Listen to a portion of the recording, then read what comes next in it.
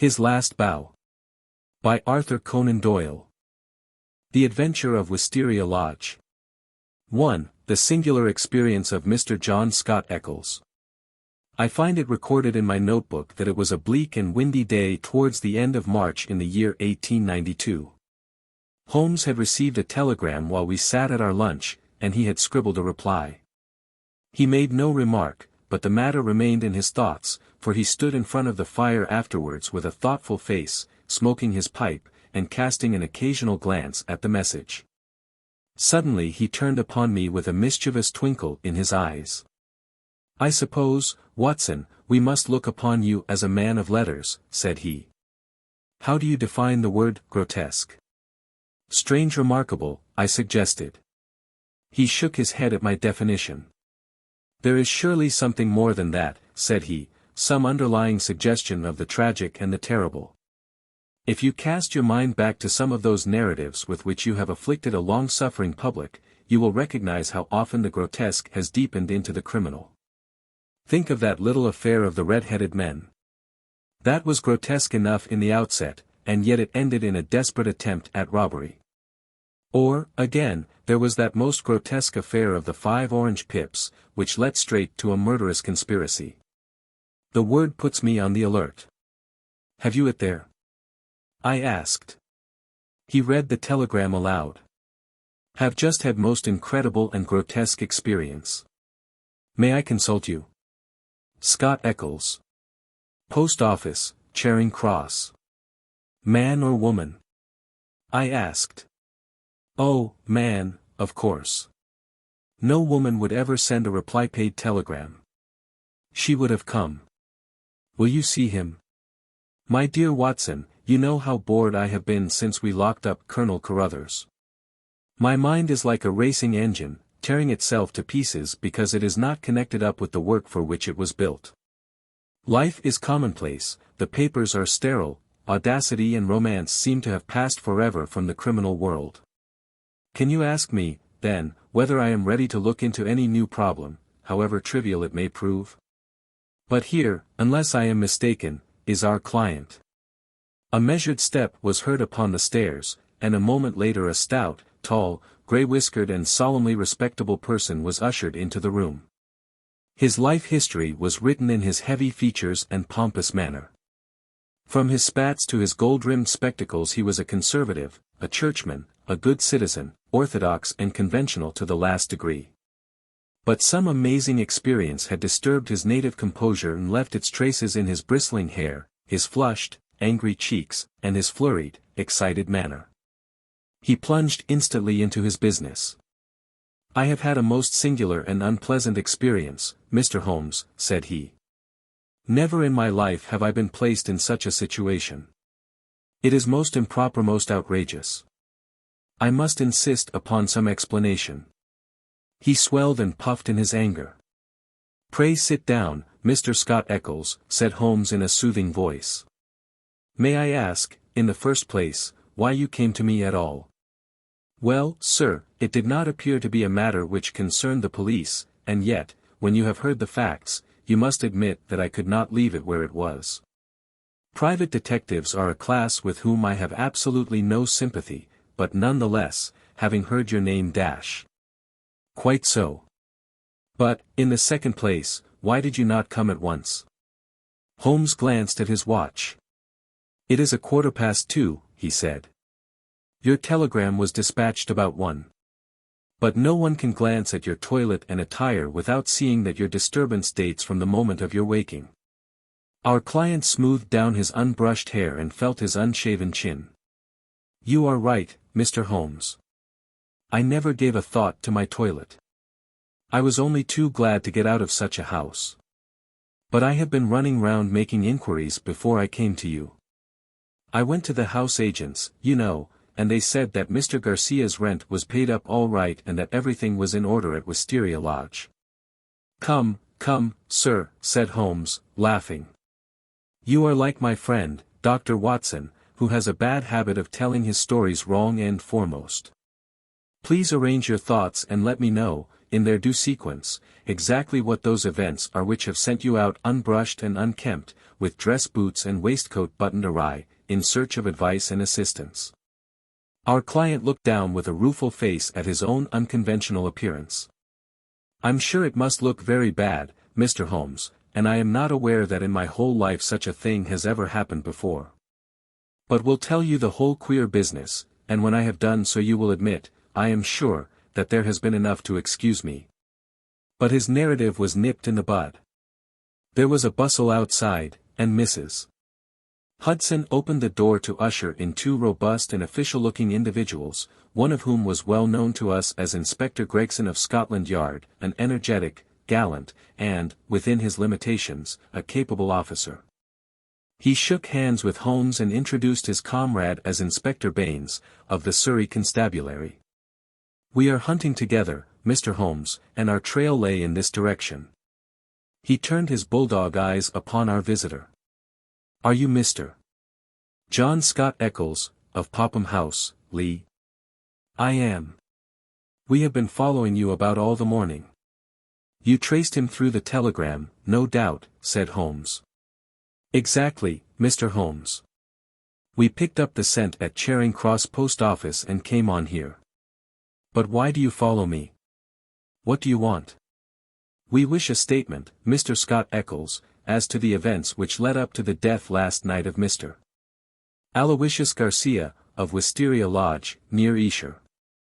Our client had sat up with staring eyes and every tinge of color struck from his astonished face. Dead? Did you say he was dead? Yes, sir, he is dead. But how? An accident? Murder, if ever there was one upon earth. Good God! This is awful. You don't mean that I am suspected? A letter of yours was found in the dead man's pocket, and we know by it that you had planned to pass last night at his house. So I did. Oh, you did you? Out came the official notebook. Wait a bit, Gregson, said Sherlock Holmes. All you desire is a plain statement, is it not? And it is my duty to warn Mr. Scott Eccles that it may be used against him. Mr. Eccles was going to tell us about it when you entered the room. I think, Watson, a brandy and soda would do him no harm. Now, sir, I suggest that you take no notice of this addition to your audience, and that you proceed with your narrative exactly as you would have done had you never been interrupted. Our visitor had gulped off the brandy and the color had returned to his face. With a dubious glance at the inspector's notebook, he plunged at once into his extraordinary statement. I am a bachelor, said he, and being of a sociable turn I cultivate a large number of friends. Among these are the family of a retired brewer called Melville, living at Albemarle Mansion, Kensington. It was at his table that I met some weeks ago a young fellow named Garcia. He was, I understood, of Spanish descent and connected in some way with the embassy. He spoke perfect English, was pleasing in his manners, and as good-looking a man as ever I saw in my life. In some way we struck up quite a friendship, this young fellow and I. He seemed to take a fancy to me from the first, and within 2 days of our meeting he came to see me at Lee. One thing led to another, and it ended in his inviting me out to spend a few days at his house, Wisteria Lodge, between Esher and Oxshott. Yesterday evening I went to Esher to fulfill this engagement. He had described his household to me before I went there. He lived with a faithful servant, a countryman of his own, who looked after all his needs. This fellow could speak English and did his housekeeping for him. Then there was a wonderful cook, he said, a half-breed whom he had picked up in his travels, who could serve an excellent dinner.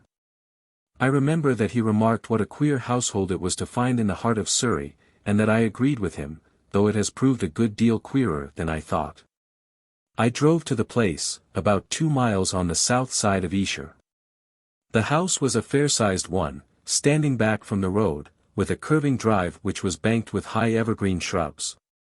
It was an old, tumble-down building in a crazy state of disrepair. When the trap pulled up on the grass-grown drive in front of the blotched and weather-stained door, I had doubts as to my wisdom in visiting a man whom I knew so slightly. He opened the door himself, however, and greeted me with a great show of cordiality. I was handed over to the manservant, a melancholy, swarthy individual, who led the way, my bag in his hand, to my bedroom. The whole place was depressing. Our dinner was tête-à-tête, and though my host did his best to be entertaining, his thoughts seemed to continually wander, and he talked so vaguely and wildly that I could hardly understand him. He continually drummed his fingers on the table, gnawed his nails, and gave other signs of nervous impatience. The dinner itself was neither well served nor well cooked, and the gloomy presence of the taciturn servant did not help to enliven us. I can assure you that many times in the course of the evening I wished that I could invent some excuse which would take me back to Lee. One thing comes back to my memory which may have a bearing upon the business that you two gentlemen are investigating. I thought nothing of it at the time. Near the end of dinner a note was handed in by the servant. I noticed that after my host had read it he seemed even more distrait and strange than before. He gave up all pretense at conversation and sat, smoking endless cigarettes, lost in his own thoughts, but he made no remark as to the contents. About 11 I was glad to go to bed. Some time later Garcia looked in at my door, the room was dark at the time, and asked me if I had rung. I said that I had not. He apologized for having disturbed me so late, saying that it was nearly 1 o'clock. I dropped off after this and slept soundly all night. And now I come to the amazing part of my tale. When I woke it was broad daylight. I glanced at my watch, and the time was nearly 9. I had particularly asked to be called at 8, so I was very much astonished at this forgetfulness. I sprang up and rang for the servant. There was no response. I rang again and again, with the same result. Then I came to the conclusion that the bell was out of order. I huddled on my clothes and hurried downstairs in an exceedingly bad temper to order some hot water. You can imagine my surprise when I found that there was no one there. I shouted in the hall. There was no answer. Then I ran from room to room. All were deserted. My host had shown me which was his bedroom the night before, so I knocked at the door. No reply. I turned the handle and walked in. The room was empty, and the bed had never been slept in. He had gone with the rest. The foreign host, the foreign footman, the foreign cook, all had vanished in the night. That was the end of my visit to Wisteria Lodge. Sherlock Holmes was rubbing his hands and chuckling as he added this bizarre incident to his collection of strange episodes. Your experience is, so far as I know, perfectly unique, said he. May I ask, sir, what you did then? I was furious. My first idea was that I had been the victim of some absurd practical joke. I packed my things, banged the hall door behind me, and set off for Esher, with my bag in my hand. I called at Allen Brothers, the chief land agents in the village, and found that it was from this firm that the villa had been rented. It struck me that the whole proceeding could hardly be for the purpose of making a fool of me, and that the main object must be to get out of the rent. It is late in March, so quarter day is at hand. But this theory would not work. The agent was obliged to me for my warning, but told me that the rent had been paid in advance. Then I made my way to town and called at the Spanish embassy. The man was unknown there. After this I went to see Melville, at whose house I had first met Garcia, but I found that he really knew rather less about him than I did. Finally, when I got your reply to my wire, I came out to you, since I gather that you are a person who gives advice in difficult cases. But now, Mr. Inspector, I understand, from what you said when you entered the room, that you can carry the story on, and that some tragedy had occurred. I can assure you that every word I have said is the truth, and that, outside of what I have told you, I know absolutely nothing about the fate of this man. My only desire is to help the law in every possible way. I am sure of it, Mr. Scott Eccles, I am sure of it, said Inspector Gregson in a very amiable tone. I am bound to say that everything which you have said agrees very closely with the facts as they have come to our notice. For example, there was that note which arrived during dinner. Did you chance to observe what became of it? Yes, I did. Garcia rolled it up and threw it into the fire. What do you say to that, Mr. Baines? The country detective was a stout, puffy, red man, whose face was only redeemed from grossness by two extraordinarily bright eyes, almost hidden behind the heavy creases of cheek and brow. With a slow smile he drew a folded and discolored scrap of paper from his pocket. It was a dog grate, Mr. Holmes, and he over-pitched it. I picked this out unburned from the back of it. Holmes smiled his appreciation. You must have examined the house very carefully to find a single pellet of paper. I did, Mr. Holmes. It's my way. Shall I read it, Mr. Gregson? The Londoner nodded. The note is written upon ordinary cream-laid paper without watermark. It is a quarter sheet.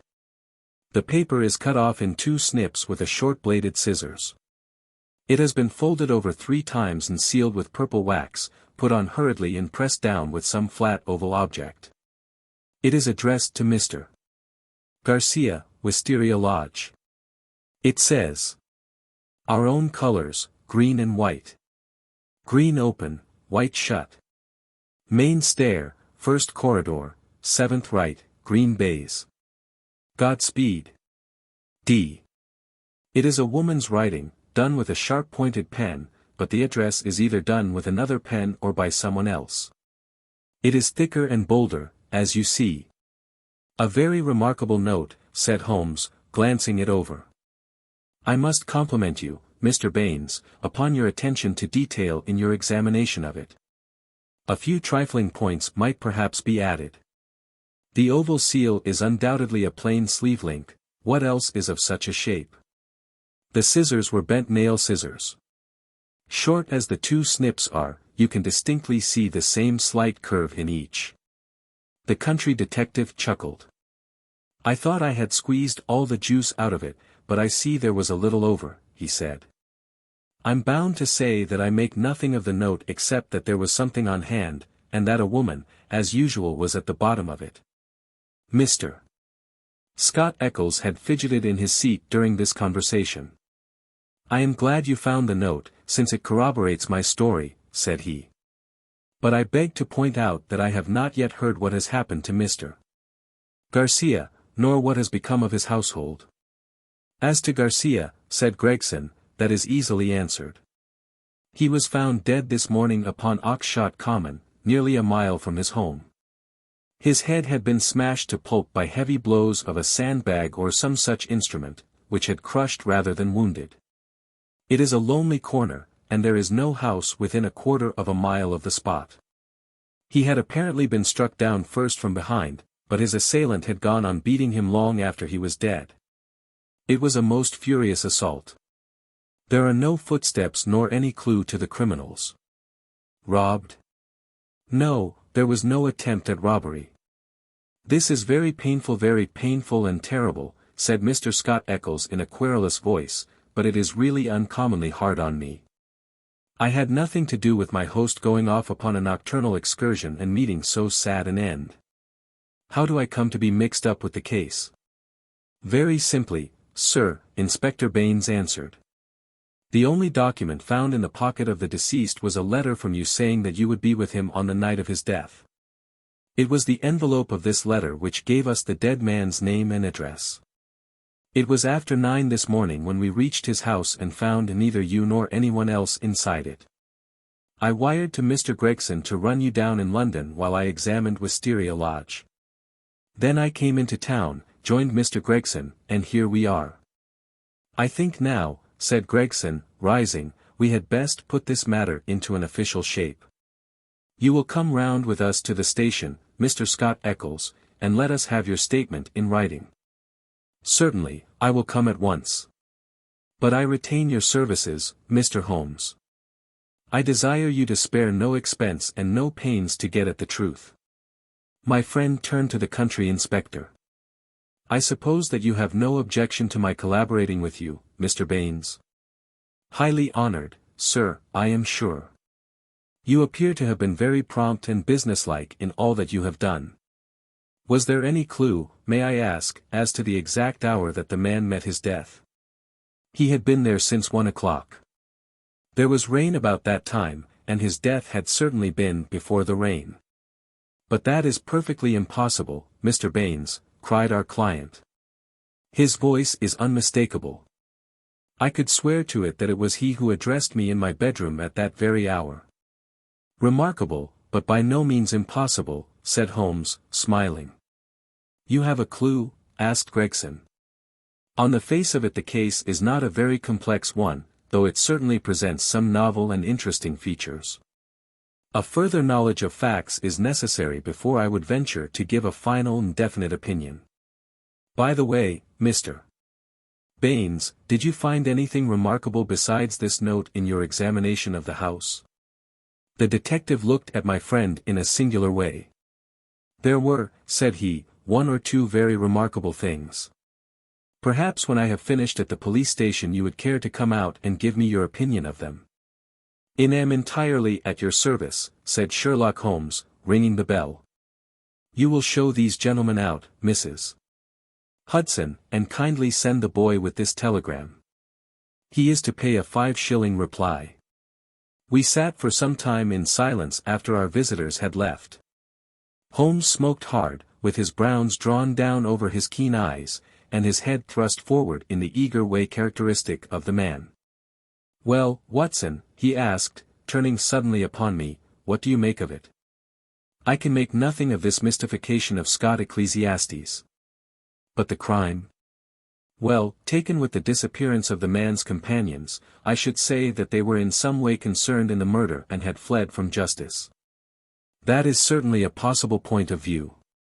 On the face of it you must admit, however, that it is very strange that his 2 servants should have been in a conspiracy against him and should have attacked him on the one night when he had a guest.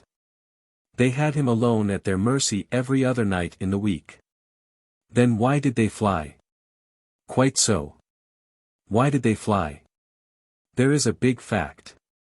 Another big fact is the remarkable experience of our client, Scott Eccles. Now, my dear Watson, is it beyond the limits of human ingenuity to furnish an explanation which would cover both of these big facts?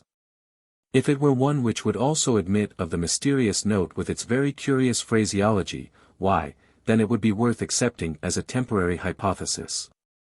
If the fresh facts which come to our knowledge all fit themselves into the scheme, then our hypothesis may gradually become a solution. But what is our hypothesis?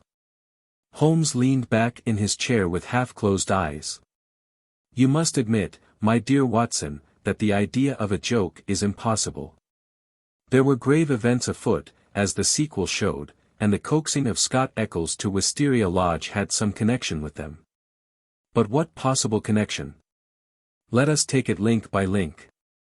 There is, on the face of it, something unnatural about this strange and sudden friendship between the young Spaniard and Scott Ecclesiastes. It was the former who forced the pace. He called upon Eccles at the other end of London on the very day after he first met him, and he kept in close touch with him until he got him down to Esher. Now, what did he want with Eccles? What could Eccles supply?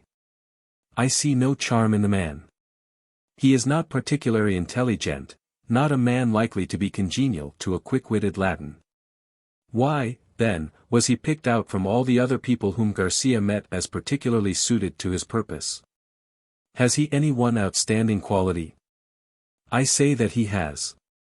He is the very type of conventional British respectability, and the very man as a witness to impress another Briton. You saw yourself how neither of the inspectors dreamed of questioning his statement, extraordinary as it was. But what was he to witness? Nothing, as things turned out, but everything had they gone another way. That is how I read the matter.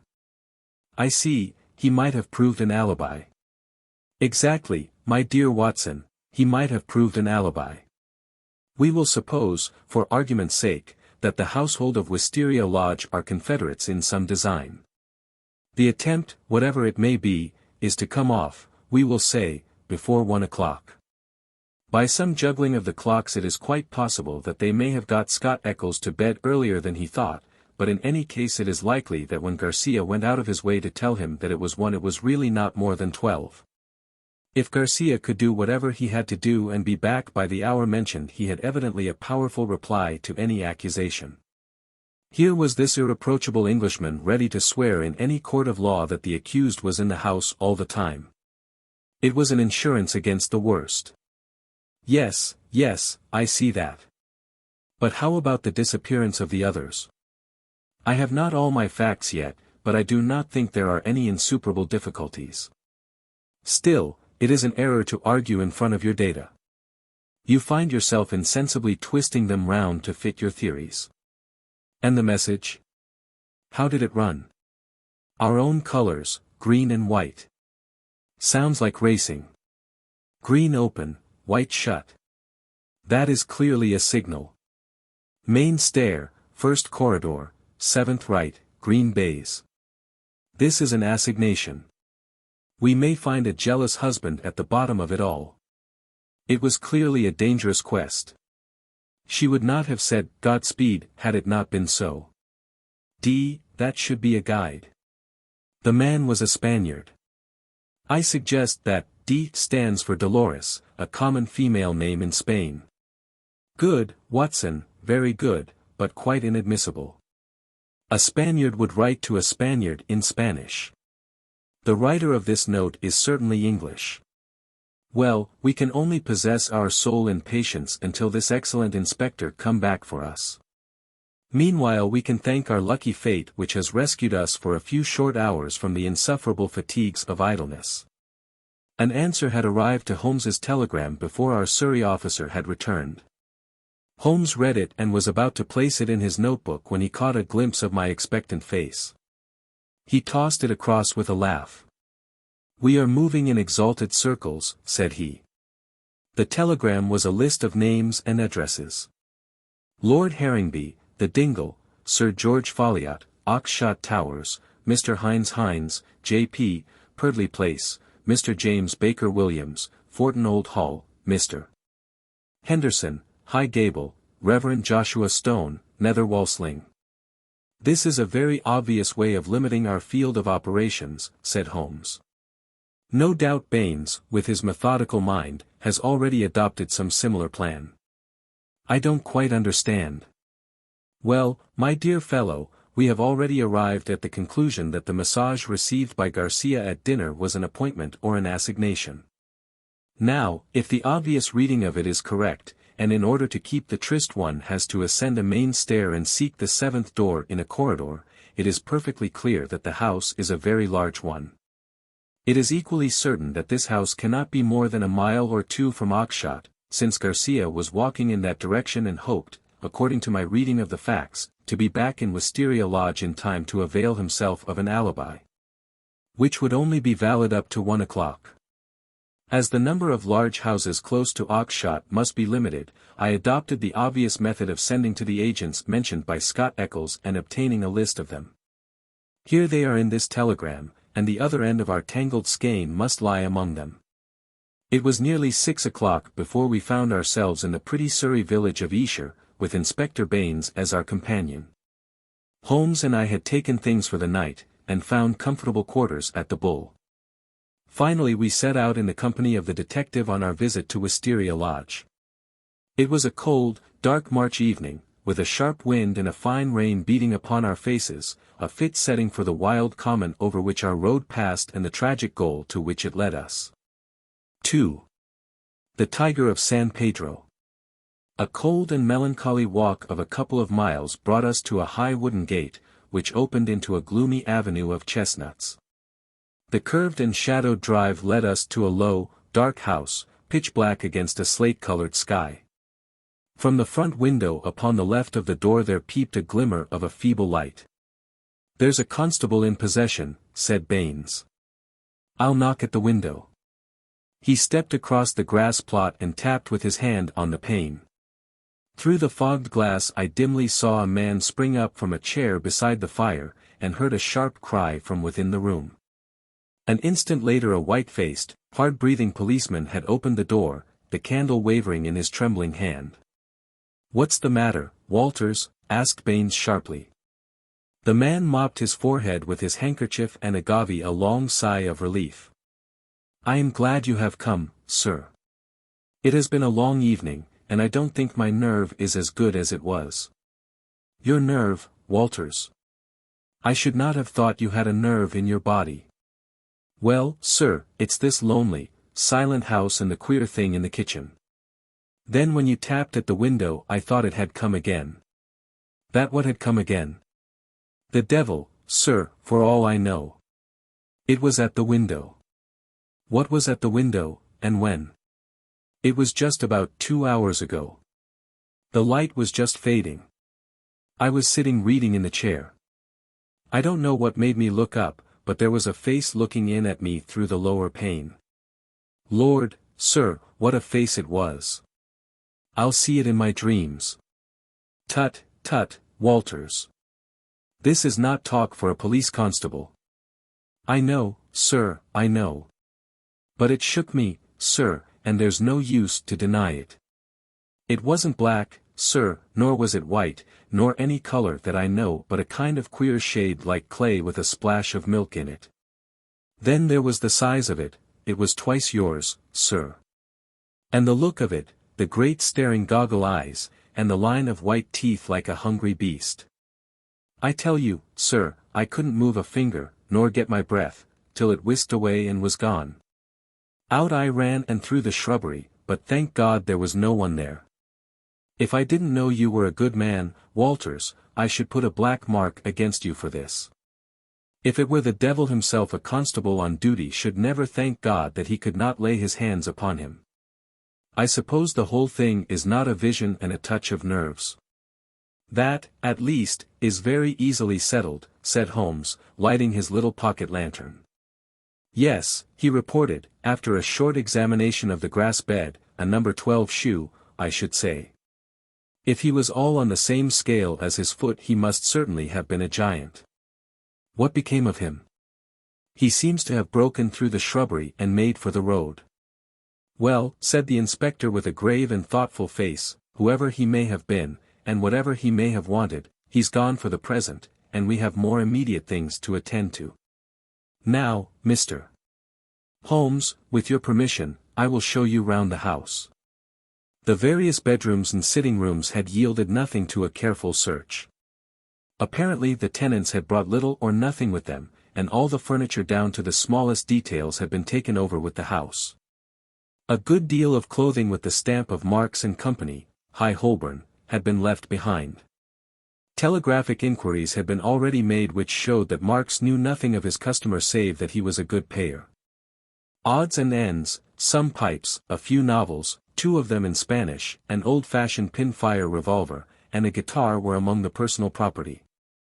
"Nothing in all this," said Baines, stalking, candle in hand, from room to room. "But now, Mr.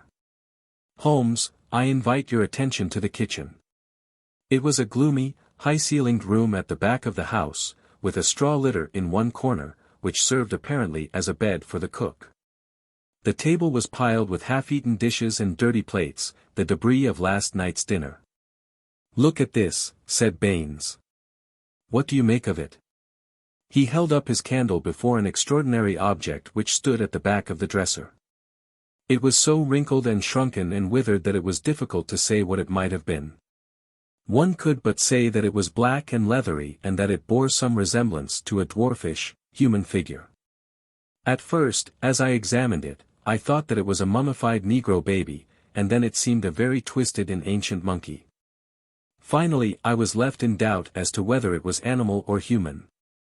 A double band of white shells were strung round the center of it. very interesting, indeed," said Holmes, peering at this sinister relic. "Anything more?" In silence Baines led the way to the sink and held forward his candle. The limbs and body of some large, white bird, torn savagely to pieces with the feathers still on, were littered all over it. Holmes pointed to the wattles on the severed head. "A white cock," said he. "Most interesting.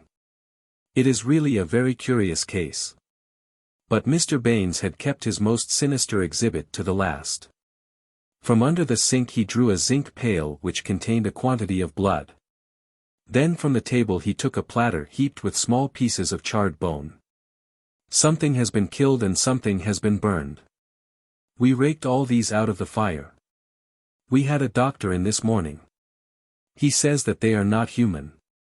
Holmes smiled and rubbed his hands. I must congratulate you, Inspector, on handling so distinctive and instructive a case. Your powers, if I may say so without offense, seem superior to your opportunities. Inspector Baines's small eyes twinkled with pleasure. You're right, Mr. Holmes. We stagnate in the provinces. A case of this sort gives a man a chance, and I hope that I shall take it. What do you make of these bones?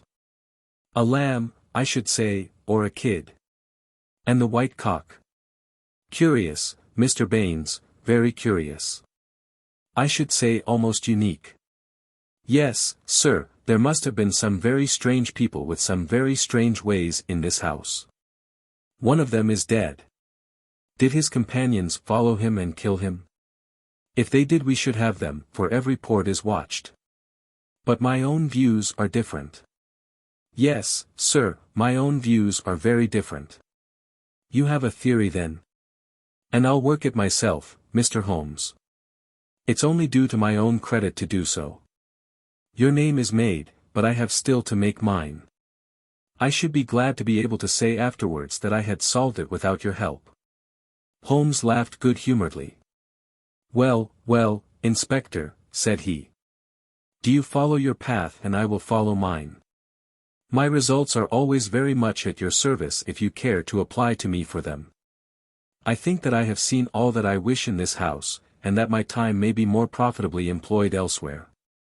Au revoir and good luck. I could tell by numerous subtle signs, which might have been lost upon anyone but myself, that Holmes was on a hot scent. As impassive as ever to the casual observer, there were none the less a subdued eagerness and suggestion of tension in his brightened eyes and brisker manner which assured me that the game was afoot. After his habit he said nothing, and after mine I asked no questions. Sufficient for me to share the sport and lend my humble help to the capture without distracting that intent brain with needless interruption. All would come round to me in due time. I waited, therefore, but to my ever-deepening disappointment I waited in vain. Day succeeded day, and my friend took no step forward. One morning he spent in town, and I learned from a casual reference that he had visited the British Museum. Save for this one excursion, he spent his days in long and often solitary walks, or in chatting with a number of village gossips whose acquaintance he had cultivated. I'm sure, Watson, a week in the country will be invaluable to you, he remarked. It is very pleasant to see the first green shoots upon the hedges and the catkins on the hazels once again. With a spud, a tin box, and an elementary book on botany, there are instructive days to be spent. He prowled about with this equipment himself, but it was a poor show of plants which he would bring back of an evening. Occasionally in our rambles we came across Inspector Baines. His fat, red face wreathed itself in smiles and his small eyes glittered as he greeted my companion. He said little about the case, but from that little we gathered that he also was not dissatisfied at the course of events. I must admit, however, that I was somewhat surprised when, some 5 days after the crime, I opened my morning paper to find in large letters: The Ox-Shot Mystery. A solution. Arrest of supposed assassin. Holmes sprang in his chair as if he had been stung when I read the headlines. By Jove, he cried. You don't mean that Baines has got him? Apparently, said I as I read the following report. Great excitement was caused in Esher and the neighboring district, and it was learned late last night that an arrest had been effected in connection with the Ox-Shot murder. It will be remembered that Mr. Garcia, of Wisteria Lodge, was found dead on Ox-Shot Common, his body showing signs of extreme violence, and that on the same night his servant and his cook fled, which appeared to show their participation in the crime. It was suggested, but never proved, that the deceased gentlemen may have had valuables in the house, and that their abstraction was the motive of the crime. Every effort was made by Inspector Baines, who has the case in hand, to ascertain the hiding place of the fugitives, and he had good reason to believe that they had not gone far but were lurking in some retreat which had been already prepared. It was certain from the first, however, that they would eventually be detected, as the cook, from the evidence of one or two tradespeople who have caught a glimpse of him through the window, was a man of most remarkable appearance, being a huge and hideous mulatto, with yellowish features of a pronounced negroid type. This man has been seen since the crime, for he was detected and pursued by Constable Walters on the same evening, when he had the audacity to revisit Wisteria Lodge. Inspector Baines, considering that such a visit must have some purpose in view and was likely, therefore, to be repeated, abandoned the house but left an ambuscade in the shrubbery. The man walked into the trap and was captured last night after a struggle in which Constable Downing was badly bitten by the savage. We understand that when the prison is brought before the magistrates a remand will be applied for by the police, and that great developments are hoped from his capture. Really we must see Baines at once, cried Holmes, picking up his hat. We will just catch him before he starts. We hurried down the village street and found, as we had expected, that the inspector was just leaving his lodgings. You've seen the paper, Mr. Holmes? He asked, holding one out to us. Yes, Baines, I've seen it. Pray don't think it a liberty if I give you a word of friendly warning. Of warning, Mr. Holmes? I have looked into this case with some care, and I am not convinced that you are on the right lines. I don't want you to commit yourself too far unless you are sure. You're very kind, Mr. Holmes. I assure you I speak for your good. It seemed to me that something like a wink quivered for an instant over one of Mr. Baines's tiny eyes. We agreed to work on our own lines, Mr. Holmes. That's what I am doing. Oh, very good, said Holmes. Don't blame me. No, sir, I believe you mean well by me. But we all have our own systems, Mr. Holmes. You have yours, and maybe I have mine. Let us say no more about it. You're welcome always to my news. This fellow is a perfect savage, as strong as a cart horse and as fierce as the devil. He chewed Downing's thumb nearly off before they could master him. He hardly speaks a word of English, and we can get nothing out of him but grunts. And you think you have evidence that he murdered his late master?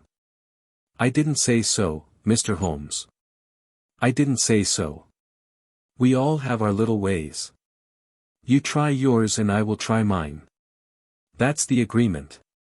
Holmes shrugged his shoulders as we walked away together. I can't make the man out. He seems to be riding for a fall. Well, as he says, we must each try our own way and see what comes of it. But there's something in Inspector Baines which I can't quite understand. Just sit down in that chair, Watson, said Sherlock Holmes when we had returned to our apartment at the Bull. I want to put you in touch with the situation, as I may need your help tonight. Let me show you the evolution of this case so far as I have been able to follow it. Simple as it has been in its leading features, it has none the less presented surprising difficulties in the way of an arrest. There are gaps in that direction which we have still to fill. We will go back to the note which was handed in to Garcia upon the evening of his death. We may put aside this idea of Baines's that Garcia's servants were concerned in the matter.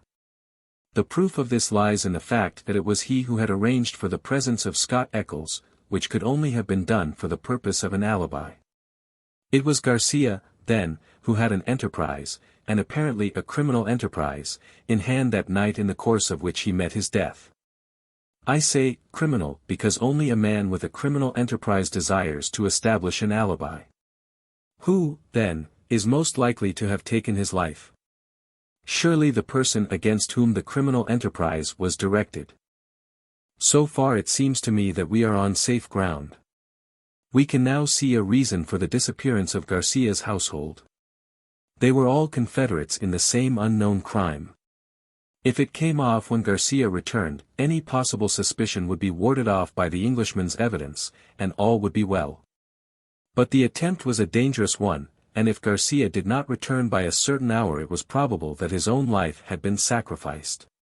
It had been arranged, therefore, that in such a case his two subordinates were to make for some prearranged spot where they could escape investigation and be in a position afterwards to renew their attempt. That would fully explain the facts, would it not? The whole inexplicable tangle seemed to straighten out before me. I wondered, as I always did, how it had not been obvious to me before. But why should one servant return? We can imagine that in the confusion of flight something precious, something which he could not bear to part with, had been left behind. That would explain his persistence, would it not? Well, what is the next step? The next step is the note received by Garcia at the dinner. It indicates a confederate at the other end. Now, where was the other end? I have already shown you that it could only lie in some large house, and that the number of large houses is limited. My first days in this village were devoted to a series of walks in which in the intervals of my botanical researches I made a reconnaissance of all the large houses and an examination of the family history of the occupants. One house, and only one, riveted my attention. It is the famous old Jacobean Grange of High Gable, 1 mile on the farther side of Oxshott, and less than half a mile from the scene of the tragedy. The other mansions belong to prosaic and respectable people who live far aloof from romance. But Mr. Henderson, of High Gable, was by all accounts a curious man to whom curious adventures might befall. I concentrated my attention, therefore, upon him and his household. A singular set of people, Watson, the man himself the most singular of them all. I managed to see him on a plausible pretext, but I seemed to read in his dark, deep-set, brooding eyes that he was perfectly aware of my true business. He is a man of 50, strong, active, with iron-grey hair, great bunched black eyebrows, the step of a deer and the air of an emperor, a fierce, masterful man, with a red-hot spirit behind his parchment face. He is either a foreigner or has lived long in the tropics, for he is yellow and sapless, but tough as whipcord. His friend and secretary, Mr. Lucas, is undoubtedly a foreigner, chocolate brown, wily, suave, and cat-like, with a poisonous gentleness of speech. You see, Watson, we have come already upon 2 sets of foreigners, one at Wisteria Lodge and one at High Gable, so our gaps are beginning to close. These 2 men, close and confidential friends, are the center of the household. But there is one other person who for our immediate purpose may be even more important. Henderson has 2 children, girls of 11 and 13. Their governess is a Miss Burnett, an Englishwoman of 40 or thereabouts. There is also one confidential manservant. This little group forms the real family, for they travel about together, and Henderson is a great traveler, always on the move.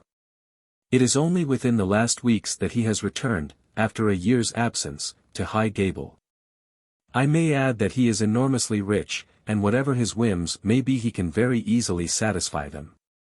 For the rest, his house is full of butlers, footmen, maidservants, and the usual overfed, underworked staff of a large English country house. So much I learned partly from village gossip and partly from my own observation. There are no better instruments than discharged servants with a grievance, and I was lucky enough to find one. I call it luck, but it would not have come my way had I not been looking out for it. As Baines remarks, we all have our systems. It was my system which enabled me to find John Warner, late gardener of High Gable, sacked in a moment of temper by his imperious employer. He in turn had friends among the indoor servants who unite in their fear and dislike of their master. So I had my key to the secrets of the establishment. Curious people, Watson. I don't pretend to understand it all yet, but very curious people anyway. It's a double-winged house, and the servants live on one side, the family on the other. There's no link between the 2 save for Henderson's own servant, who serves the family's meals. Everything is carried to a certain door, which forms the one connection. Governess and children hardly go out at all, except into the garden. Henderson never by any chance walks alone. His dark secretary is like his shadow. The gossip among the servants is that their master is terribly afraid of something. Sold his soul to the devil in exchange for money, says Warner, and expects his creditor to come up and claim his own. Where they came from, or who they are, nobody has an idea. They are very violent. Twice Henderson has lashed at folk with his dog whip, and only his long purse and heavy compensation have kept him out of the courts. Well, now, Watson, let us judge the situation by this new information. We may take it that the letter came out of this strange household and was an invitation to Garcia to carry out some attempt which had already been planned. Who wrote the note? It was someone within the citadel, and it was a woman. Who then but Miss Burnett, the governess? All our reasoning seems to point that way. At any rate, we may take it as a hypothesis and see what consequences it would entail. I may add that Miss Burnett's age and character make it certain that my first idea that there might be a love interest in our story is out of the question. If she wrote the note, she was presumably the friend and confederate of Garcia. What, then, might she be expected to do if she heard of his death? If he met it in some nefarious enterprise, her lips might be sealed. Still, in her heart, she must retain bitterness and hatred against those who had killed him, and would presumably help so far as she could to have revenge upon them. Could we see her, then, and try to use her? That was my first thought. But now we come to a sinister fact. Miss Burnett has not been seen by any human eye since the night of the murder. From that evening she has utterly vanished. Is she alive? Has she perhaps met her end on the same night as the friend whom she had summoned? Or is she merely a prisoner? There is the point which we still have to decide. You will appreciate the difficulty of the situation, Watson. There is nothing upon which we can apply for a warrant. Our whole scheme might seem fantastic if laid before a magistrate. The woman's disappearance counts for nothing, since in that extraordinary household any member of it might be invisible for a week.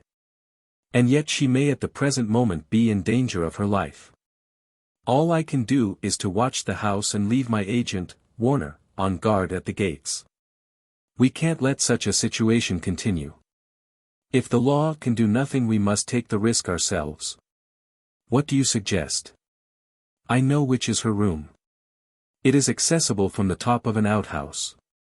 My suggestion is that you and I go tonight and see if we can strike at the very heart of the mystery. It was not, I must confess, a very alluring prospect. The old house with its atmosphere of murder, the singular and formidable inhabitants, the unknown dangers of the approach, and the fact that we were putting ourselves legally in a false position all combined to damp my ardor.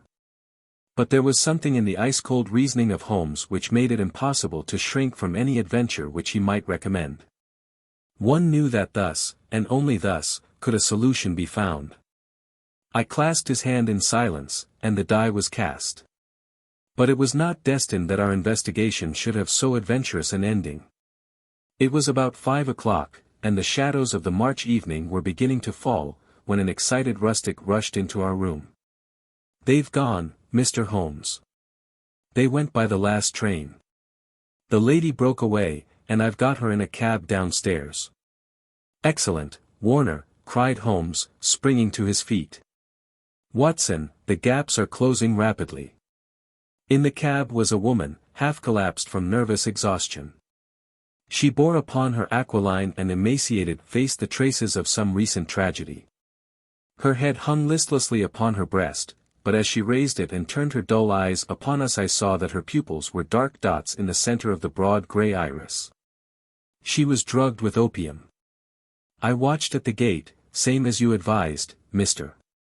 Holmes," said our emissary, the discharged gardener. "When the carriage came out I followed it to the station. She was like one walking in her sleep, but when they tried to get her into the train she came to life and struggled. They pushed her into the carriage. She fought her way out again.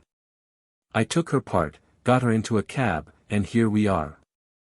I shan't forget the face at the carriage window as I led her away.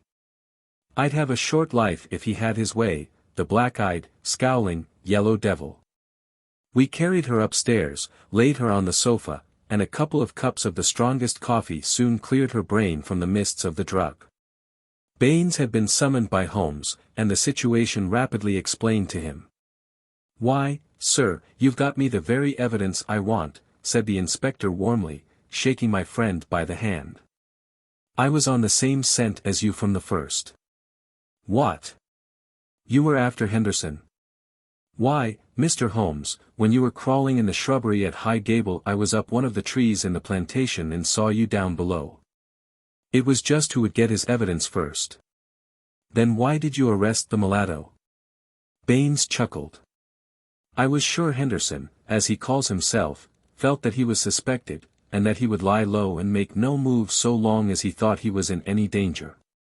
I arrested the wrong man to make him believe that our eyes were off him. I knew he would be likely to clear off then and give us a chance of getting at Miss Burnett. Holmes laid his hand upon the inspector's shoulder. You will rise high in your profession. You have instinct and intuition, said he. Baines flushed with pleasure. I've had a plainclothes man waiting at the station all the week. Wherever the High Gable folk go he will keep them in sight. But he must have been hard put to it when Miss Burnett broke away. However, your man picked her up, and it all ends well. We can't arrest without her evidence, that is clear, so the sooner we get a statement the better. Every minute she gets stronger, said Holmes, glancing at the governess. But tell me, Baines, who is this man Henderson? Henderson, the inspector answered, is Don Mario, once called the Tiger of San Pedro. The Tiger of San Pedro. The whole history of the man came back to me in a flash. He had made his name as the most lewd and bloodthirsty tyrant that had ever governed any country with a pretense to civilization. Strong, fearless, and energetic, he had sufficient virtue to enable him to impose his odious vices upon a cowering people for 10 or 12 years. His name was a terror through all Central America. At the end of that time there was a universal rising against him. But he was as cunning as he was cruel, and at the first whisper of coming trouble he had secretly conveyed his treasures aboard a ship which was manned by devoted adherents. It was an empty palace which was stormed by the insurgents next day. The dictator, his 2 children, his secretary, and his wealth had all escaped them. From that moment he had vanished from the world, and his identity had been a frequent subject for comment in the European press. Yes, sir, Don Mario, the Tiger of San Pedro, said Baines. If you look it up you will find that the San Pedro colors are green and white, same as in the note, Mr. Holmes. Henderson he called himself, but I traced him back, Paris and Rome and Madrid to Barcelona, where his ship came in '86. They've been looking for him all the time for their revenge, but it is only now that they have begun to find him out. They discovered him a year ago, said Miss Burnett, who had sat up and was now intently following the conversation. Once already his life has been attempted, but some evil spirit shielded him.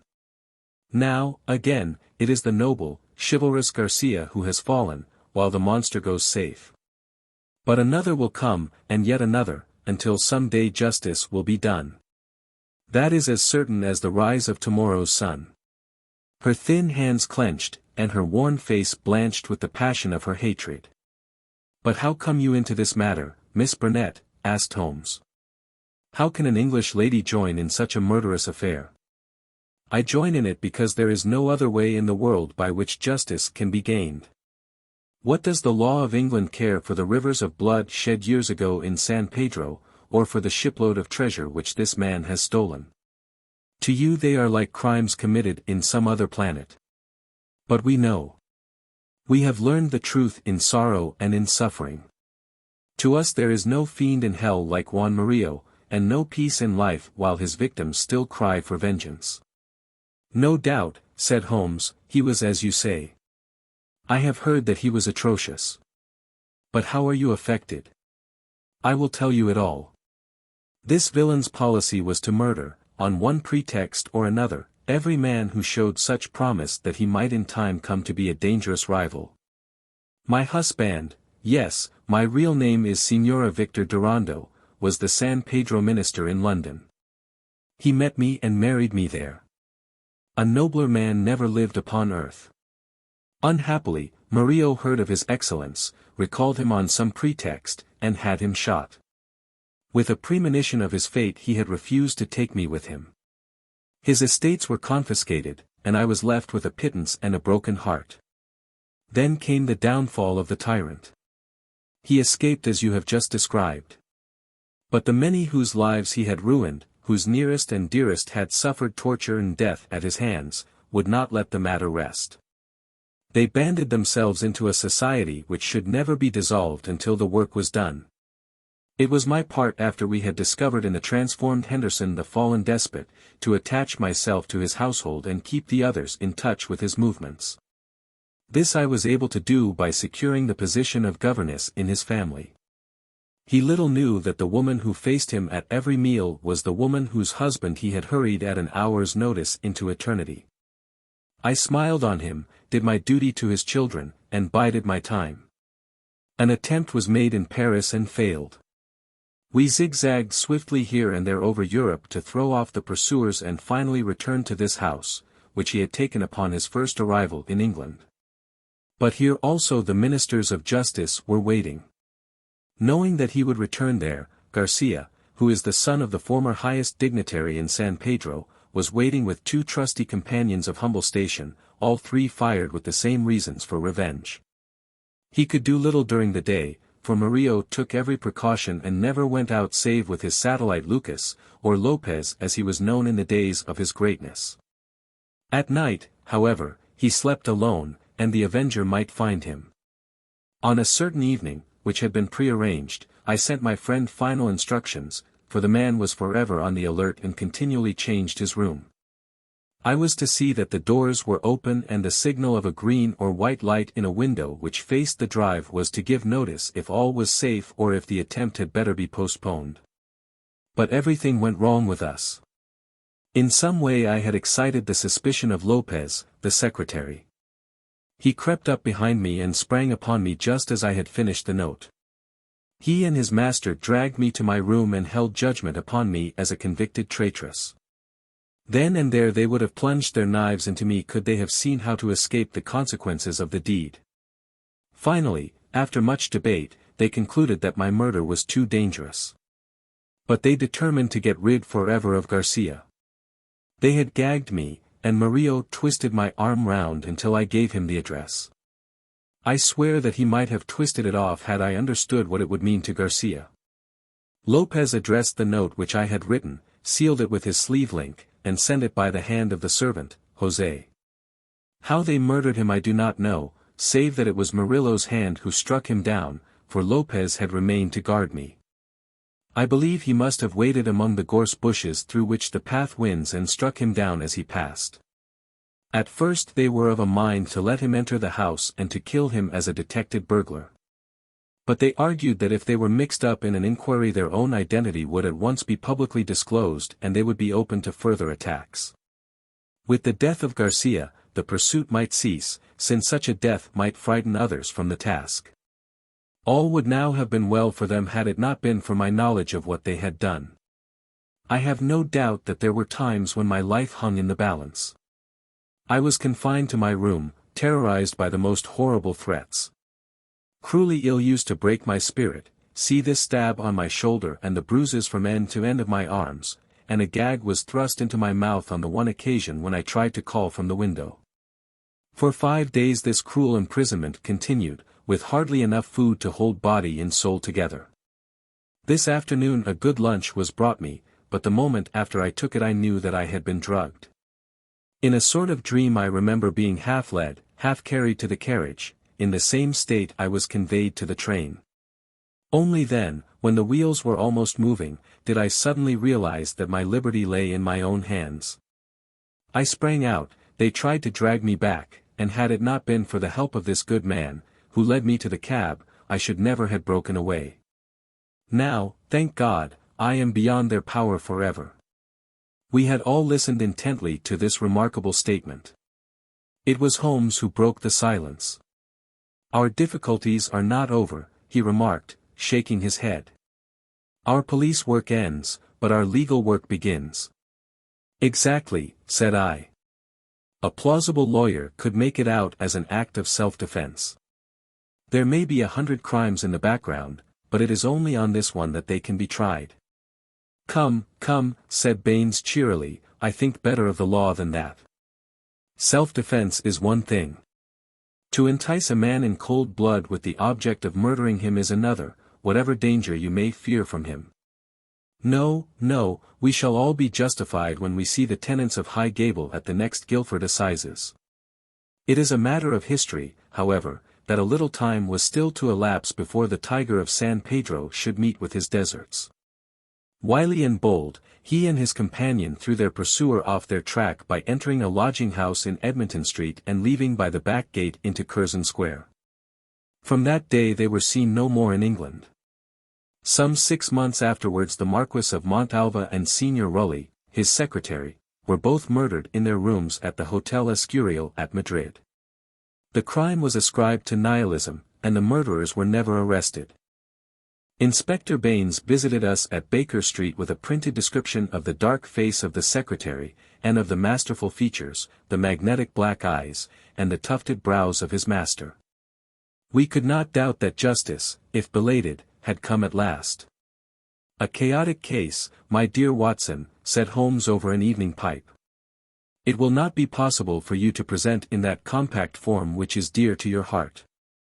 It covers 2 continents, concerns 2 groups of mysterious persons, and is further complicated by the highly respectable presence of our friend, Scott Eccles, whose inclusion shows me that the deceased Garcia had a scheming mind and a well-developed instinct of self-preservation. It is remarkable only for the fact that amid a perfect jungle of possibilities we, with our worthy collaborator, the inspector, have kept our close hold on the essentials and so been guided along the crooked and winding path. Is there any point which is not quite clear to you? The object of the mulatto cook's return? I think that the strange creature in the kitchen may account for it. The man was a primitive savage from the backwoods of San Pedro, and this was his fetish.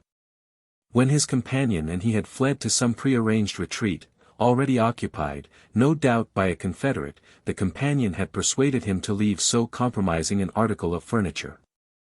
But the mulatto's heart was with it, and he was driven back to it next day, when, on reconnoitering through the window, he found Policeman Walters in possession. He waited 3 days longer, and then his piety or his superstition drove him to try once more. Inspector Baines, who with his usual astuteness, had minimized the incident before me, had really recognized its importance and had left a trap into which the creature walked. Any other point, Watson? The torn bird, the pail of blood, the charred bones, all the mystery of that weird kitchen. Holmes smiled as he turned up an entry in his notebook. I spent a morning in the British Museum reading up on that and other points. Here is a quotation from Eckermann's Voodooism and the Negroid Religions. The true voodoo worshipper attempts nothing of importance without certain sacrifices which are intended to propitiate his unclean gods. In extreme cases these rites take the form of human sacrifices followed by cannibalism. The more usual victims are a white cock, which is plucked in pieces alive, or a black goat, whose throat is cut and body burned. So you see our savage friend was very orthodox in his ritual. It is grotesque, Watson, Holmes added, as he slowly fastened his notebook, but, as I have had occasion to remark, there is but one step from the grotesque to the horrible. How do you find this book? Any thoughts about the book or the author? Any suggestion for improvement? Please take a moment to share your thoughts in a comment. If you like it, share it with your friends who might enjoy it as well. Subscribe to keep in touch. Visit CompleteAudiobooks.com for more quality content. The Adventure of the Cardboard Box.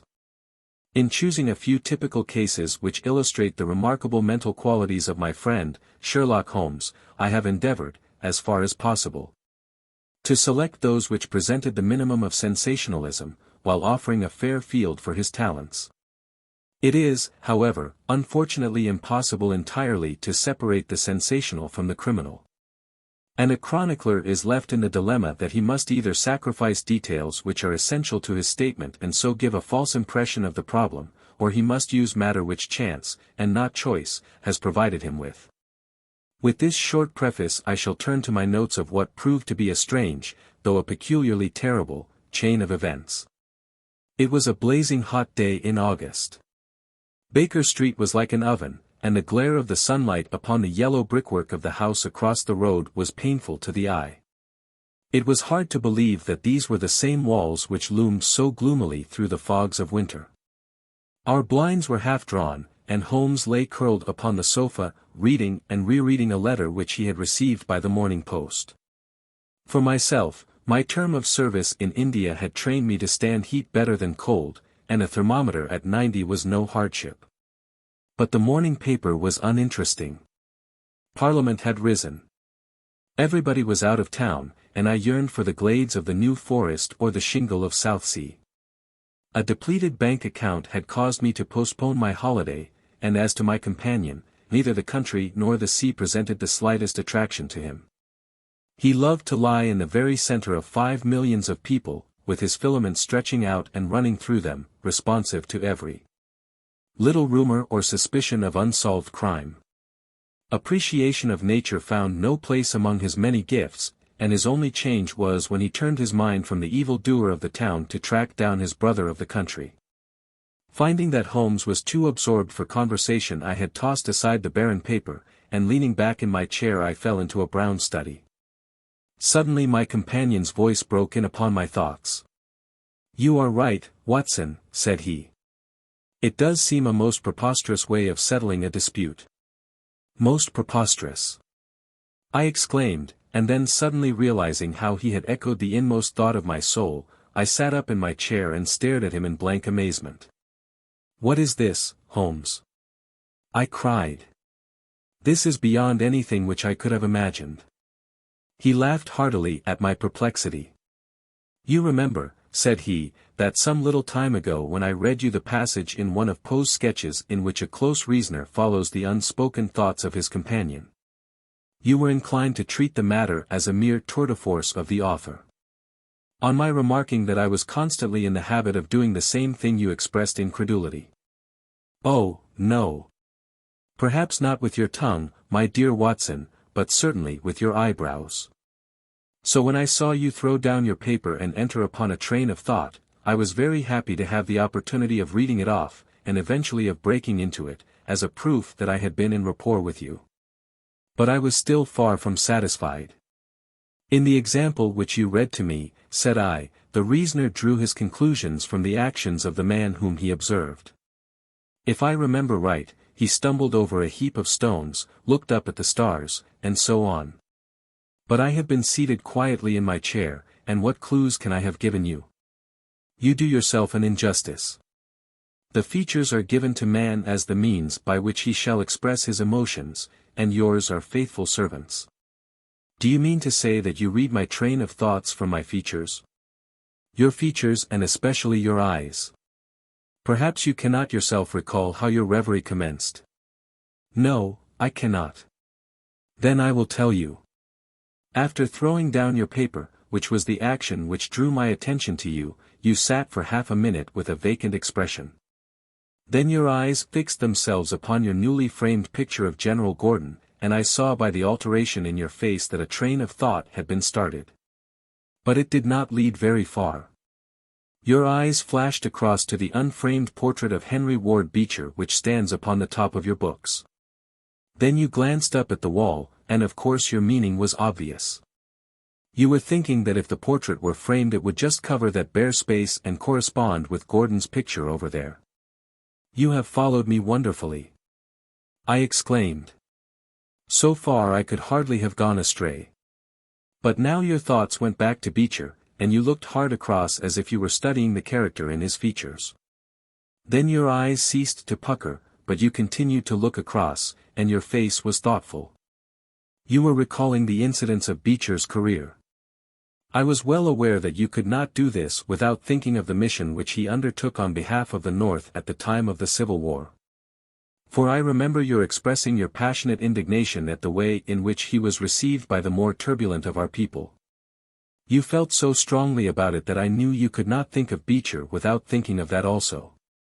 When a moment later I saw your eyes wander away from the picture, I suspected that your mind had now turned to the Civil War, and when I observed that your lips set, your eyes sparkled, and your hands clenched, I was positive that you were indeed thinking of the gallantry which was shown by both sides in that desperate struggle. But then, again, your face grew sadder, you shook your head. You were dwelling upon the sadness and horror and useless waste of life. Your hand stole towards your own old wound and a smile quivered on your lips, which showed me that the ridiculous side of this method of settling international questions had forced itself upon your mind. At this point I agreed with you that it was preposterous and was glad to find that all my deductions had been correct. Absolutely, said I, and now that you have explained it, I confess that I am as amazed as before. It was very superficial, my dear Watson, I assure you. I should not have intruded it upon your attention had you not shown some incredulity the other day. But I have in my hands here a little problem which may prove to be more difficult of solution than my small essay in thought reading. Have you observed in the paper a short paragraph referring to the remarkable contents of a packet sent through the post to Miss Cushing, of Cross Street, Croydon? No, I saw nothing. Ah. Then you must have overlooked it. Just toss it over to me. Here it is, under the financial column. Perhaps you would be good enough to read it aloud. I picked up the paper which he had thrown back to me and read the paragraph indicated. It was headed, "A Gruesome Packet." Miss Susan Cushing, living at Cross Street, Croydon, has been made the victim of what must be regarded as a peculiarly revolting practical joke unless some more sinister meaning should prove to be attached to the incident. At 2 o'clock yesterday afternoon a small packet, wrapped in brown paper, was handed in by the postman. A cardboard box was inside, which was filled with coarse salt. On emptying this, Miss Cushing was horrified to find 2 human ears, apparently quite freshly severed. The box had been sent by parcel post from Belfast upon the morning before. There is no indication as to the sender, and the matter is the more mysterious as Miss Cushing, who is a maiden lady of 50, has led a most retired life, and has so few acquaintances or correspondents that it is a rare event for her to receive anything through the post. Some years ago, however, when she resided at Penge, she let apartments in her house to 3 young medical students, whom she was obliged to get rid of on account of their noisy and irregular habits. The police are of opinion that this outrage may have been perpetrated upon Miss Cushing by these youths, who owed her a grudge and who hoped to frighten her by sending her these relics of the dissecting rooms. Some probability is lent to the theory by the fact that one of these students came from the north of Ireland, and, to the best of Miss Cushing's belief, from Belfast. In the meantime, the matter is being actively investigated. Mr. Lestrade, one of the very smartest of our detective officers, being in charge of the case. So much for the Daily Chronicle, said Holmes as I finished reading. Now for our friend Lestrade. I had a note from him this morning, in which he says, "I think that this case is very much in your line. We have every hope of clearing the matter up, but we find a little difficulty in getting anything to work upon. We have, of course, wired to the Belfast post office, but a large number of parcels were handed in upon that day, and they have no means of identifying this particular one, or of remembering the sender. The box is a half-pound box of honeydew tobacco and does not help us in any way. The medical student theory still appears to me to be the most feasible, but if you should have a few hours to spare I should be very happy to see you out here. I shall be either at the house or in the police station all day. What say you, Watson? Can you rise superior to the heat and run down to Croydon with me on the off chance of a case for your annals? I was longing for something to do. You shall have it then. Ring for our boots and tell them to order a cab.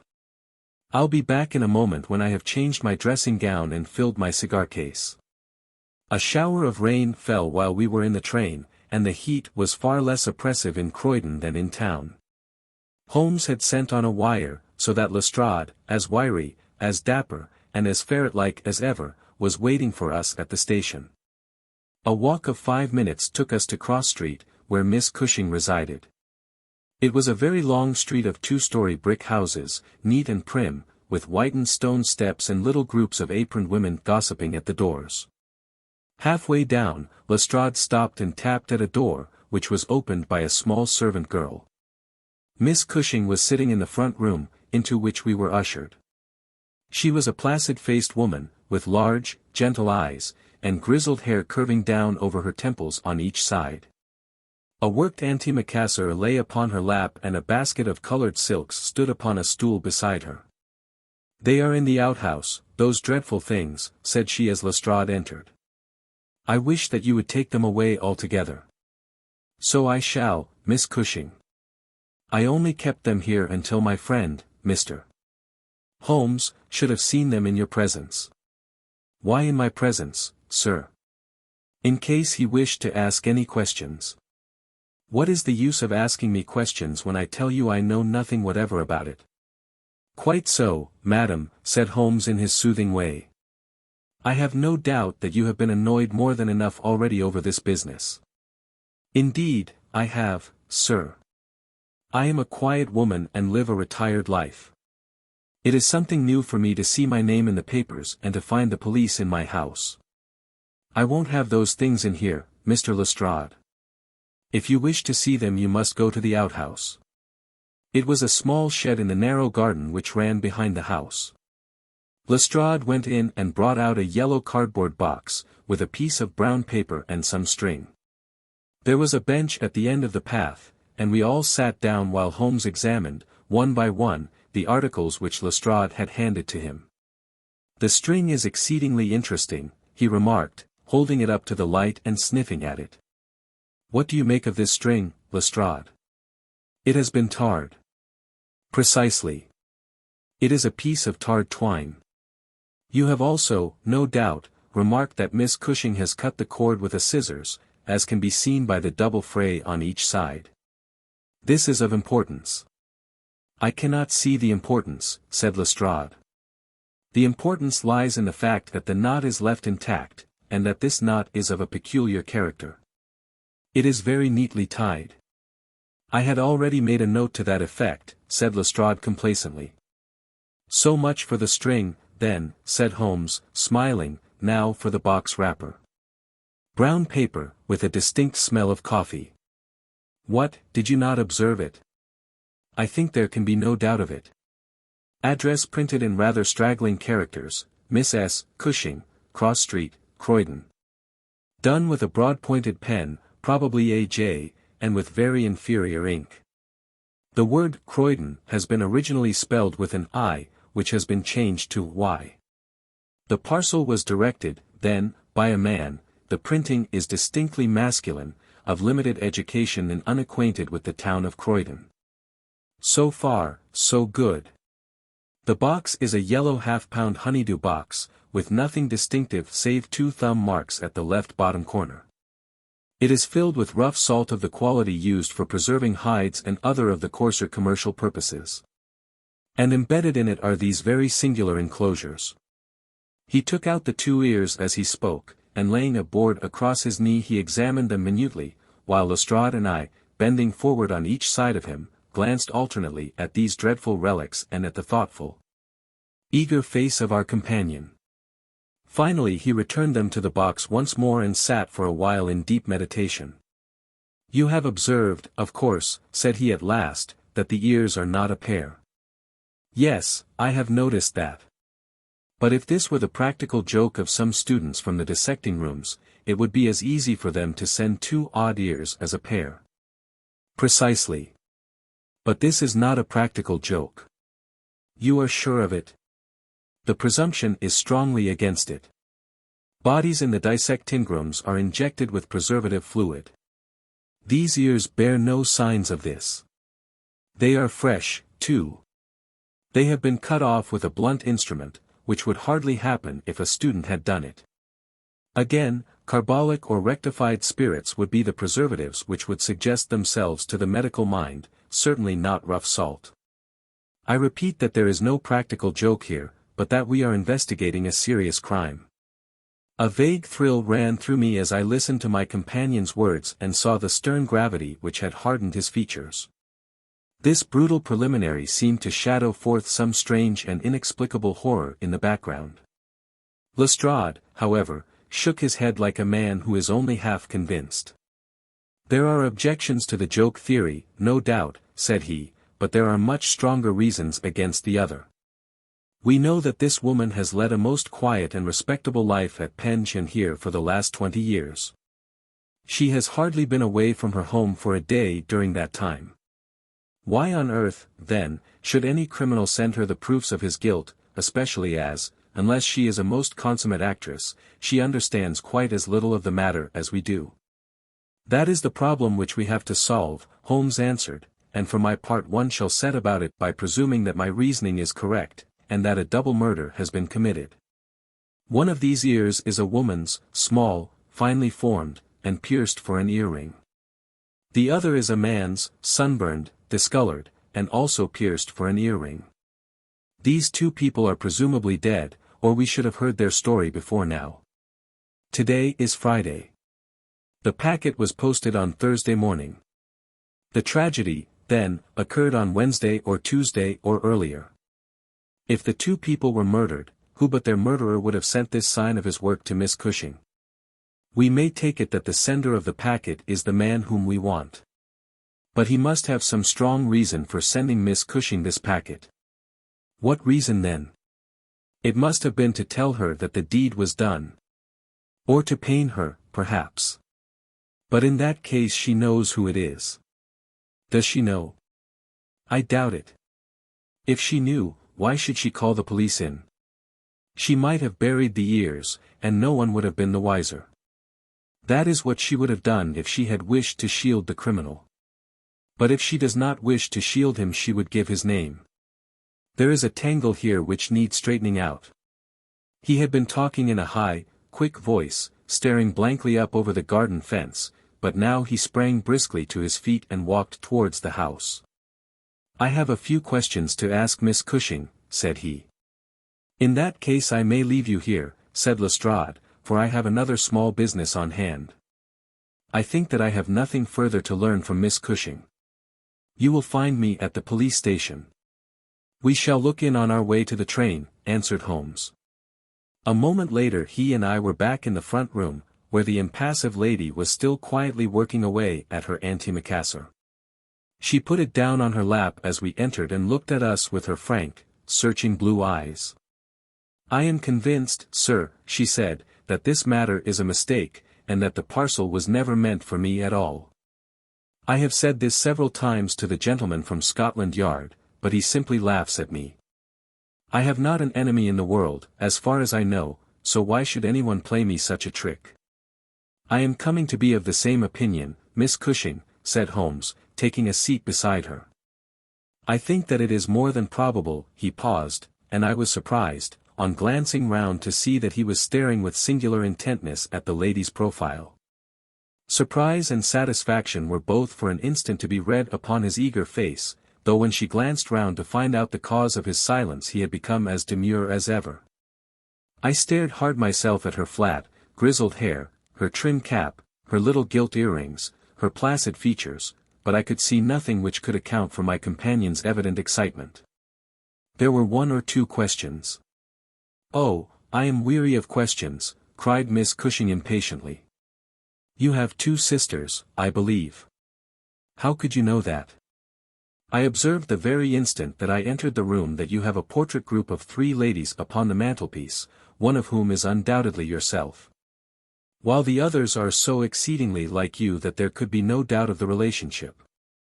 Yes, you are quite right. Those are my sisters, Sarah and Mary. And here at my elbow is another portrait, taken at Liverpool, of your younger sister, in the company of a man who appears to be a steward by his uniform. I observed that she was unmarried at the time. You are very quick at observing. That is my trade. Well, you are quite right. But she was married to Mr. Browner a few days afterwards. He was on the South American line when that was taken, but he was so fond of her that he couldn't abide to leave her for so long, and he got into the Liverpool and London boats. Ah, the Conqueror, perhaps. No, the Mayday, when last I heard. Jim came down here to see me once. That was before he broke the pledge, but afterwards he would always take drink when he was ashore, and a little drink would send him stark, staring mad. Ah! It was a bad day that ever he took a glass in his hand again. First he dropped me, then he quarrelled with Sarah, and now that Mary has stopped writing we don't know how things are going with them. It was evident that Miss Cushing had come upon a subject on which she felt very deeply. Like most people who lead a lonely life, she was shy at first, but ended by becoming extremely communicative. She told us many details about her brother-in-law the steward, and then wandering off on the subject of her former lodgers, the medical students, she gave us a long account of their delinquencies, with their names and those of their hospitals. Holmes listened attentively to everything, throwing in a question from time to time. "About your second sister, Sarah," said he. "I wonder, since you are both maiden ladies, that you do not keep house together." "Ah! You don't know Sarah's temper, or you would wonder no more. I tried it when I came to Croydon, and we kept on until about 2 months ago, when we had to part. I don't want to say a word against my own sister, but she was always meddlesome and hard to please, was Sarah. You say that she quarrelled with your Liverpool relations." "Yes, and they were the best of friends at one time. Why, she went up there to live in order to be near them. And now she has no word hard enough for Jim Browner. The last 6 months that she was here she would speak of nothing but his drinking and his ways. He had caught her meddling, I suspect, and given her a bit of his mind, and that was the start of it." "Thank you, Miss Cushing," said Holmes, rising and bowing. "Your sister Sarah lives, I think you said, at New Street, Wallington. Good-bye, and I am very sorry that you should have been troubled over a case with which, as you say, you have nothing whatever to do." There was a cab passing as we came out, and Holmes hailed it. "How far to Wallington?" he asked. "Only about a mile, sir." "Very good. Jump in, Watson. We must strike while the iron is hot." Simple as the case is, there have been 1 or 2 very instructive details in connection with it. Just pull up at a telegraph office as you pass, cabby. Holmes sent off a short wire, and for the rest of the drive lay back in the cab, with his hat tilted over his nose to keep the sun from his face. Our driver pulled up at a house which was not unlike the one which we had just quitted. My companion ordered him to wait, and had his hand upon the knocker, when the door opened and a grave young gentleman in black, with a very shiny hat, appeared on the step. "Is Miss Cushing at home?" asked Holmes. "Miss Sarah Cushing is extremely ill," said he. "She has been suffering since yesterday from brain symptoms of great severity. As her medical adviser, I cannot possibly take the responsibility of allowing anyone to see her. I should recommend you to call again in 10 days. He drew on his gloves, closed the door, and marched off down the street. "Well, if we can't we can't," said Holmes, cheerfully. "Perhaps she could not or would not have told you much. I did not wish her to tell me anything. I only wanted to look at her. However, I think that I have got all that I want.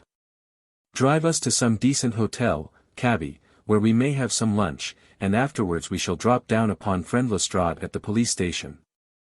We had a pleasant little meal together, during which Holmes would talk about nothing but violins, narrating with great exultation how he had purchased his own Stradivarius, which was worth at least 500 guineas.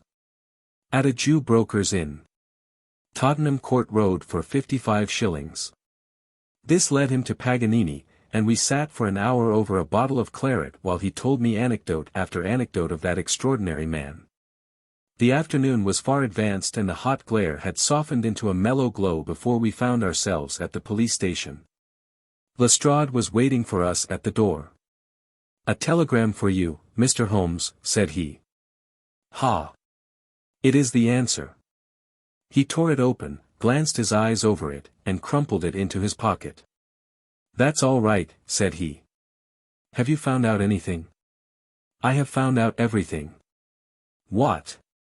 Lestrade stared at him in amazement. "You are joking." "I was never more serious in my life. A shocking crime has been committed, and I think I have now laid bare every detail of it." "And the criminal?" Holmes scribbled a few words upon the back of one of his visiting cards and threw it over to Lestrade. "That is the name," he said. "You cannot effect an arrest until tomorrow night at the earliest.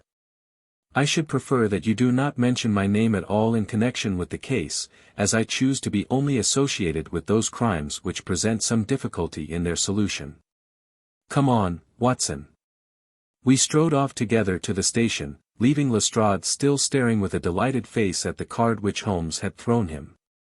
"The case," said Sherlock Holmes as we chatted over our cigars that night in our rooms at Baker Street, "is one where, as in the investigations which you have chronicled under the names of A Study in Scarlet and of The Sign of Four, we have been compelled to reason backward from effects to causes. I have written to Lestrade asking him to supply us with the details which are now wanting, and which he will only get after he has secured his man. That he may be safely trusted to do, for although he is absolutely devoid of reason, he is as tenacious as a bulldog when he once understands what he has to do, and, indeed, it is just this tenacity which has brought him to the top at Scotland Yard." "Your case is not complete, then?" I asked. "It is fairly complete in essentials. We know who the author of the revolting business is, although one of the victims still escapes us. Of course, you have formed your own conclusions. I presume that this Jim Browner, the steward of a Liverpool boat, is the man whom you suspect." "Oh. It is more than a suspicion. And yet I cannot see anything save very vague indications. On the contrary, to my mind nothing could be more clear. Let me run over the principal steps.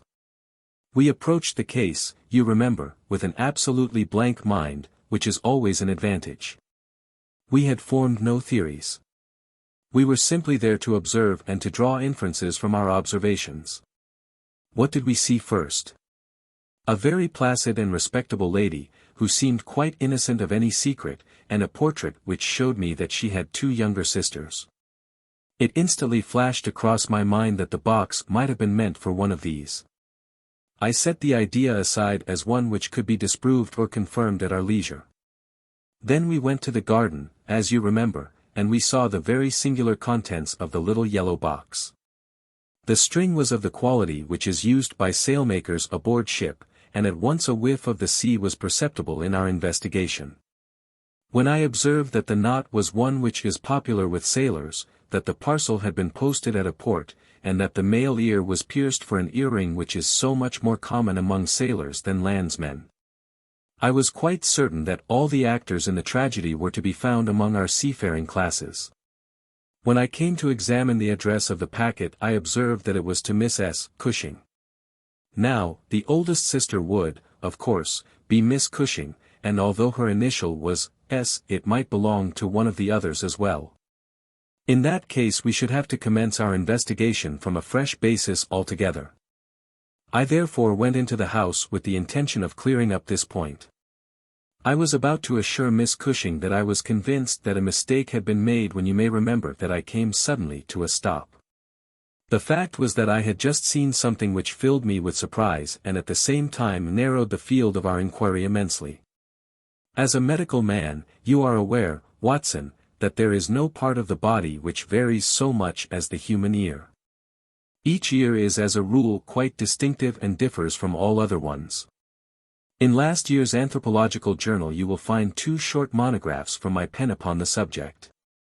I had, therefore, examined the ears in the box with the eyes of an expert and had carefully noted their anatomical peculiarities. Imagine my surprise, then, when on looking at Miss Cushing I perceived that her ear corresponded exactly with the female ear which I had just inspected. The matter was entirely beyond coincidence. There was the same shortening of the pinna, the same broad curve of the upper lobe, the same convolution of the inner cartilage. In all essentials it was the same ear. Of course I at once saw the enormous importance of the observation. It was evident that the victim was a blood relation and probably a very close one. I began to talk to her about her family, and you remember that she at once gave us some exceedingly valuable details. In the first place, her sister's name was Sarah, and her address had until recently been the same. So that it was quite obvious how the mistake had occurred and for whom the packet was meant. Then we heard of this steward, married to the 3rd sister, and learned that he had at one time been so intimate with Miss Sarah that she had actually gone up to Liverpool to be near the Browners, but a quarrel had afterwards divided them. This quarrel had put a stop to all communications for some months, so that if Browner had occasion to address a packet to Miss Sarah, he would undoubtedly have done so to her old address. And now the matter had begun to straighten itself out wonderfully. We had learned of the existence of this steward, an impulsive man, of strong passions. You remember that he threw up what must have been a very superior berth in order to be nearer to his wife, subject, too, to occasional fits of hard drinking.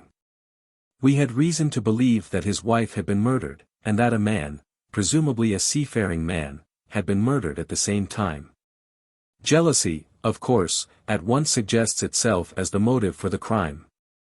And why should these proofs of the deed be sent to Miss Sarah Cushing? Probably because during her residence in Liverpool she had some hand in bringing about the events which led to the tragedy. You will observe that this line of boats calls at Belfast, Dublin, and Waterford. So that, presuming that Browner had committed the deed and had embarked at once upon his steamer, the May Day, Belfast would be the first place at which he could post his terrible packet. A second solution was at this stage obviously possible, and although I thought it exceedingly unlikely, I was determined to elucidate it before going further. An unsuccessful lover might have killed Mr. and Mrs. Browner, and the male ear might have belonged to the husband. There were many grave objections to this theory, but it was conceivable. I therefore sent off a telegram to my friend Algar, of the Liverpool force, and asked him to find out if Mrs. Browner were at home, and if Browner had departed in the May Day. Then we went on to Wallington to visit Miss Sarah. I was curious, in the first place, to see how far the family ear had been reproduced in her. Then, of course, she might give us very important information, but I was not sanguine that she would. She must have heard of the business the day before, since all Croydon was ringing with it, and she alone could have understood for whom the packet was meant. If she had been willing to help justice she would probably have communicated with the police already. However, it was clearly our duty to see her, so we went. We found that the news of the arrival of the packet, for her illness dated from that time, had such an effect upon her as to bring on brain fever. It was clearer than ever that she understood its full significance, but equally clear that we should have to wait some time for any assistance from her. However, we were really independent of her help. Our answers were waiting for us at the police station, where I had directed Algar to send them. Nothing could be more conclusive. Mrs. Browner's house had been closed for more than 3 days, and the neighbors were of opinion that she had gone south to see her relatives. It had been ascertained at the shipping offices that Browner had left aboard of the May Day, and I calculate that she is due in the Thames tomorrow night. When he arrives he will be met by the obtuse but resolute Lestrade, and I have no doubt that we shall have all our details filled in. Sherlock Holmes was not disappointed in his expectations. 2 days later he received a bulky envelope, which contained a short note from the detective, and a typewritten document, which covered several pages of foolscap. "Lestrade has got him all right," said Holmes, glancing up at me. "Perhaps it would interest you to hear what he says. My dear Mr. Holmes. In accordance with the scheme which we had formed in order to test our theories, the "we" is rather fine. Watson, is it not? I went down to the Albert Dock yesterday at 6 p.m., and boarded the S.S. May Day, belonging to the Liverpool, Dublin, and London Steam Packet Company. On inquiry, I found that there was a steward on board of the name of James Browner and that he had acted during the voyage in such an extraordinary manner that the captain had been compelled to relieve him of his duties. On descending to his berth, I found him seated upon a chest with his head sunk upon his hands, rocking himself to and fro. He is a big, powerful chap, clean-shaven, and very swarthy, something like Aldrich, who helped us in the bogus laundry affair. He jumped up when he heard my business, and I had my whistle to my lips to call a couple of river police, who were round the corner, but he seemed to have no heart in him, and he held out his hands quietly enough for the darbies. We brought him along to the cells, and his box as well, for we thought there might be something incriminating, but, bar a big sharp knife such as most sailors have, we got nothing for our trouble. However, we find that we shall want no more evidence, for on being brought before the inspector at the station he asked leave to make a statement, which was, of course, taken down, just as he made it, by our shorthand man. We had 3 copies typewritten, one of which I enclose. The affair proves, as I always thought it would, to be an extremely simple one, but I am obliged to you for assisting me in my investigation. With kind regards. Yours very truly. G. Lestrade. The investigation really was a very simple one, remarked Holmes, but I don't think it struck him in that light when he first called us in. However, let us see what Jim Browner has to say for himself. This is his statement as made before Inspector Montgomery at the Shadwell police station, and it has the advantage of being verbatim. Have I anything to say? Yes, I have a deal to say. I have to make a clean breast of it all. You can hang me, or you can leave me alone. I don't care a plug which you do. I tell you I've not shut an eye in sleep since I did it, and I don't believe I ever will again until I get past all waking. Sometimes it's his face, but most generally it's hers. I'm never without one or the other before me. He looks frowning and black-like, but she has a kind, surprise upon her face. The white lamb, she might well be surprised when she read death on a face that had seldom looked anything but love upon her before. But it was Sarah's fault, and may the curse of a broken man put a blight on her and set the blood rotting in her veins. It's not that I want to clear myself. I know that I went back to drink, like the beast that I was.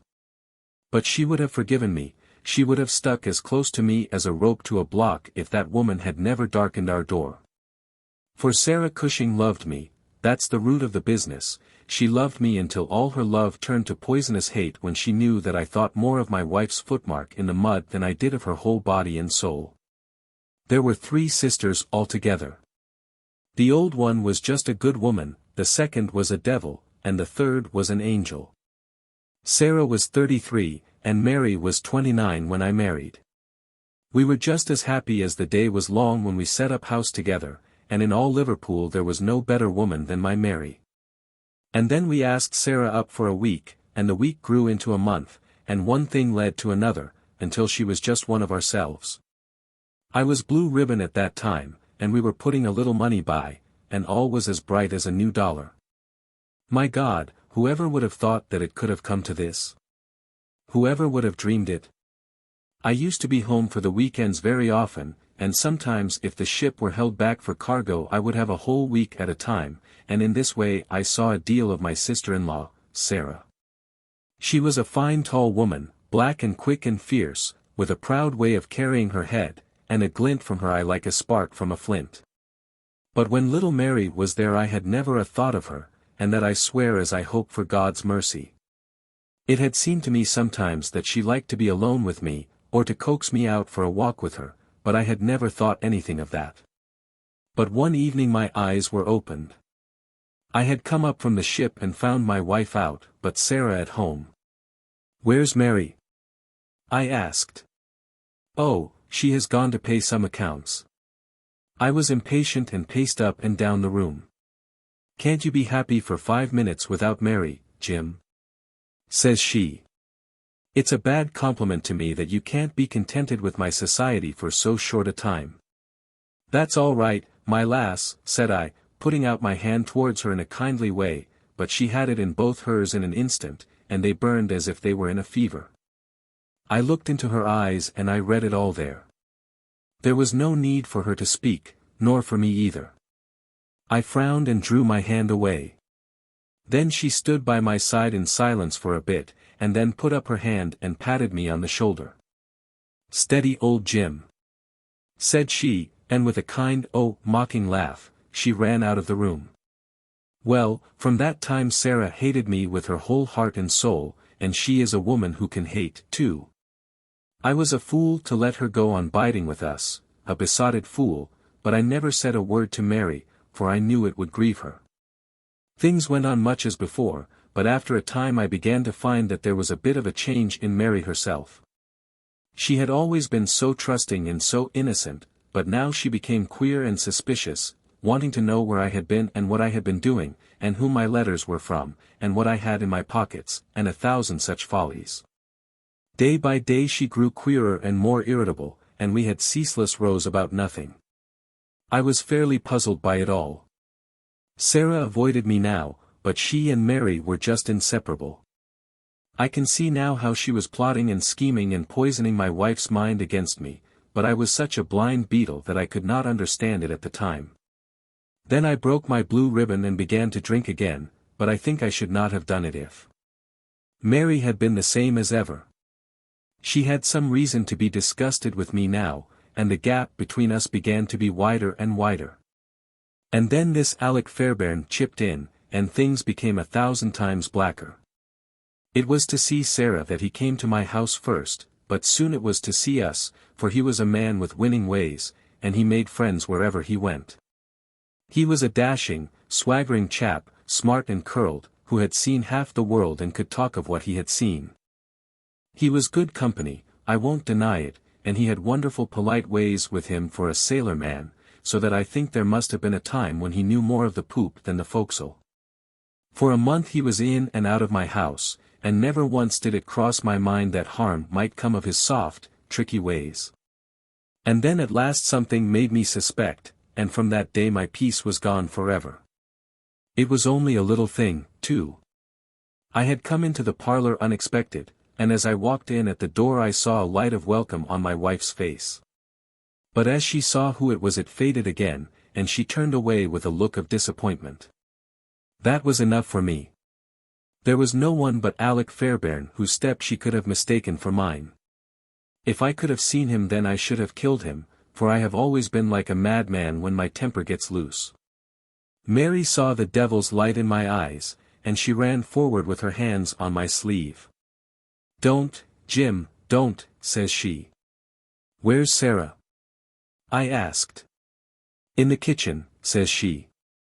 "Sarah," says I as I went in, "this man Fairbairn is never to darken my door again."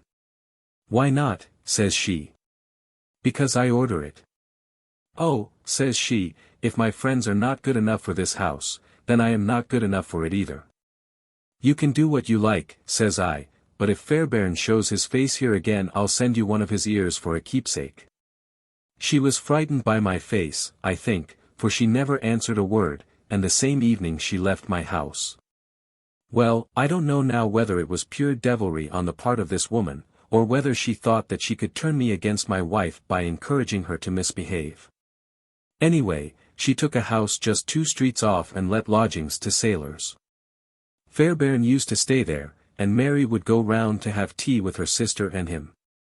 How often she went I don't know, but I followed her one day, and as I broke in at the door Fairbairn got away over the back garden wall, like the cowardly skunk that he was. I swore to my wife that I would kill her if I found her in his company again, and I led her back with me, sobbing and trembling, and as white as a piece of paper. There was no trace of love between us any longer.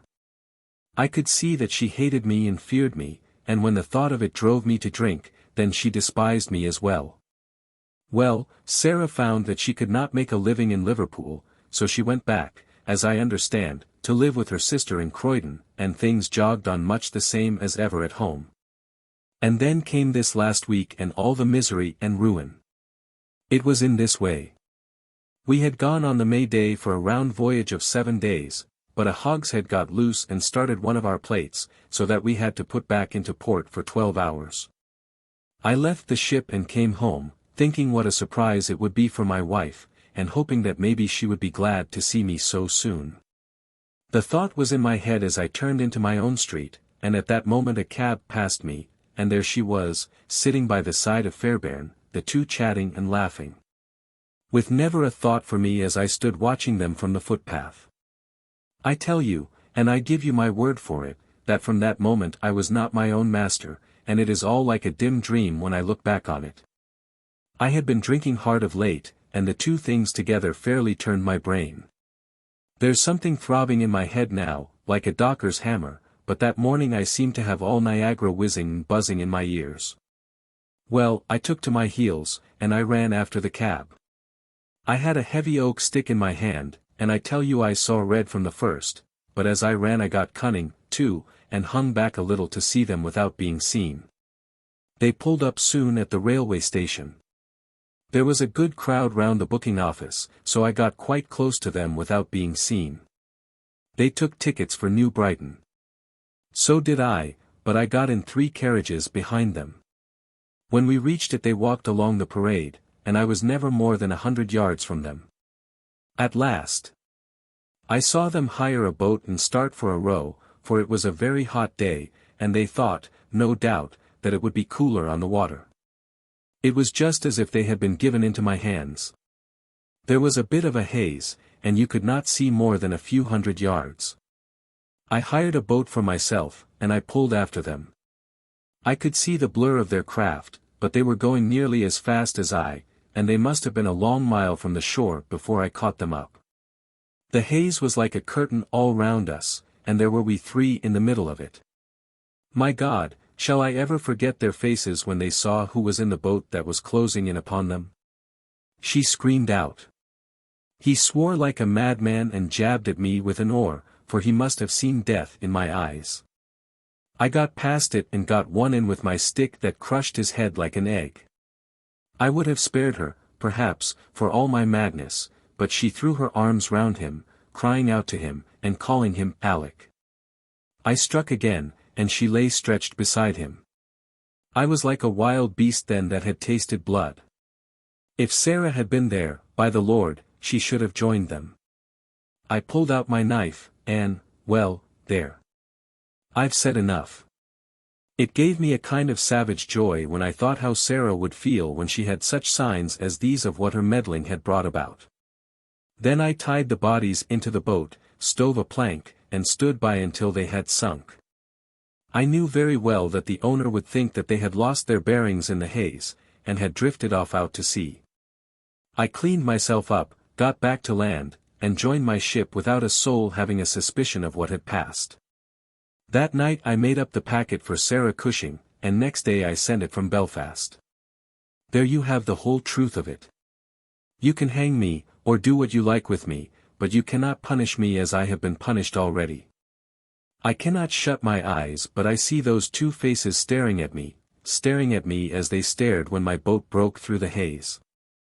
I killed them quick, but they are killing me slow. And if I have another night of it I shall be either mad or dead before morning. You won't put me alone into a cell, sir. For pity's sake don't, and may you be treated in your day of agony as you treat me now.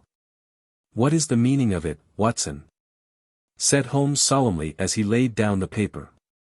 What object is served by this circle of misery and violence and fear? It must tend to some end, or else our universe is ruled by chance, which is unthinkable. But what end? There is the great standing perennial problem to which human reason is as far from an answer as ever. The adventure of the Red Circle. Well, Mrs. Warren, I cannot see that you have any particular cause for uneasiness, nor do I understand why I, whose time is of some value, should interfere in the matter. I really have other things to engage me. So spoke Sherlock Holmes and turned back to the great scrapbook in which he was arranging and indexing some of his recent material. But the landlady had the pertinacity and also the cunning of her sex. She held her ground firmly. You arranged an affair for a lodger of mine last year, she said, Mr. Fairdale Hobbs. Ah, yes, a simple matter. But he would never cease talking of it, your kindness, sir, and the way in which you brought light into the darkness. I remembered his words when I was in doubt and darkness myself. I know you could if you only would. Holmes was accessible upon the side of flattery, and also, to do him justice, upon the side of kindliness. The 2 forces made him lay down his gum-brush with a sigh of resignation and push back his chair. Well, Mrs. Warren, let us hear about it, then. You don't object to tobacco, I take it. Thank you, Watson, the matches. You are uneasy, as I understand, because your new lodger remains in his rooms and you cannot see him. Why, bless you, Mrs. Warren, if I were your lodger you often would not see me for weeks on end. No doubt, sir, but this is different. It frightens me, Mr. Holmes. I can't sleep for fright. To hear his quick step moving here and moving there from early morning to late at night, and yet never to catch so much as a glimpse of him, it's more than I can stand. My husband is as nervous over it as I am, but he is out at his work all day, while I get no rest from it. What is he hiding for? What has he done? Except for the girl, I am all alone in the house with him, and it's more than my nerves can stand. Holmes leaned forward and laid his long, thin fingers upon the woman's shoulder. He had an almost hypnotic power of soothing when he wished. The scared look faded from her eyes, and her agitated features smoothed into their usual commonplace. She sat down in the chair which he had indicated. "If I take it up I must understand every detail," said he. "Take time to consider. The smallest point may be the most essential. You say that the man came 10 days ago and paid you for a fortnight's board and lodging?" "He asked my terms, sir. I said 50 shillings a week. There is a small sitting room and bedroom, and all complete, at the top of the house." "Well?" "He said, I'll pay you £5 a week if I can have it on my own terms. I'm a poor woman, sir, and Mr. Warren earns little, and the money meant much to me. He took out a £10 note, and he held it out to me then and there. You can have the same every fortnight for a long time to come if you keep the terms, he said. If not, I'll have no more to do with you. What were the terms? Well, sir, they were that he was to have a key of the house. That was all right. Lodgers often have them. Also, that he was to be left entirely to himself and never, upon any excuse, to be disturbed. Nothing wonderful in that, surely. Not in reason, sir. But this is out of all reason. He has been there for 10 days, and neither Mr. Warren, nor I, nor the girl has once set eyes upon him. We can hear that quick step of his pacing up and down, night, morning, and noon. But except on that first night he has never once gone out of the house. Oh, he went out the first night, did he? Yes, sir, and returned very late, after we were all in bed. He told me after he had taken the rooms that he would do so and asked me not to bar the door. I heard him come up the stair after midnight. But his meals? It was his particular direction that we should always, when he rang, leave his meal upon a chair, outside his door. Then he rings again when he has finished, and we take it down from the same chair. If he wants anything else he prints it on a slip of paper and leaves it. Prints it? Yes, sir, prints it in pencil. Just the word, nothing more. Here's one I brought to show you, soap. Here's another, match. This is one he left the first morning, Daily Gazette. I leave that paper with his breakfast every morning. Dear me, Watson, said Holmes, staring with great curiosity at the slips of foolscap which the landlady had handed to him, this is certainly a little unusual. Seclusion I can understand, but why print? Printing is a clumsy process. Why not write? What would it suggest, Watson? That he desired to conceal his handwriting. But why? What can it matter to him that his landlady should have a word of his writing? Still, it may be as you say. Then, again, why such laconic messages? I cannot imagine. It opens a pleasing field for intelligent speculation.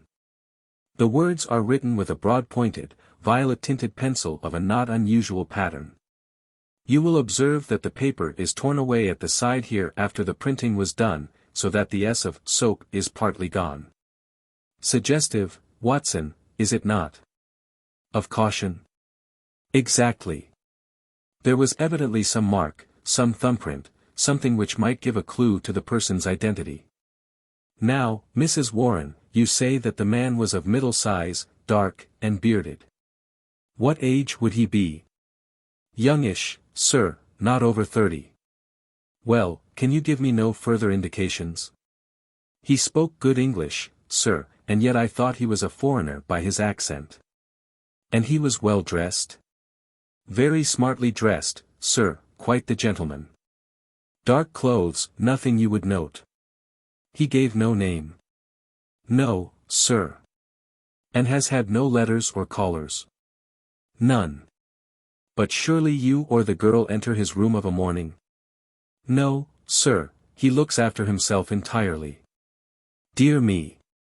That is certainly remarkable. What about his luggage? He had one big brown bag with him, nothing else. Well, we don't seem to have much material to help us. Do you say nothing has come out of that room, absolutely nothing? The landlady drew an envelope from her bag.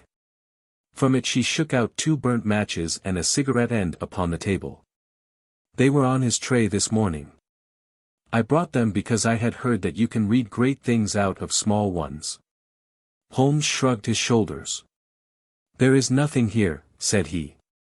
The matches have, of course, been used to light cigarettes. That is obvious from the shortness of the butt end.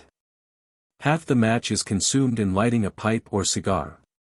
But, dear me. This cigarette stub is certainly remarkable. The gentleman was bearded and mustached, you say?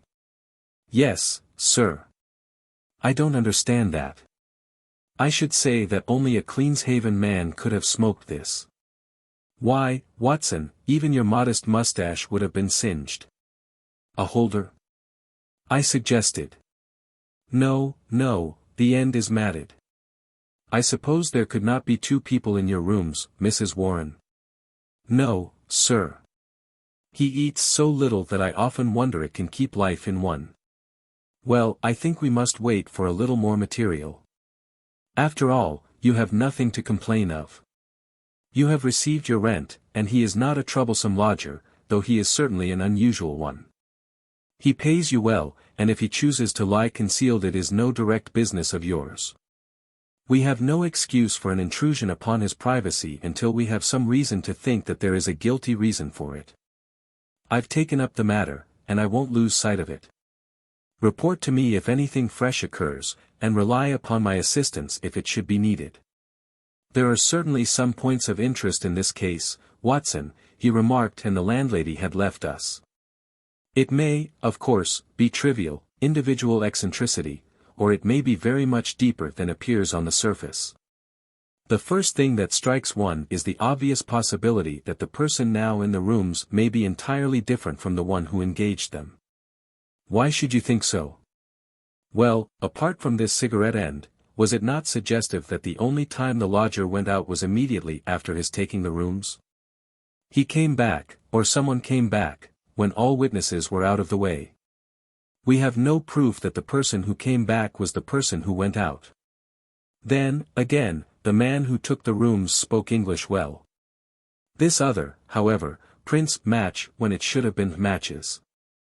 I can imagine that the word was taken out of a dictionary, which would give the noun but not the plural.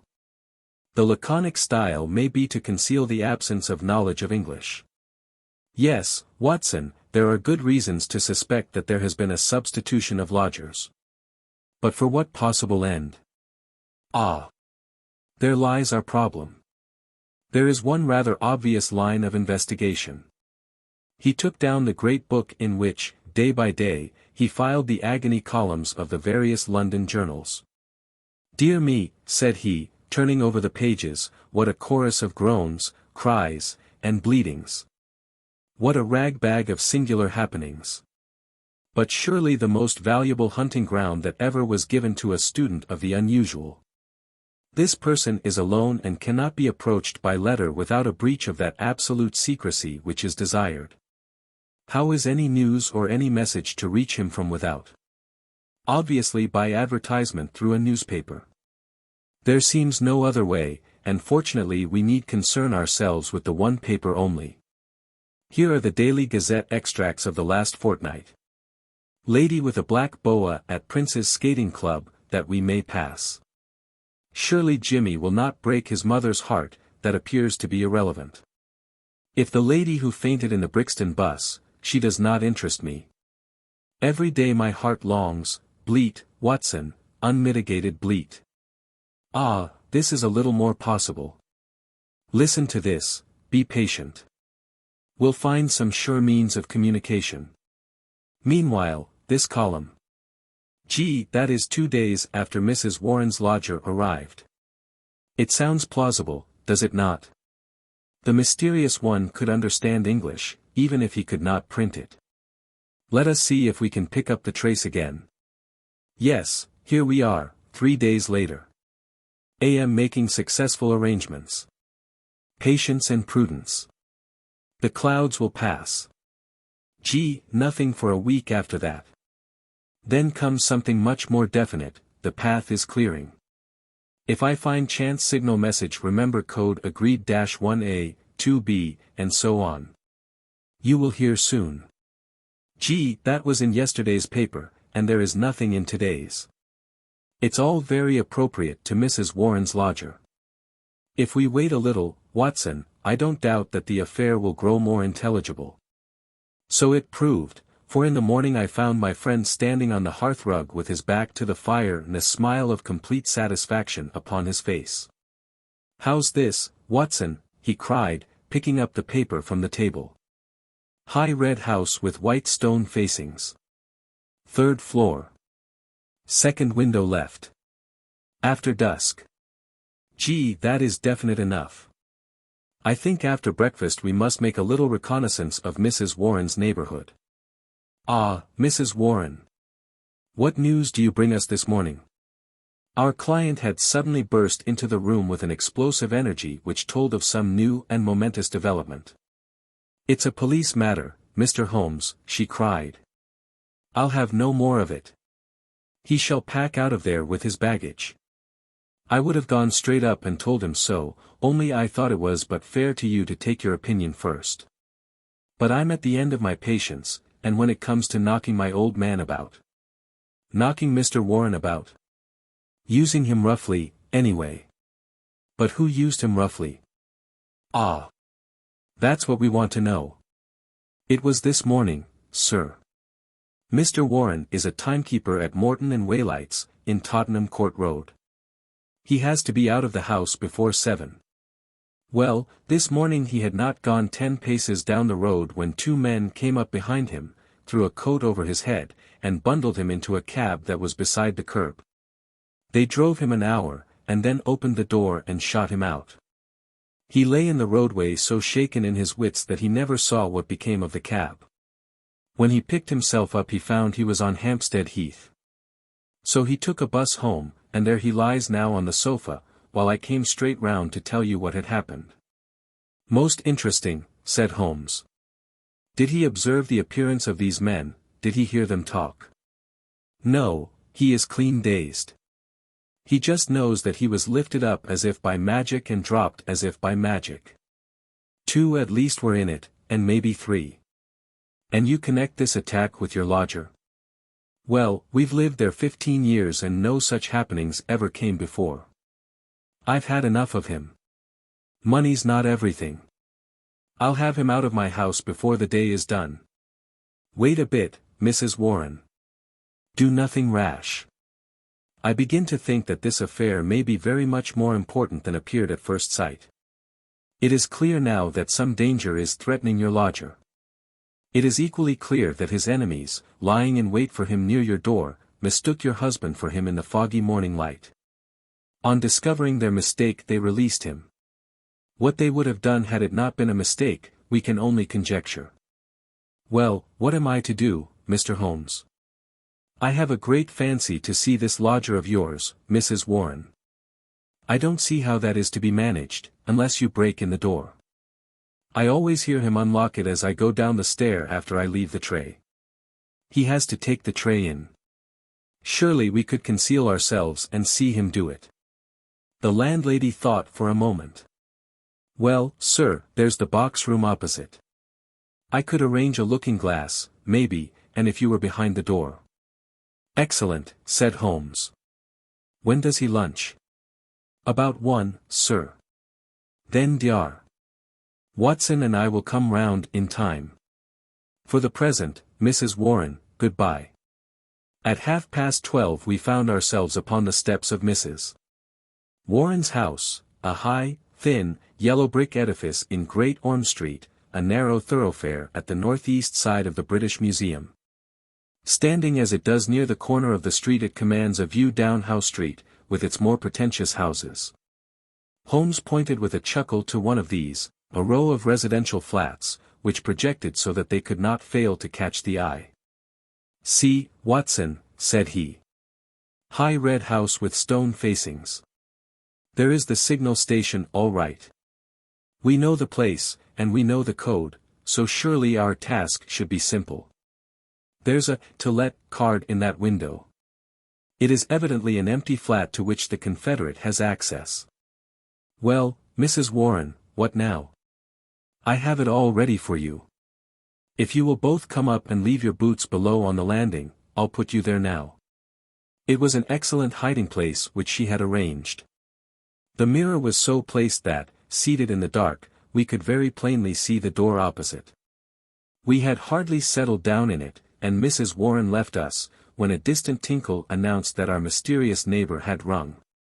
Presently the landlady appeared with the tray, laid it down upon a chair beside the closed door, and then, treading heavily, departed.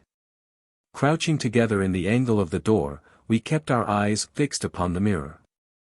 Suddenly, as the landlady's footsteps died away, there was the creak of a turning key, the handle revolved, and two thin hands darted out and lifted the tray from the chair. An instant later it was hurriedly replaced, and I caught a glimpse of a dark, beautiful, horrified face glaring at the narrow opening of the box room. Then the door crashed to, the key turned once more, and all was silence. Holmes twitched my sleeve, and together we stole down the stair. "I will call again in the evening," said he to the expectant landlady. "I think, Watson, we can discuss this business better in our own quarters." "My surmise, as you saw, proved to be correct," said he, speaking from the depths of his easy chair. "There has been a substitution of lodgers. What I did not foresee is that we should find a woman, and no ordinary woman, Watson. She saw us. Well, she saw something to alarm her. That is certain. The general sequence of events is pretty clear, is it not? A couple seek refuge in London from a very terrible and instant danger. The measure of that danger is the rigor of their precautions. The man, who has some work which he must do, desires to leave the woman in absolute safety while he does it. It is not an easy problem, but he solved it in an original fashion, and so effectively that her presence was not even known to the landlady who supplies her with food. The printed messages, as is now evident, were to prevent her sex being discovered by her writing. The man cannot come near the woman, or he will guide their enemies to her. Since he cannot communicate with her direct, he has recourse to the agony column of a paper. So far all is clear. But what is at the root of it? Ah, yes, Watson, severely practical, as usual. What is at the root of it all? Mrs. Warren's whimsical problem enlarges somewhat and assumes a more sinister aspect as we proceed. This much we can say, that it is no ordinary love escapade. You saw the woman's face at the sign of danger. We have heard, too, of the attack upon the landlord, which was undoubtedly meant for the lodger. These alarms, and the desperate need for secrecy, argue that the matter is one of life or death. The attack upon Mr. Warren further shows that the enemy, whoever they are themselves not aware of the substitution of the female lodger for the male. It is very curious and complex, Watson. Why should you go further in it? What have you to gain from it? What, indeed? It is art for art's sake, Watson. I suppose when you doctored you found yourself studying cases without thought of a fee. For my education, Holmes. Education never ends, Watson. It is a series of lessons with the greatest for the last. This is an instructive case. There is neither money nor credit in it, and yet one would wish to tidy it up. When dusk comes we should find ourselves one stage advanced in our investigation. When we returned to Mrs. Warren's rooms, the gloom of a London winter evening had thickened into one grey curtain, a dead monotone of colour, broken only by the sharp yellow squares of the windows and the blurred halos of the gas lamps. As we peered from the darkened sitting room of the lodging-house, one more dim light glimmered high up through the obscurity. "Someone is moving in that room," said Holmes in a whisper, his gaunt and eager face thrust forward to the window pane. "Yes, I can see his shadow. There he is again. He has a candle in his hand. Now he is peering across. He wants to be sure that she is on the lookout. Now he begins to flash. Take the message also, Watson, that we may check each other. A single flash, that is surely. Now, then. How many did you make it?" 20. "So did I. That should mean that's intelligible enough. Another T, surely this is the beginning of a second word. Now, then, tenta.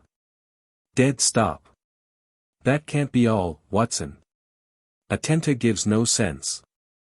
Nor is it any better as 3 words ta, unless ta are a person's initials. There it goes again. What's that? Attey, it is the same message over again. Curious, Watson, very curious. Now he is off once more. He is repeating it for the 3rd time. Attenta 3 times. How often will he repeat it? No, that seems to be the finish. He has withdrawn from the window. What do you make of it, Watson? A cipher message, Holmes. My companion gave a sudden chuckle of comprehension. And not a very obscure cipher, Watson, said he. Why, of course, it is Italian. The A means that it is addressed to a woman. Beware. Beware. Beware. How's that, Watson? I believe you have hit it. Not a doubt of it. It is a very urgent message, thrice repeated to make it more so. But beware of what? Wait a bit, he is coming to the window once more. Again we saw the dim silhouette of a crouching man and the whisk of the small flame across the window as the signals were renewed. They came more rapidly than before, so rapid that it was hard to follow them. Pericolo, pericolo, what's that, Watson? Danger, isn't it? Yes, by Jove, it's a danger signal. There he goes again. Perry. Hello, what on earth? The light had suddenly gone out, the glimmering square of window had disappeared, and the 3rd floor formed a dark band round the lofty building, with its tiers of shining casements. That last warning cry had been suddenly cut short. How, and by whom? The same thought occurred on the instant to us both. Holmes sprang up from where he crouched by the window. This is serious, Watson, he cried. There is some devilry going forward. Why should such a message stop in such a way? I should put Scotland Yard in touch with this business, and yet, it is too pressing for us to leave. Shall I go for the police? We must define the situation a little more clearly. It may bear some more innocent interpretation. Come. Watson, let us go across ourselves and see what we can make of it. As we walked rapidly down Howe Street I glanced back at the building which we had left. There, dimly outlined at the top window, I could see the shadow of a head, a woman's head, gazing tensely, rigidly, out into the night, waiting with breathless suspense for the renewal of that interrupted message. At the doorway of the Howe Street flats a man, muffled in a cravat and greatcoat, was leaning against the railing. He started as the hall light fell upon our faces. Holmes, he cried. Why, Gregson, said my companion as he shook hands with the Scotland Yard detective. Journeys end with lovers' meetings. What brings you here? The same reasons that bring you, I expect, said Gregson. How you got onto it I can't imagine. Different threads, but leading up to the same tangle. I've been taking the signals. Signals? Yes, from that window. They broke off in the middle. We came over to see the reason. But since it is safe in your hands I see no object in continuing the business. Wait a bit, cried Gregson eagerly. I'll do you this justice, Mr. Holmes, that I was never in a case yet that I didn't feel stronger for having you on my side. There's only the one exit to these flats, so we have him safe. Who is he? Well, we score over you for once, Mr. Holmes. You must give us best this time. He struck his stick sharply upon the ground, on which a cabman, his whip in his hand, sauntered over from a four-wheeler which stood on the far side of the street. May I introduce you to Mr. Sherlock Holmes, he said to the cabman. This is Mr. Leverton, of Pinkerton's American Agency. The hero of the Long Island Cave Mystery, said Holmes. Sir, I am pleased to meet you. The American, a quiet, businesslike young man, with a clean-shaven, hatchet face, flushed up at the words of commendation. I am on the trail of my life now, Mr. Holmes, said he. If I can get Gorgiano. What? Gorgiano of the Red Circle? Oh, he has a European fame, has he? Well, we've learned all about him in America. We know he is at the bottom of 50 murders, and yet we have nothing positive we can take him on. I tracked him over from New York, and I've been close to him for a week in London, waiting some excuse to get my hand on his collar. Mr. Gregson and I ran him to ground in that big tenement house, and there's only the one door, so he can't slip us. There's 3 folk come out since he went in, but I'll swear he wasn't one of them. Mr. Holmes talks of signals, said Gregson. I expect, as usual, he knows a good deal that we don't. In a few clear words Holmes explained the situation as it had appeared to us. The American struck his hands together with vexation. He's on to us, he cried. Why do you think so? Well, it figures out that way, does it not? Here he is, sending out messages to an accomplice. There are several of his gang in London. Then suddenly, just as by your own account he was telling them that there was danger, he broke short off. What could it mean except that from the window he had suddenly either caught sight of us in the street, or in some way come to understand how close the danger was, and that he must act right away if he was to avoid it. What do you suggest, Mr. Holmes? That we go up at once and see for ourselves. But we have no warrant for his arrest. He is in unoccupied premises under suspicious circumstances, said Gregson. That is good enough for the moment. When we have him by the heels we can see if New York can't help us to keep him. I'll take the responsibility of arresting him now. Our official detectives may blunder in the matter of intelligence, but never in that of courage. Gregson climbed the stair to arrest this desperate murderer with the same absolutely quiet and businesslike bearing with which he would have ascended the official staircase of Scotland Yard. The Pinkerton man had tried to push past him, but Gregson had firmly elbowed him back. London dangers were the privilege of the London force. The door of the left-hand flat upon the 3rd landing was standing ajar. Gregson pushed it open. Within all was absolute silence and darkness. I struck a match and lit the detective's lantern. As I did so, and as the flicker steadied into a flame, we all gave a gasp of surprise. On the deal boards of the carpetless floor there was outlined a fresh track of blood. The red steps pointed towards us and led away from an inner room, the door of which was closed. Gregson flung it open and held his light full blaze in front of him, while we all peered eagerly over his shoulders. In the middle of the floor of the empty room was huddled the figure of an enormous man, his clean-shaven, swarthy face grotesquely horrible in its contortion and his head encircled by a ghastly crimson halo of blood. Lying in a broad wet circle upon the white woodwork. His knees were drawn up, his hands thrown out in agony, and from the center of his broad, brown, upturned throat there projected the white haft of a knife driven blade deep into his body. Giant as he was, the man must have gone down like a pole-axed ox before that terrific blow. Beside his right hand a most formidable horn-handled, 2-edged dagger lay upon the floor, and near it a black kid glove. By George! It's Black Gorgiano himself, cried the American detective. Someone has got ahead of us this time. Here is the candle in the window, Mr. Holmes, said Gregson. Why, whatever are you doing? Holmes had stepped across, had lit the candle, and was passing it backward and forward across the window panes. Then he peered into the darkness, blew the candle out, and threw it on the floor. "I rather think that will be helpful," said he. He came over and stood in deep thought while the two professionals were examining the body. "You say that 3 people came out from the flat while you were waiting downstairs," said he at last. "Did you observe them closely?" "Yes, I did." "Was there a fellow about 30, black-bearded, dark, of middle size?" "Yes, he was the last to pass me."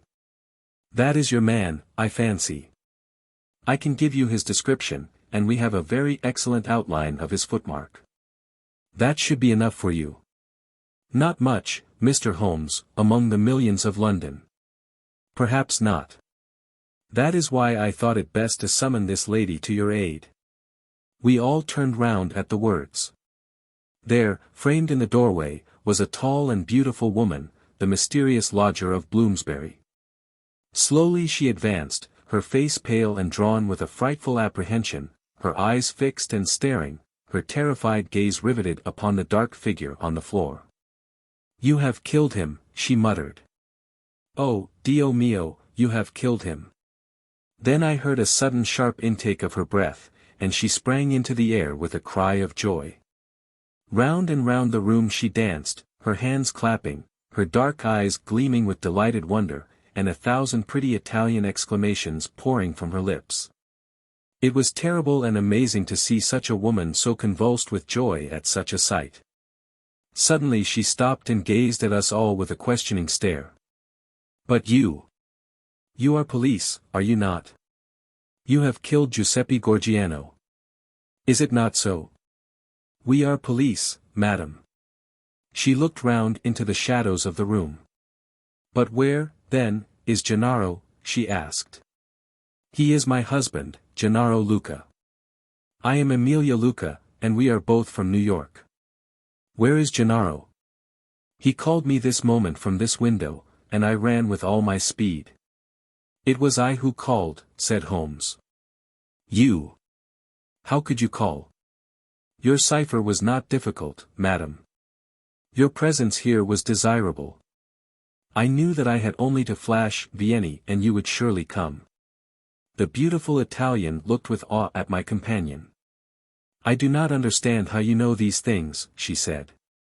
"Giuseppe Gorgiano, how did he—" She paused, and then suddenly her face lit up with pride and delight. "Now I see it. My Gennaro. My splendid, beautiful Gennaro, who has guarded me safe from all harm, he did it, with his own strong hand he killed the monster. Oh, Gennaro, how wonderful you are! What woman could ever be worthy of such a man?" "Well, Mrs. Luca," said the prosaic Gregson, laying his hand upon the lady's sleeve with as little sentiment as if she were a Notting Hill hooligan, "I am not very clear yet who you are or what you are. But you've said enough to make it very clear that we shall want you at the Yard." "One moment, Gregson," said Holmes. "I rather fancy that this lady may be as anxious to give us information as we can be to get it. You understand, madam, that your husband will be arrested and tried for the death of the man who lies before us? What you say may be used in evidence. But if you think that he has acted from motives which are not criminal, and which he would wish to have known, then you cannot serve him better than by telling us the whole story." "Now that Gorgiano is dead we fear nothing," said the lady. "He was a devil and a monster, and there can be no judge in the world who would punish my husband for having killed him." "In that case," said Holmes, "my suggestion is that we lock this door, leave things as we found them, go with this lady to her room, and form our opinion after we have heard what it is that she has to say to us." Half an hour later we were seated, all four, in the small sitting room of Signora Luca, listening to her remarkable narrative of those sinister events, the ending of which we had chanced to witness. She spoke in rapid and fluent but very unconventional English, which, for the sake of clearness, I will make grammatical. "I was born in Posillipo, near Naples," said she, "and was the daughter of Augusto Borelli, who was the chief lawyer and once the deputy of that part. Gennaro was in my father's employment, and I came to love him, as any woman must. He had neither money nor position, nothing but his beauty and strength and energy, so my father forbade the match. We fled together, were married at Bari, and sold my jewels to gain the money which would take us to America. This was 4 years ago, and we have been in New York ever since. Fortune was very good to us at first. Gennaro was able to do a service to an Italian gentleman. He saved him from some ruffians in the place called the Bowery and so made a powerful friend. His name was Tito Castellot and he was the senior partner of the great firm of Castellot and Zamba, who are the chief fruit importers of New York. Senior Zamba is an invalid, and our new friend Castellot has all power within the firm, which employs more than 300 men. He took my husband into his employment, made him head of a department, and showed his goodwill towards him in every way. Senior Castellot was a bachelor, and I believe that he felt as if Gennaro was his son, and both my husband and I loved him as if he were our father. We had taken and furnished a little house in Brooklyn, and our whole future seemed assured when that black cloud appeared which was soon to overspread our sky. One night, when Gennaro returned from his work, he brought a fellow countryman back with him. His name was Gorgiano, and he had come also from Posillipo. He was a huge man, as you can testify, for you have looked upon his corpse.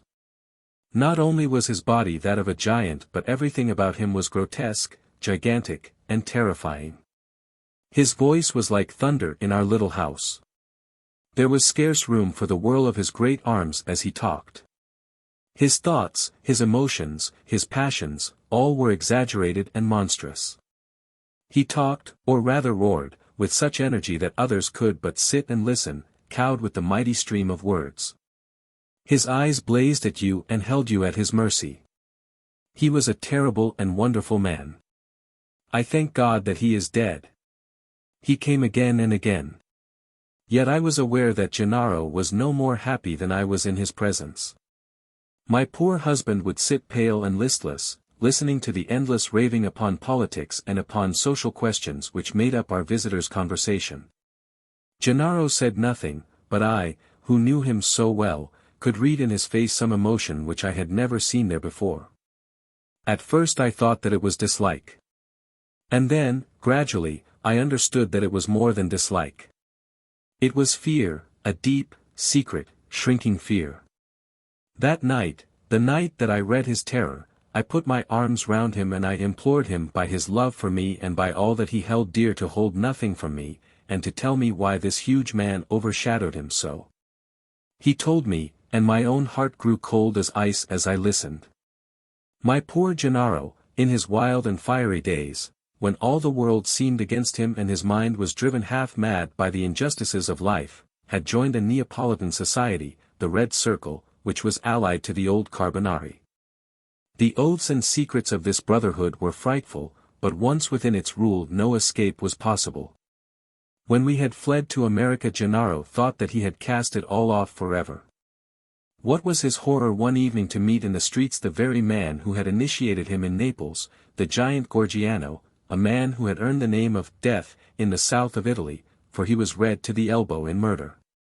He had come to New York to avoid the Italian police, and he had already planted a branch of this dreadful society in his new home. All this Gennaro told me and showed me a summons which he had received that very day, a red circle drawn upon the head of it telling him that a lodge would be held upon a certain date, and that his presence at it was required and ordered.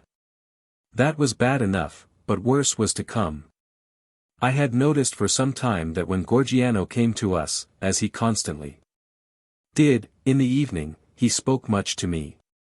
And even when his words were to my husband, those terrible, glaring, wild beast eyes of his were always turned upon me. One night his secret came out. I had awakened what he called love within him, the love of a brute, a savage. Gennaro had not yet returned when he came. He pushed his way in, seized me in his mighty arms, hugged me in his bear's embrace, covered me with kisses, and implored me to come away with him. I was struggling and screaming when Gennaro entered and attacked him. He struck Gennaro senseless and fled from the house which he was never more to enter. It was a deadly enemy that we made that night. A few days later came the meeting.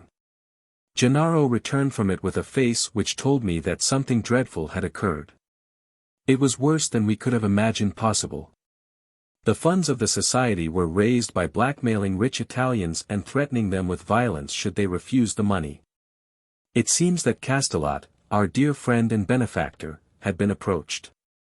He had refused to yield to threats, and he had handed the notices to the police. It was resolved now that such an example should be made of him as would prevent any other victim from rebelling. At the meeting it was arranged that he and his house should be blown up with dynamite. There was a drawing of lots as to who should carry out the deed.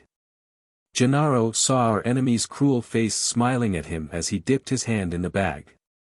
No doubt it had been prearranged in some fashion, for it was the fatal disc with the red circle upon it, the mandate for murder, which lay upon his palm. He was to kill his best friend, or he was to expose himself and me to the vengeance of his comrades. It was part of their fiendish system to punish those whom they feared or hated by injuring not only their own persons but those whom they loved. And it was the knowledge of this which hung as a terror over my poor Gennaro's head and drove him nearly crazy with apprehension. All that night we sat together, our arms round each other, each strengthening each for the troubles that lay before us. The very next evening had been fixed toward the attempt. By midday my husband and I were on our way to London, but not before he had given our benefactor full warning of his danger, and had also left such information for the police as would safeguard his life for the future. The rest, gentlemen, you know for yourselves. We were sure that our enemies would be behind us like our own shadows. Gorgiano had his private reasons for vengeance, but in any case we knew how ruthless, cunning, and untiring he could be. Both Italy and America are full of stories of his dreadful powers. If ever they were exerted it would be now. My darling made use of the few clear days which our start had given us in arranging for a refuge for me in such a fashion that no possible danger could reach me. For his own part, he wished to be free that he might communicate both with the American and with the Italian police. I do not myself know where he lived, or how. All that I learned was through the columns of a newspaper.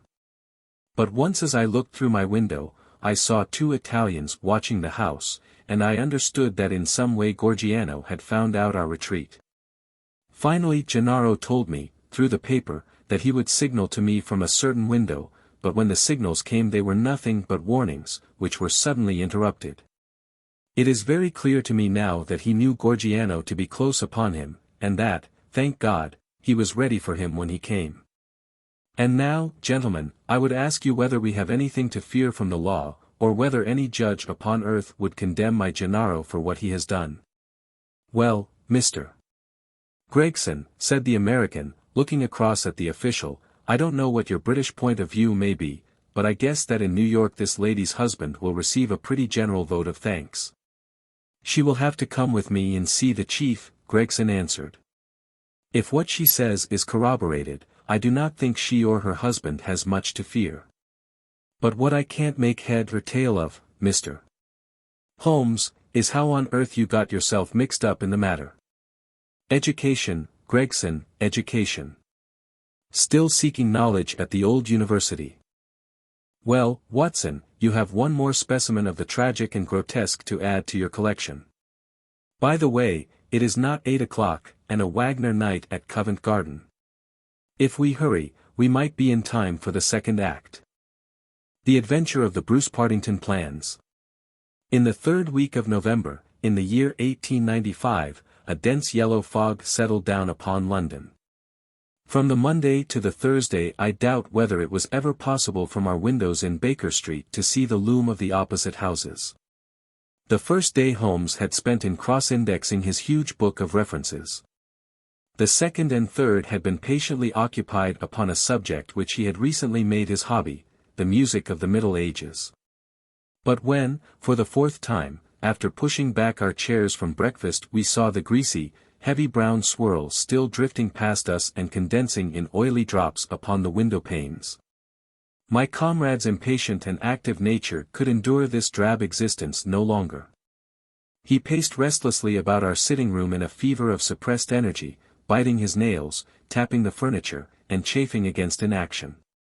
Nothing of interest in the paper, Watson, he said.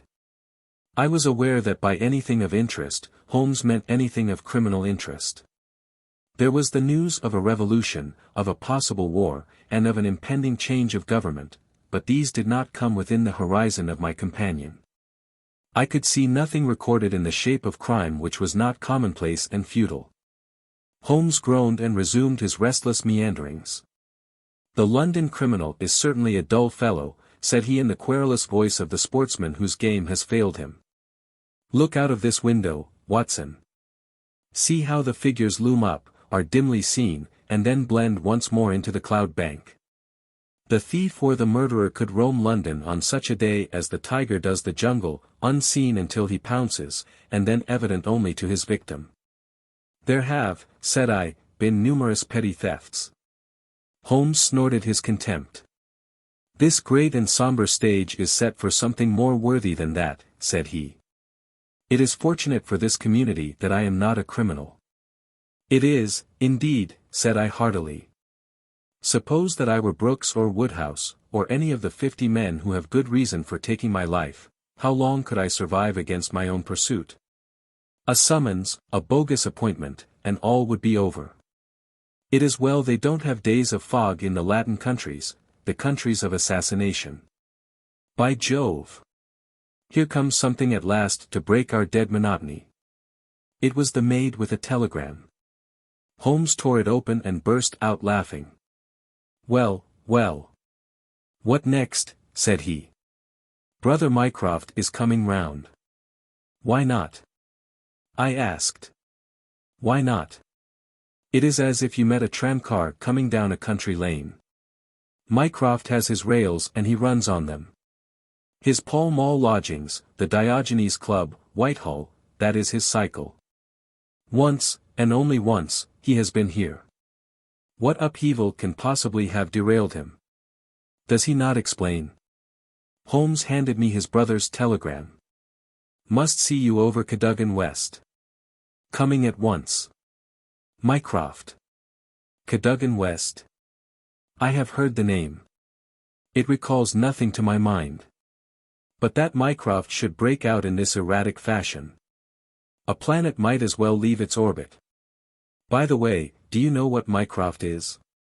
I had some vague recollection of an explanation at the time of the adventure of the Greek interpreter. "You told me that he had some small office under the British government." Holmes chuckled. "I did not know you quite so well in those days. One has to be discreet when one talks of high matters of state. You are right in thinking that he is under the British government. You would also be right in a sense if you said that occasionally he is the British government. My dear Holmes. I thought I might surprise you. Mycroft draws £450 a year, remains a subordinate, has no ambitions of any kind, will receive neither honor nor title, but remains the most indispensable man in the country. But how? Well, his position is unique. He has made it for himself. There has never been anything like it before, nor will be again. He has the tiddiest and most orderly brain, with the greatest capacity for storing facts, of any man living. The same great powers which I have turned to the detection of crime he has used for this particular business. The conclusions of every department are passed to him, and he is the central exchange, the clearing house, which makes out the balance. All other men are specialists, but his specialism is omniscience. We will suppose that a minister needs information as to a point which involves the Navy, India, Canada and the bimetallic question. He could get his separate advices from various departments upon each, but only Mycroft can focus them all, and say offhand how each factor would affect the other. They began by using him as a shortcut, a convenience. Now he has made himself an essential. In that great brain of his everything is pigeonholed and can be handed out in an instant. Again and again his word has decided the national policy. He lives in it. He thinks of nothing else save when, as an intellectual exercise, he unbends if I call upon him and ask him to advise me on one of my little problems. But Jupiter is descending today. What on earth can it mean? Who is Cadogan West, and what is he to Mycroft? I have it, I cried, and plunged among the litter of papers upon the sofa. Yes, yes, here he is, sure enough. Cadogan West was the young man who was found dead on the underground on Tuesday morning. Holmes sat up at attention, his pipe halfway to his lips. This must be serious, Watson. A death which has caused my brother to alter his habits can be no ordinary one. What in the world can he have to do with it? The case was featureless as I remember it. The young man had apparently fallen out of the train and killed himself. He had not been robbed, and there was no particular reason to suspect violence. Is that not so? There has been an inquest, said I, and a good many fresh facts have come out. Looked at more closely, I should certainly say that it was a curious case. Judging by its effect upon my brother, I should think it must be a most extraordinary one. He snuggled down in his armchair. Now, Watson, let us have the facts. The man's name was Arthur Cadogan West. He was 27 years of age, unmarried, and a clerk at Woolwich Arsenal. Government employ. Behold the link with Brother Mycroft. He left Woolwich suddenly on Monday night. Was last seen by his fiancée, Miss Violet Westbury, whom he left abruptly in the fog about 7:30 that evening. There was no quarrel between them and she can give no motive for his action. The next thing heard of him was when his dead body was discovered by a platelayer named Mason, just outside Aldgate Station on the Underground system in London. When? The body was found at 6 on the Tuesday morning. It was lying wide of the metals upon the left hand of the track as one goes eastward, at a point close to the station, where the line emerges from the tunnel in which it runs. The head was badly crushed, an injury which might well have been caused by a fall from the train. The body could only have come on the line in that way. Had it been carried down from any neighboring street, it must have passed the station barriers, where a collector is always standing. This point seems absolutely certain. Very good. The case is definite enough. The man, dead or alive, either fell or was precipitated from a train. So much is clear to me. Continue. The trains which traverse the lines of rail beside which the body was found are those which run from west to east, some being purely metropolitan, and some from Willesden and outlying junctions. It can be stated for certain that this young man when he met his death, was traveling in this direction at some late hour of the night, but at what point he entered the train it is impossible to state.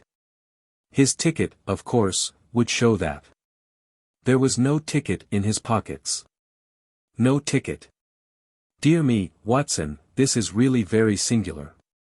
According to my experience it is not possible to reach the platform of a metropolitan train without exhibiting one's ticket. Presumably, then, the young man had one. Was it taken from him in order to conceal the station from which he came? It is possible. Or did he drop it in the carriage? That also is possible. But the point is of curious interest. I understand that there was no sign of robbery. Apparently not. There is a list here of his possessions. His purse contained £2.15. He had also a cheque-book on the Woolwich branch of the Capital and Counties Bank. Through this his identity was established. There were also 2 dress circle tickets for the Woolwich Theatre, dated for that very evening. Also a small packet of technical papers. Holmes gave an exclamation of satisfaction. There we have it at last, Watson. British Government, Woolwich. Arsenal, technical papers, Brother Mycroft, the chain is complete. But here he comes, if I am not mistaken, to speak for himself. A moment later the tall and portly form of Mycroft Holmes was ushered into the room.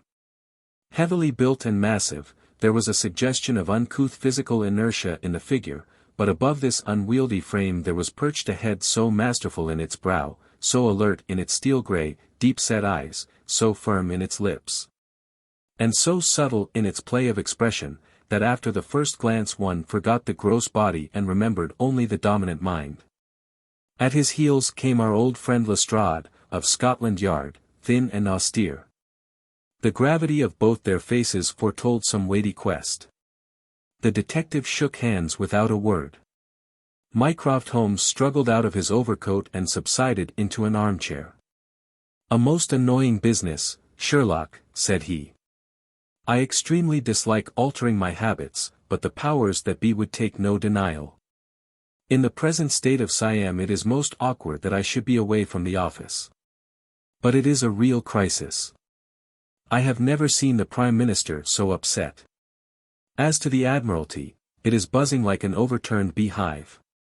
Have you read up the case?" "We have just done so." "What were the technical papers?" "Ah, there's the point. Fortunately, it has not come out. The press would be furious if it did.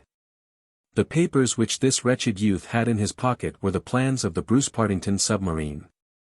Mycroft Holmes spoke with a solemnity which showed his sense of the importance of the subject. His brother and I sat expectant. "Surely you have heard of it?" "I thought everyone had heard of it. Only as a name. Its importance can hardly be exaggerated. It has been the most jealously guarded of all government secrets. You may take it from me that naval warfare becomes impossible within the radius of a Bruce-Partington's operation.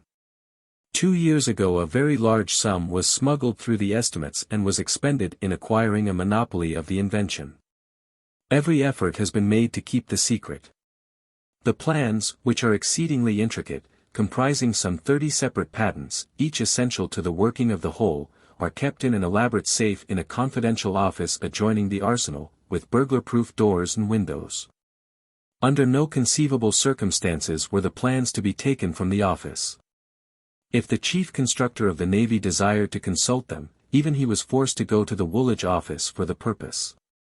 And yet here we find them in the pocket of a dead junior clerk in the heart of London. From an official point of view it's simply awful. But you have recovered them? No, Sherlock, no. That's the pinch. We have not. 10 papers were taken from Woolwich. There were 7 in the pocket of Cadogan West. The 3 most essential are gone, stolen, vanished. You must drop everything, Sherlock. Never mind your usual petty puzzles of the police court. It's a vital international problem that you have to solve. Why did Cadogan West take the papers? Where are the missing ones? How did he die? How came his body where it was found? How can the evil be set right? Find an answer to all these questions, and you will have done good service for your country. Why do you not solve it yourself, Mycroft? You can see as far as I. Possibly, Sherlock. But it is a question of getting details. Give me your details, and from an armchair I will return you an excellent expert opinion. But to run here and run there, to cross-question railway guards, and lie on my face with a lens to my eye, it is not my métier. No, you are the one man who can clear the matter up. If you have a fancy to see your name in the next honors list. My friend smiled and shook his head. I play the game for the game's own sake, said he. But the problem certainly presents some points of interest, and I shall be very pleased to look into it. Some more facts, please. I have jotted down the more essential ones upon this sheet of paper, together with a few addresses which you will find of service. The actual official guardian of the papers is the famous government expert, Sir James Walter, whose decorations and subtitles fill 2 lines of a book of reference. He has grown grey in the service, is a gentleman, a favoured guest in the most exalted houses, and, above all, a man whose patriotism is beyond suspicion. He is one of 2 who have a key of the safe. I may add that the papers were undoubtedly in the office during working hours on Monday, and that Sir James left for London about 3 o'clock taking his key with him. He was at the house of Admiral Sinclair at Berkeley Square during the whole of the evening when this incident occurred. Has the fact been verified? Yes. His brother, Colonel Valentine Walter, has testified to his departure from Woolwich, and Admiral Sinclair to his arrival in London, so Sir James is no longer a direct factor in the problem. Who was the other man with a key? The senior clerk and draftsman, Mr. Sidney Johnson. He is a man of 40, married, with 5 children. He is a silent, morose man, but he has, on the whole, an excellent record in the public service. He is unpopular with his colleagues, but a hard worker. According to his own account, corroborated only by the word of his wife. He was at home the whole of Monday evening after office hours, and his key has never left the watch chain upon which it hangs. Tell us about Cadogan West. He has been 10 years in the service and has done good work. He has the reputation of being hot-headed and impetuous, but a straight, honest man. We have nothing against him. He was next to Sidney Johnson in the office. His duties brought him into daily, personal contact with the plans. No one else had the handling of them. Who locked the plans up that night? Mr. Sidney Johnson, the senior clerk. Well, it is surely perfectly clear who took them away. They are actually found upon the person of this junior clerk, Cadogan West. That seems final, does it not? It does, Sherlock, and yet it leaves so much unexplained. In the first place, why did he take them? I presume they were of value. He could have got several thousands for them very easily. Can you suggest any possible motive for taking the papers to London except to sell them? No, I cannot.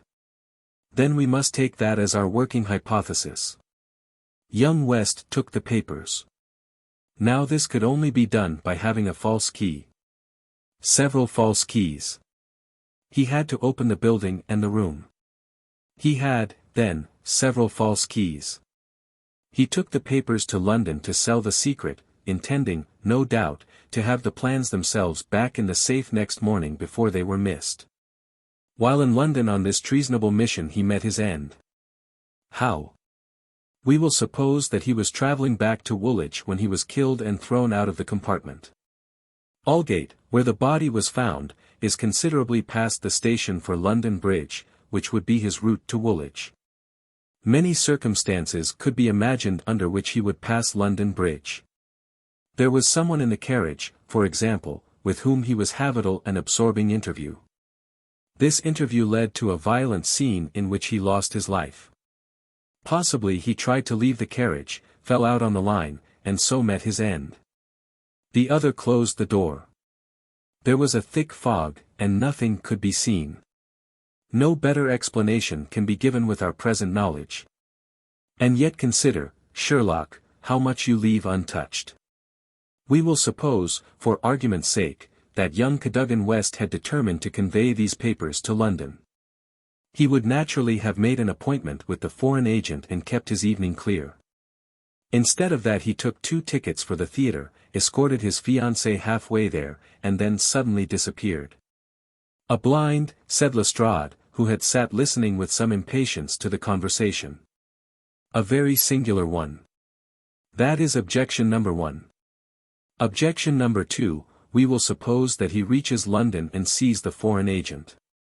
He must bring back the papers before morning or the loss will be discovered. He took away 10. Only 7 were in his pocket. What had become of the other 3? He certainly would not leave them of his own free will. Then, again, where is the price of his treason? One would have expected to find a large sum of money in his pocket. It seems to me perfectly clear, said Lestrade. I have no doubt at all as to what occurred. He took the papers to sell them. He saw the agent.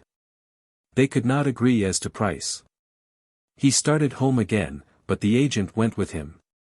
In the train the agent murdered him, took the more essential papers, and threw his body from the carriage. That would account for everything, would it not? Why had he no ticket? The ticket would have shown which station was nearest the agent's house. Therefore he took it from the murdered man's pocket. Good, Lestrade, very good, said Holmes. Your theory holds together. But if this is true, then the case is at an end. On the one hand, the traitor is dead. On the other, the plans of the Bruce-Partington submarine are presumably already on the continent. What is there for us to do? To act, Sherlock, to act, cried Mycroft, springing to his feet. All my instincts are against this explanation. Use your powers. Go to the scene of the crime. See the people concerned. Leave no stone unturned. In all your career you have never had so great a chance of serving your country. Well, well, said Holmes, shrugging his shoulders. "Come, Watson. And you, Lestrade, could you favor us with your company for an hour or two? We will begin our investigation by a visit to Aldgate Station. Goodbye, Mycroft. I shall let you have a report before evening, but I warn you in advance that you have little to expect." An hour later Holmes, Lestrade and I stood upon the Underground Railroad at the point where it emerges from the tunnel immediately before Aldgate Station. A courteous red-faced old gentleman represented the railway company. "This is where the young man's body lay," said he, indicating a spot about 3 feet from the metals. "It could not have fallen from above, for these, as you see, are all blank walls. Therefore, it could only have come from a train, and that train, so far as we can trace it, must have passed about midnight on Monday. Have the carriages been examined for any sign of violence?" "There are no such signs, and no ticket has been found." "No record of a door being found open?" "None." "We have had some fresh evidence this morning," said Lestrade.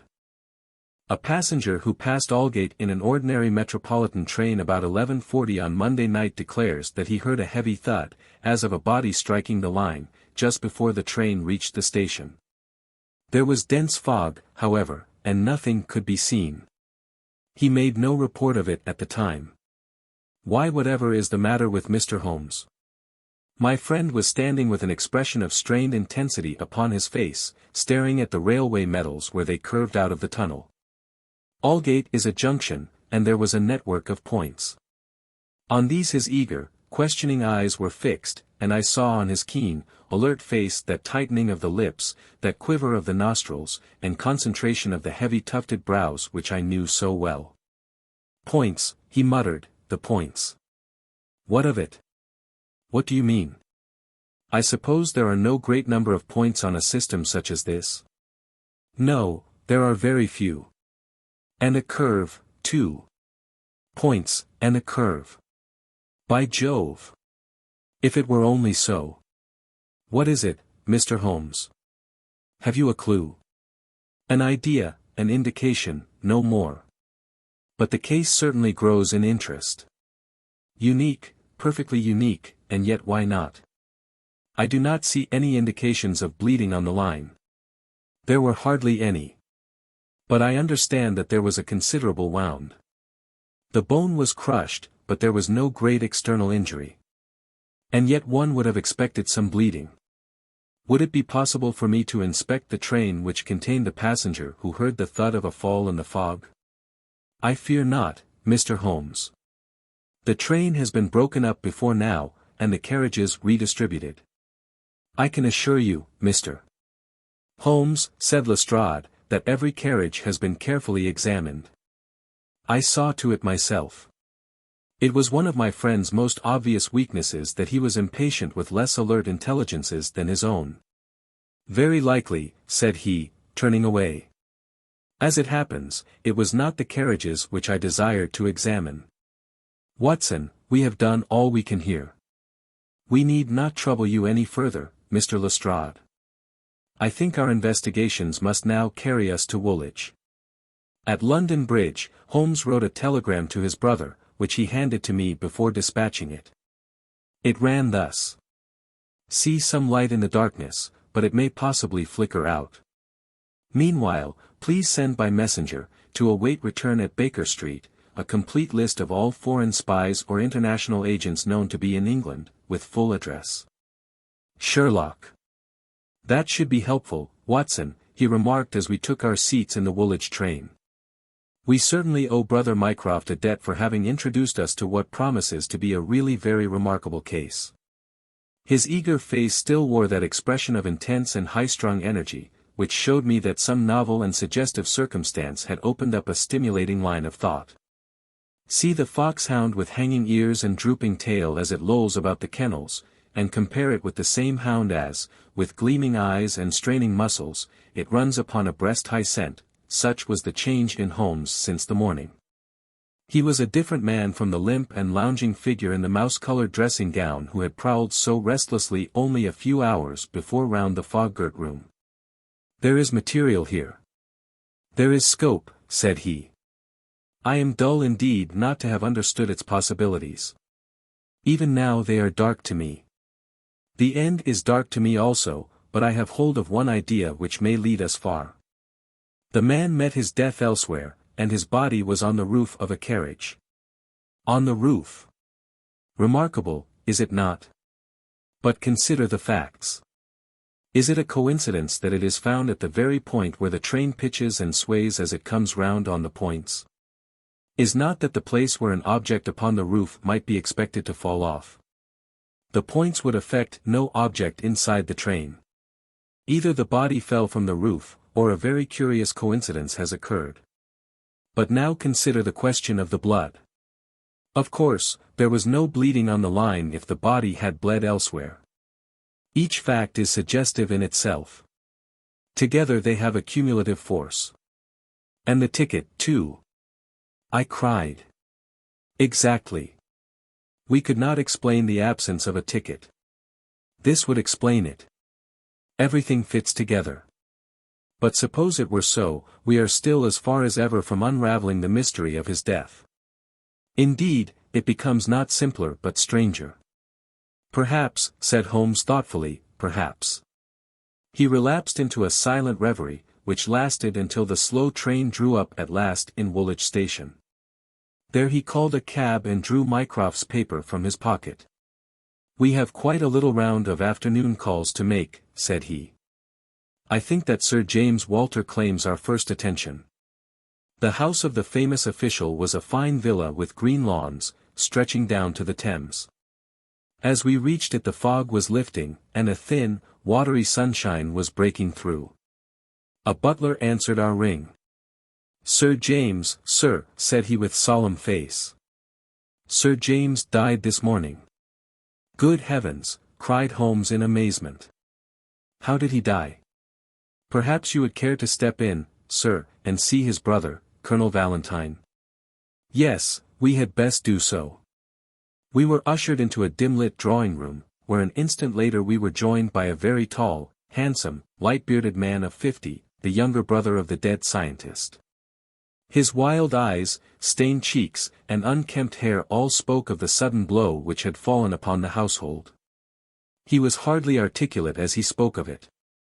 It was this horrible scandal, said he. My brother, Sir James, was a man of very sensitive honor, and he could not survive such an affair. It broke his heart. He was always so proud of the efficiency of his department, and this was a crushing blow. We had hoped that he might have given us some indications which would have helped us to clear the matter up. I assure you that it was all a mystery to him as it is to you and to all of us. He had already put all his knowledge at the disposal of the police. Naturally he had no doubt that Cadogan West was guilty. But all the rest was inconceivable. You cannot throw any new light upon the affair. I know nothing myself save what I have read or heard. I have no desire to be discourteous, but you can understand, Mr. Holmes, that we are much disturbed at present, and I must ask you to hasten this interview to an end. This is indeed an unexpected development, said my friend when we had regained the cab. I wonder if the death was natural, or whether the poor old fellow killed himself. If the latter, may it be taken as some sign of self-reproach for duty neglected? We must leave that question to the future. Now we shall turn to the Cadogan Wests. A small but well-kept house in the outskirts of the town sheltered the bereaved mother. The old lady was too dazed with grief to be of any use to us, but at her side was a white-faced young lady, who introduced herself as Miss Violet Westbury, the fiancée of the dead man, and the last to see him upon that fatal night. I cannot explain it, Mr. Holmes, she said. I have not shut an eye since the tragedy, thinking, night and day, what the true meaning of it can be. Arthur was the most single-minded, chivalrous, patriotic man upon earth. He would have cut his right hand off before he would sell a state secret confided to his keeping. It is absurd, impossible, preposterous to anyone who knew him. But the facts, Miss Westbury? Yes, I admit I cannot explain them. Was he in any want of money? No, his needs were very simple and his salary ample. He had saved a few hundreds, and we were to marry at the new year. No signs of any mental excitement. Come, Miss Westbury, be absolutely frank with us. The quick eye of my companion had noted some change in her manner. She colored and hesitated. Yes, she said at last, I had a feeling that there was something on his mind. For long. Only for the last week or so. He was thoughtful and worried. Once I pressed him about it. He admitted that there was something, and that it was concerned with his official life. It is too serious for me to speak about, even to you, said he. I could get nothing more. Holmes looked grave. Go on, Miss Westbury. Even if it seems to tell against him, go on. We cannot say what it may lead to. Indeed, I have nothing more to tell. Once or twice it seemed to me that he was on the point of telling me something. He spoke one evening of the importance of the secret, and I have some recollection that he said that no doubt foreign spies would pay a great deal to have it. My friend's face grew graver still. Anything else? He said that we were slack about such matters, that it would be easy for a traitor to get the plans. Was it only recently that he made such remarks? Yes, quite recently. Now tell us of that last evening. We were to go to the theatre. The fog was so thick that a cab was useless. We walked, and our way took us close to the office. Suddenly he darted away into the fog. Without a word. He gave an exclamation, that was all. I waited but he never returned. Then I walked home. Next morning, after the office opened, they came to inquire. About 12 o'clock we heard the terrible news. Oh, Mr. Holmes, if you could only save his honor. It was so much to him. Holmes shook his head sadly. Come, Watson, said he, our ways lie elsewhere. Our next station must be the office from which the papers were taken. It was black enough before against this young man, but our inquiries make it blacker, he remarked as the cab lumbered off. His coming marriage gives a motive for the crime. He naturally wanted money. The idea was in his head, since he spoke about it. He nearly made the girl an accomplice in the treason by telling her his plans. It is all very bad.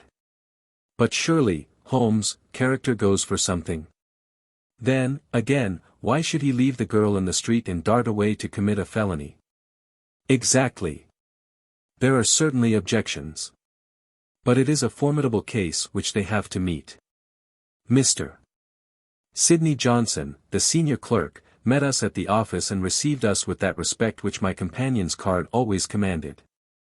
He was a thin, gruff, bespectacled man of middle age, his cheeks haggard, and his hands twitching from the nervous strain to which he had been subjected.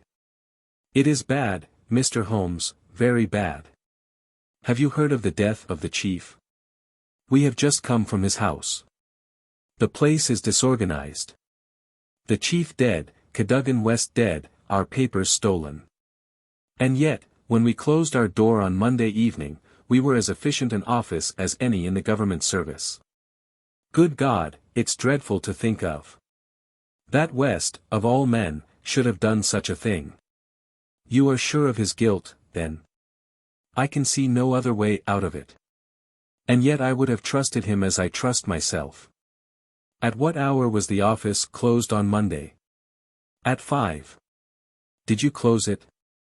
I am always the last man out. Where were the plans? In that safe. I put them there myself. Is there no watchman to the building? There is, but he has other departments to look after as well. He is an old soldier and a most trustworthy man. He saw nothing that evening. Of course the fog was very thick.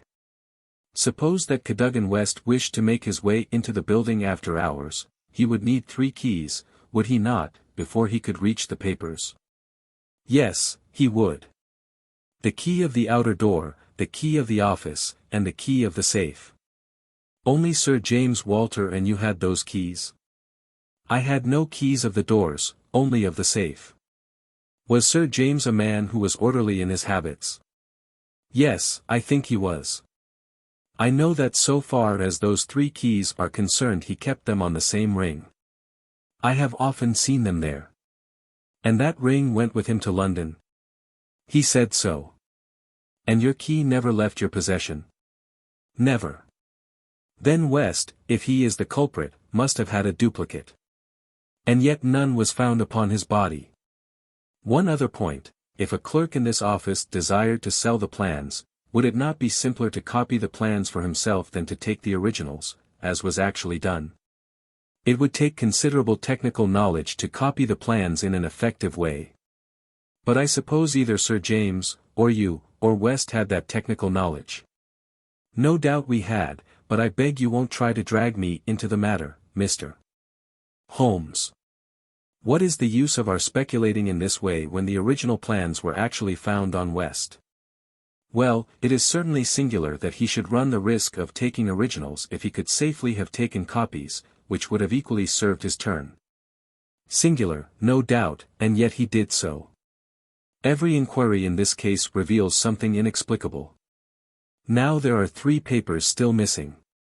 They are, as I understand, the vital ones. Yes, that is so. Do you mean to say that anyone holding these 3 papers and without the 7 others, could construct a Bruce-Partington submarine? I reported to that effect to the Admiralty. But today I have been over the drawings again, and I am not so sure of it. The double valves with the automatic self-adjusting slots are drawn in one of the papers which have been returned.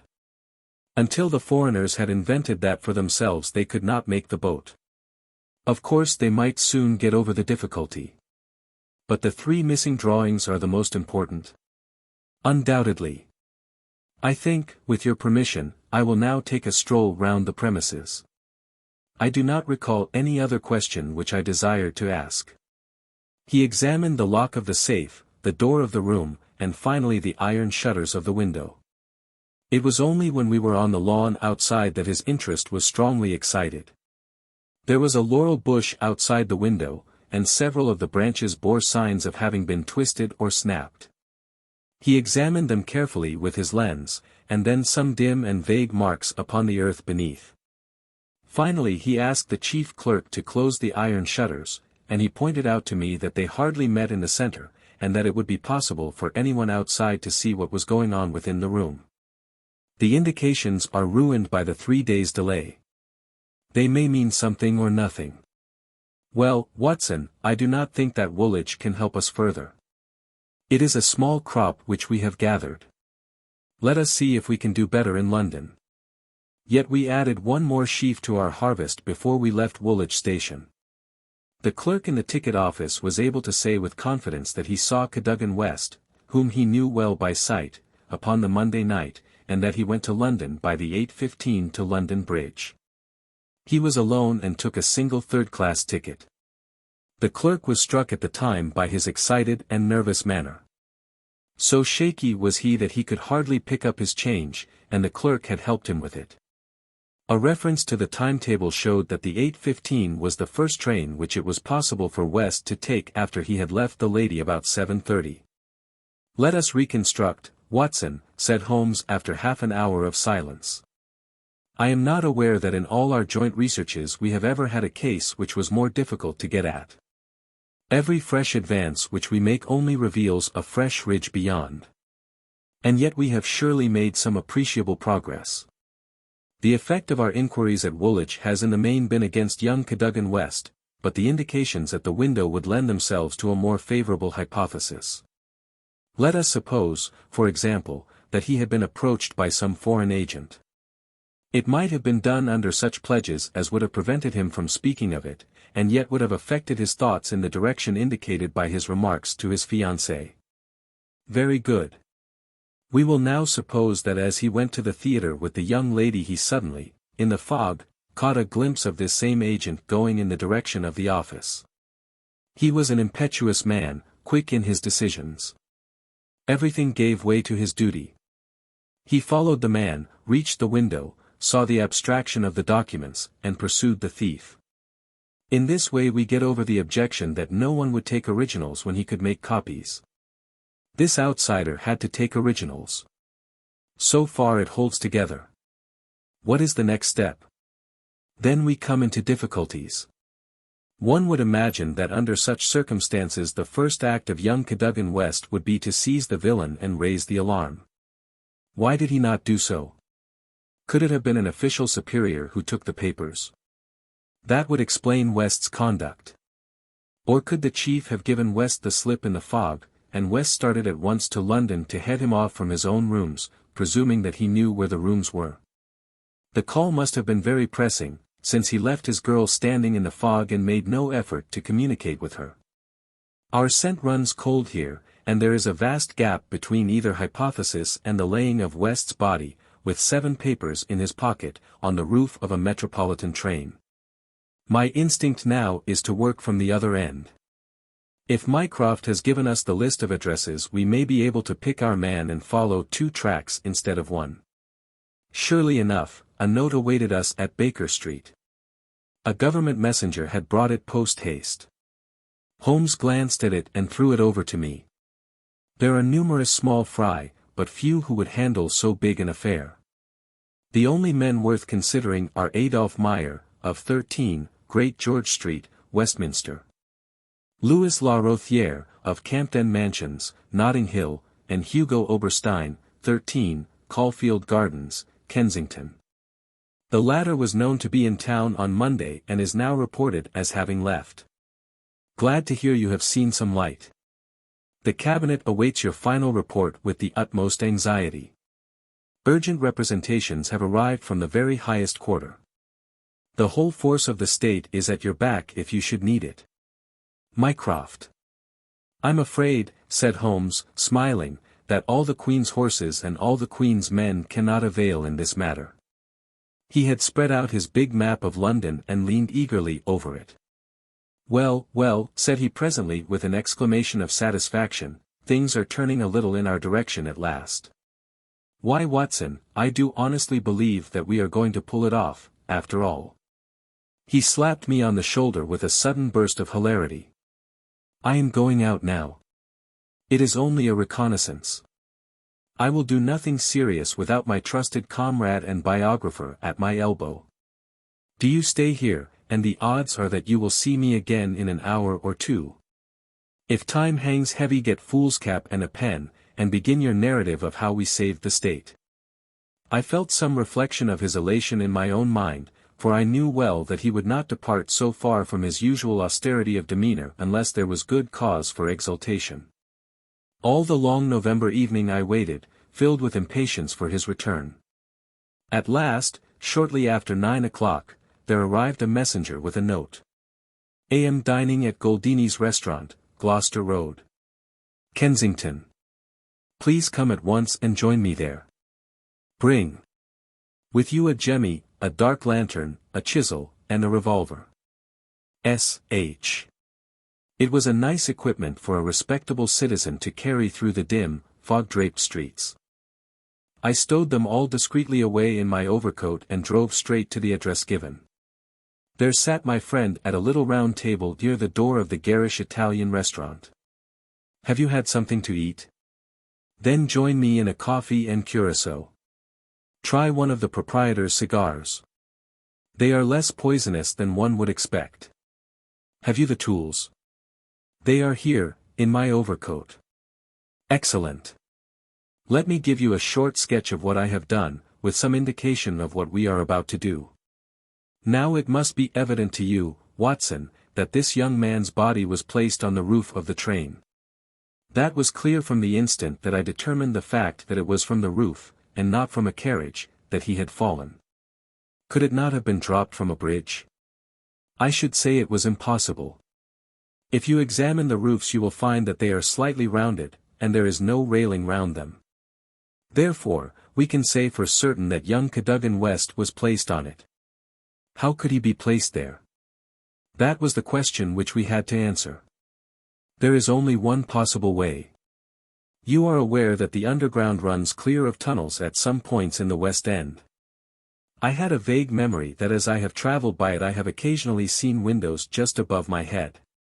Now, suppose that a train halted under such a window, would there be any difficulty in laying a body upon the roof? It seems most improbable. We must fall back upon the old axiom that when all other contingencies fail, whatever remains, however improbable, must be the truth. Here all other contingencies have failed.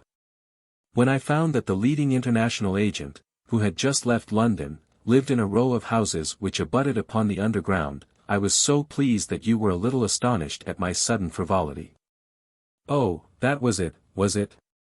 Yes, that was it. Mr. Hugo Oberstein, of 13, Caulfield Gardens, had become my objective.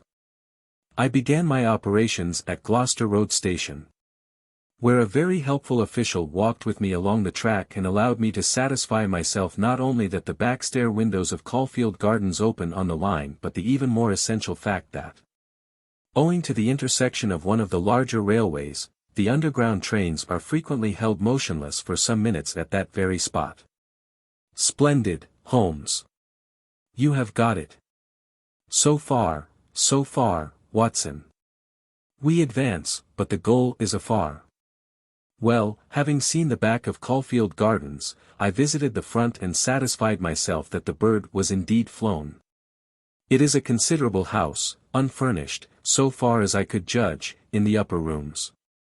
Oberstein lived there with a single valet, who was probably a confederate entirely in his confidence. We must bear in mind that Oberstein has gone to the continent to dispose of his booty, but not with any idea of flight, for he had no reason to fear a warrant, and the idea of an amateur domiciliary visit would certainly never occur to him. Yet that is precisely what we are about to make. Could we not get a warrant and legalize it? Hardly on the evidence. What can we hope to do? We cannot tell what correspondence may be there. I don't like it, Holmes. My dear fellow, you shall keep watch in the street. I'll do the criminal part. It's not a time to stick at trifles. Think of Mycroft's note, of the Admiralty, the Cabinet, the exalted person who waits for news. We are bound to go. My answer was to rise from the table. You are right, Holmes. We are bound to go. He sprang up and shook me by the hand. I knew you would not shrink at the last, said he, and for a moment I saw something in his eyes which was nearer to tenderness than I had ever seen. The next instant he was his masterful, practical self once more. It is nearly half a mile, but there is no hurry. Let us walk, said he. Don't drop the instruments, I beg. Your arrest as a suspicious character would be a most unfortunate complication. Caulfield Gardens was one of those lines of flat-faced, pillared, and porticoed houses which are so prominent a product of the Middle Victorian epoch in the West End of London. Next door there appeared to be a children's party, for the merry buzz of young voices and the clatter of a piano resounded through the night. The fog still hung about and screened us with its friendly shade. Holmes had lit his lantern and flashed it upon the massive door. This is a serious proposition, said he. It is certainly bolted as well as locked. We would do better in the area. There is an excellent archway down yonder in case a too zealous policeman should intrude. Give me a hand, Watson, and I'll do the same for you. A minute later we were both in the area. Hardly had we reached the dark shadows before the step of the policeman was heard in the fog above. As its soft rhythm died away, Holmes set to work upon the lower door. I saw him stoop and strain until with a sharp crash it flew open. We sprang through into the dark passage, closing the area door behind us. Holmes led the way up the curving, uncarpeted stair. His little fan of yellow light shone upon a low window. Here we are, Watson, this must be the one. He threw it open, and as he did so there was a low, harsh murmur, growing steadily into a loud roar as a train dashed past us in the darkness. Holmes swept his light along the windowsill. It was thickly coated with soot from the passing engines, but the black surface was blurred and rubbed in places. You can see where they rested the body. Hullo, Watson. What is this? There can be no doubt that it is a blood mark. He was pointing to faint discolorations along the woodwork of the window. Here it is on the stone of the stair also. The demonstration is complete. Let us stay here until a train stops. 2. We had not long to wait. The very next train roared from the tunnel as before, but slowed in the open, and then, with a creaking of brakes, pulled up immediately beneath us. It was not 4 feet from the window ledge to the roof of the carriages. Holmes softly closed the window. "So far we are justified," said he. "What do you think of it, Watson?" "A masterpiece. You have never risen to a greater height." "I cannot agree with you there. From the moment that I conceived the idea of the body being upon the roof, which surely was not a very abstruse one, all the rest was inevitable.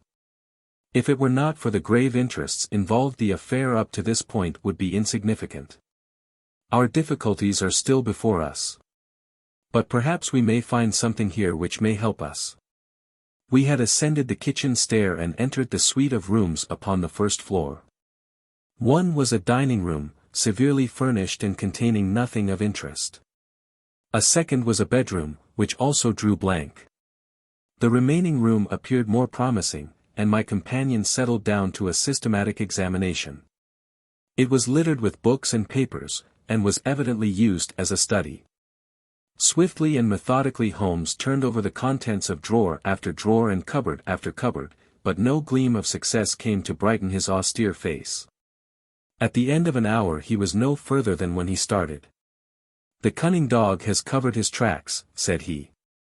"He has left nothing to incriminate him. His dangerous correspondence has been destroyed or removed. This is our last chance." It was a small tin cash box which stood upon the writing desk. Holmes pried it open with his chisel. Several rolls of paper were within, covered with figures and calculations, without any note to show to what they referred. The recurring words, water pressure, and pressure to the square inch, suggested some possible relation to a submarine. Holmes tossed them all impatiently aside. There only remained an envelope with some small newspaper slips inside it. He shook them out on the table, and at once I saw by his eager face that his hopes had been raised. "What's this, Watson?" What's this?" "Record of a series of messages in the advertisements of a paper. Daily Telegraph agony column by the print and paper. Right-hand top corner of a page. No dates, but messages arrange themselves. This must be the first. Hope to hear sooner. Terms agreed to. Write fully to. Address given on card. P.R.O. Next comes. Too complex for description. Must have full report. Stuff awaits you when goods delivered. P.R.O. Then comes. Matter presses. Must withdraw offer unless contract completed. Make appointment by letter. Will confirm by advertisement. P.R.O. Finally. Monday night after 9. 2 taps. Only ourselves. Do not be so suspicious. Payment in hard cash when goods delivered. P.R.O. A fairly complete record, Watson. If we could only get at the man at the other end. He sat lost in thought, tapping his fingers on the table. Finally he sprang to his feet. "Well, perhaps it won't be so difficult, after all. There is nothing more to be done here, Watson. I think we might drive round to the offices of the Daily Telegraph, and so bring a good day's work to a conclusion." Mycroft Holmes and Lestrade had come round by appointment after breakfast next day, and Sherlock Holmes had recounted to them our proceedings of the day before. The professional shook his head over our confessed burglary. "We can't do these things in the force, Mr. Holmes," said he. "No wonder you get results that are beyond us. But some of these days you'll go too far, and you'll find yourself and your friend in trouble.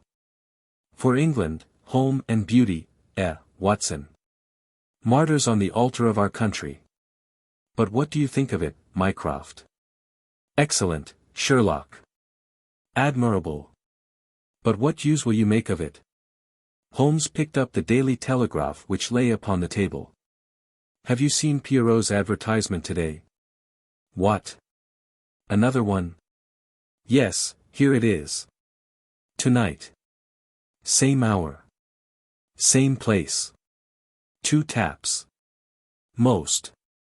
Vitally important. Your own safety at stake. Pierrot. By George, cried Lestrade. If he answers that we've got him. That was my idea when I put it in. I think if you could both make it convenient to come with us about 8 o'clock to Caulfield Gardens we might possibly get a little nearer to a solution.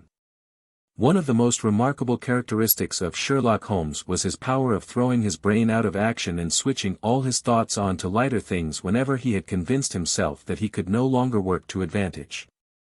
I remember that during the whole of that memorable day he lost himself in a monograph which he had undertaken upon the polyphonic motets of Lassus.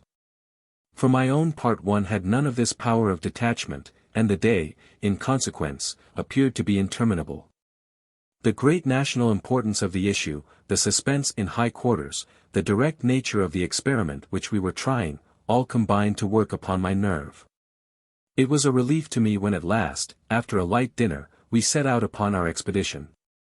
Lestrade and Mycroft met us by appointment at the outside of Gloucester Road Station. The area door of Oberstein's house had been left open the night before, and it was necessary for me, as Mycroft Holmes absolutely and indignantly declined to climb the railings, to pass in and open the hall door. By 9 o'clock we were all seated in the study, waiting patiently for our man. An hour passed and yet another. When 11 struck, the measured beat of the great church clock seemed to sound the dirge of our hopes. Lestrade and Mycroft were fidgeting in their seats and looking twice a minute at their watches. Holmes sat silent and composed, his eyelids half shut, but every sense on the alert. He raised his head with a sudden jerk. "He is coming," said he. There had been a furtive step past the door. Now it returned. We heard a shuffling sound outside, and then 2 sharp taps with the knocker. Holmes rose, motioning to us to remain seated. The gas in the hall was a mere point of light. He opened the outer door, and then as a dark figure slipped past him he closed and fastened it. "This way," we heard him say, and a moment later our man stood before us. Holmes had followed him closely, and as the man turned with a cry of surprise and alarm he caught him by the collar and threw him back into the room. Before our prisoner had recovered his balance the door was shut and Holmes standing with his back against it. The man glared round him, staggered, and fell senseless upon the floor. With the shock, his broad-brimmed hat flew from his head, his cravat slipped down from his lips, and there were the long light beard and the soft, handsome delicate features of Colonel Valentine Walter. Holmes gave a whistle of surprise. "You can write me down an ass this time, Watson," said he. This was not the bird that I was looking for. "Who is he?" asked Mycroft eagerly.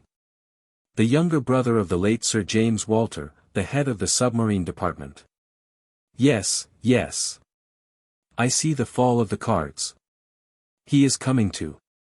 I think that you had best leave his examination to me." We had carried the prostrate body to the sofa. Now our prisoner sat up, looked round him with a horror-stricken face, and passed his hand over his forehead, like one who cannot believe his own senses. "What is this?" he asked. "I came here to visit Mr. Oberstein." "Everything is known, Colonel Walter," said Holmes. "How an English gentleman could behave in such a manner is beyond my comprehension. But your whole correspondence and relations with Oberstein are within our knowledge. So also are the circumstances connected with the death of young Cadogan West. Let me advise you to gain at least the small credit for repentance and confession, since there are still some details which we can only learn from your lips." The man groaned and sank his face in his hands. We waited, but he was silent. "I can assure you," said Holmes, "that every essential is already known. We know that you were pressed for money.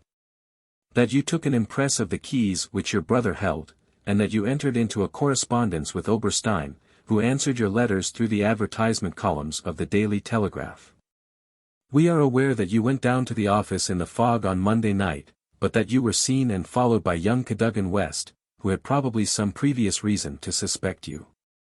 He saw your theft, but could not give the alarm, as it was just possible that you were taking the papers to your brother in London. Leaving all his private concerns, like the good citizen that he was, he followed you closely in the fog and kept at your heels until you reached this very house. There he intervened, and then it was, Colonel Walter, that to treason you added the more terrible crime of murder. I did not. I did not. Before God I swear that I did not, cried our wretched prisoner.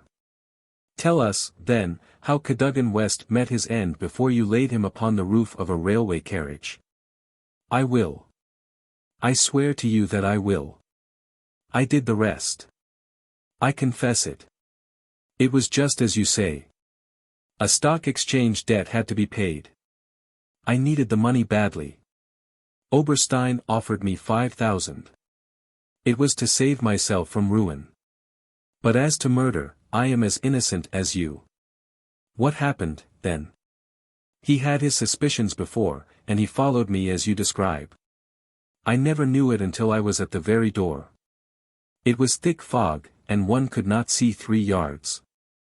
I had given 2 taps and Oberstein had come to the door. The young man rushed up and demanded to know what we were about to do with the papers. Oberstein had a short life-preserver. He always carried it with him.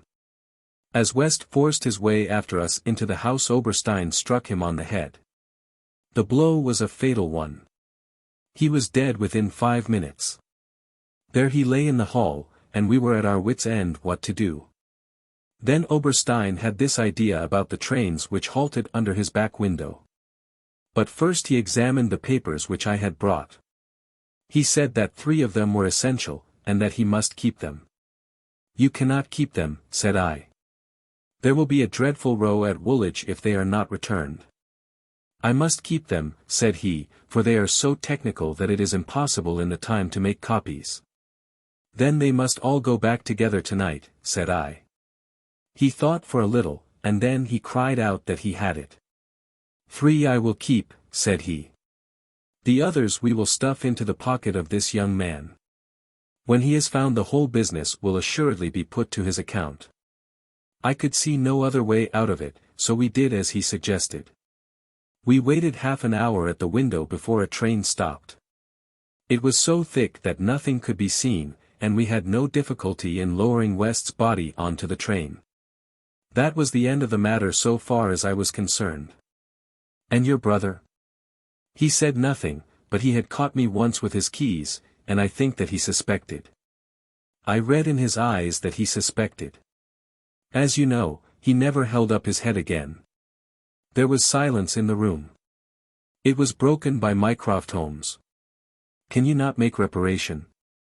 It would ease your conscience, and possibly your punishment. What reparation can I make? Where is Oberstein with the papers? I do not know. Did he give you no address? He said that letters to the Hôtel du Louvre, Paris, would eventually reach him. Then reparation is still within your power, said Sherlock Holmes. I will do anything I can. I owe this fellow no particular goodwill. He has been my ruin and my downfall. Here are paper and pen. Sit at this desk and write to my dictation.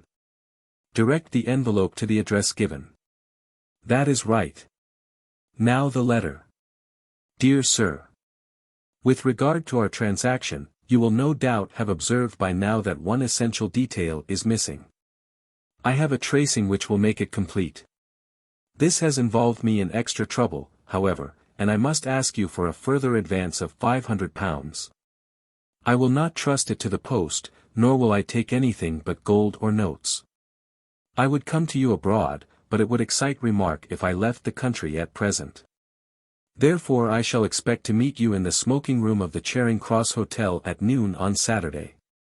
Remember that only English notes, or gold, will be taken. That will do very well. I shall be very much surprised if it does not fetch our man. And it did. It is a matter of history, that secret history of a nation which is often so much more intimate and interesting than its public chronicles, that Oberstein, eager to complete the coup of his lifetime, came to the lure and was safely engulfed for 15 years in a British prison. In his trunk were found the invaluable Bruce-Partington plans, which he had put up for auction in all the naval centers of Europe. Colonel Walter died in prison towards the end of the second year of his sentence. As to Holmes, he returned refreshed to his monograph upon the polyphonic motets of Lassus, which has since been printed for private circulation, and is said by experts to be the last word upon the subject. Some weeks afterwards I learned incidentally that my friend spent a day at Windsor, whence he returned with a remarkably fine emerald tie-pin. When I asked him if he had bought it, he answered that it was a present from a certain gracious lady in whose interests he had once been fortunate enough to carry out a small commission. He said no more, but I fancy that I could guess at that lady's august name, and I have little doubt that the emerald pin will forever recall to my friend's memory the adventure of the Bruce-Partington plans. The adventure of the dying detective. Mrs. Hudson, the landlady of Sherlock Holmes, was a long-suffering woman. Not only was her first-floor flat invaded at all hours by throngs of singular and often undesirable characters, but her remarkable lodger showed an eccentricity and irregularity in his life which must have sorely tried her patience. His incredible untidiness, his addiction to music at strange hours, his occasional revolver practice within doors, his weird and often malodorous scientific experiments, and the atmosphere of violence and danger which hung around him made him the very worst tenant in London. On the other hand, his payments were princely.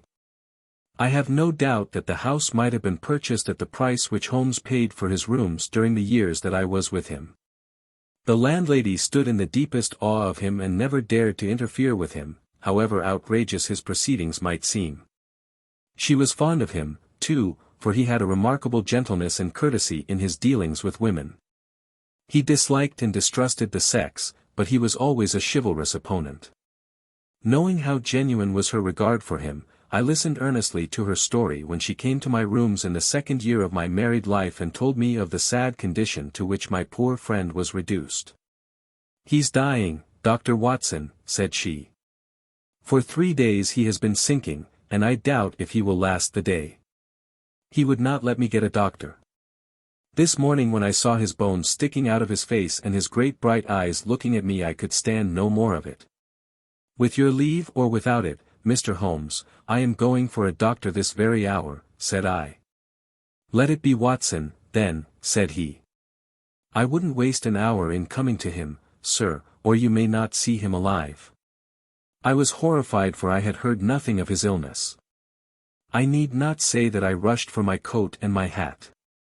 As we drove back I asked for the details. "There is little I can tell you, sir. He has been working at a case down at Rotherhithe, in an alley near the river, and he has brought this illness back with him. He took to his bed on Wednesday afternoon and has never moved since. For these 3 days neither food nor drink has passed his lips. Good God! Why did you not call in a doctor? He wouldn't have it, sir. You know how masterful he is. I didn't dare to disobey him. But he's not long for this world, as you'll see for yourself the moment that you set eyes on him." He was indeed a deplorable spectacle. In the dim light of a foggy November day the sick room was a gloomy spot, but it was that gaunt, wasted face staring at me from the bed which sent a chill to my heart. His eyes had the brightness of fever, there was a hectic flush upon either cheek, and dark crusts clung to his lips, the thin hands upon the coverlet twitched incessantly, his voice was croaking and spasmodic. He lay listlessly as I entered the room, but the sight of me brought a gleam of recognition to his eyes. "Well, Watson, we seem to have fallen upon evil days," said he in a feeble voice, but with something of his old carelessness of manner. "My dear fellow," I cried, approaching him. "Stand back. Stand right back," said he with the sharp imperiousness which I had associated only with moments of crisis. "If you approach me, Watson, I shall order you out of the house." "But why?" "Because it is my desire." "Is that not enough?" Yes, Mrs. Hudson was right. He was more masterful than ever. It was pitiful, however, to see his exhaustion. "I only wish to help," I explained. "Exactly. You will help best by doing what you are told. Certainly, Holmes. He relaxed the austerity of his manner. You are not angry? He asked, gasping for breath. Poor devil, how could I be angry when I saw him lying in such a plight before me? It's for your own sake, Watson, he croaked. For my sake. I know what is the matter with me. It is a coolie disease from Sumatra, a thing that the Dutch know more about than we, though they have made little of it up to date. One thing only is certain. It is infallibly deadly, and it is horribly contagious. He spoke now with a feverish energy, the long hands twitching and jerking as he motioned me away. Contagious by touch, Watson, that's it, by touch. Keep your distance and all is well. Good heavens, Holmes. Do you suppose that such a consideration weighs with me for an instant? It would not affect me in the case of a stranger. Do you imagine it would prevent me from doing my duty to so old a friend? Again I advanced, but he repulsed me with a look of furious anger. If you will stand there I will talk. If you do not you must leave the room. I have so deep a respect for the extraordinary qualities of Holmes that I have always deferred to his wishes, even when I least understood them. But now all my professional instincts were aroused. Let him be my master elsewhere, I at least was his in a sick room. Holmes, said I, you are not yourself. A sick man is but a child, and so I will treat you. Whether you like it or not, I will examine your symptoms and treat you for them. He looked at me with venomous eyes. If I am to have a doctor whether I will or not, let me at least have someone in whom I have confidence, said he. Then you have none in me? In your friendship, certainly. But facts are facts, Watson, and, after all, you are only a general practitioner with very limited experience and mediocre qualifications. It is painful to have to say these things, but you leave me no choice. I was bitterly hurt. Such a remark is unworthy of you, Holmes. It shows me very clearly the state of your own nerves. But if you have no confidence in me I would not intrude my services. Let me bring Sir Jasper Meek or Penrose Fisher, or any of the best men in London. But someone you must have, and that is final. If you think that I am going to stand here and see you die without either helping you myself or bringing anyone else to help you, then you have mistaken your man. You mean well, Watson, said the sick man with something between a sob and a groan. Shall I demonstrate your own ignorance? What do you know, pray, of Tepanuli fever? What do you know of the Black Formosa corruption? I have never heard of either. There are many problems of disease, many strange pathological possibilities, in the East, Watson. He paused after each sentence to collect his failing strength. I have learned so much during some recent researches which have a medico-criminal aspect. It was in the course of them that I contracted this complaint. You can do nothing. Possibly not. But I happen to know that Dr. Ainstree, the greatest living authority upon tropical disease, is now in London. All remonstrance is useless, Holmes, I am going this instant to fetch him.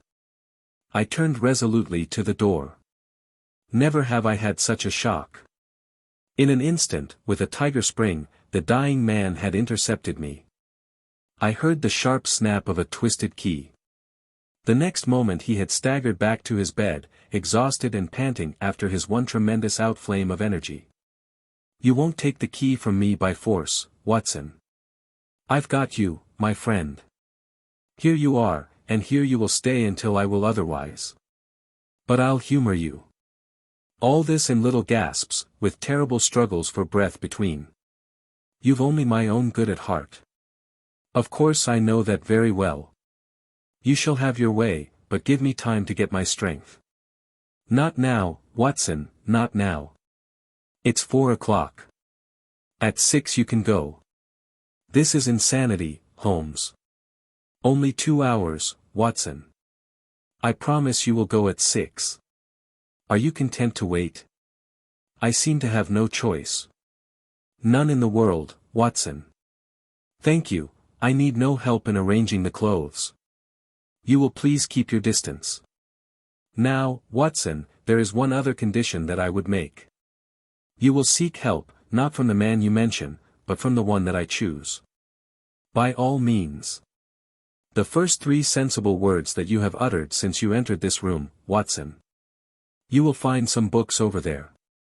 I am somewhat exhausted. I wonder how a battery feels when it pours electricity into a non-conductor. At 6, Watson, we resume our conversation.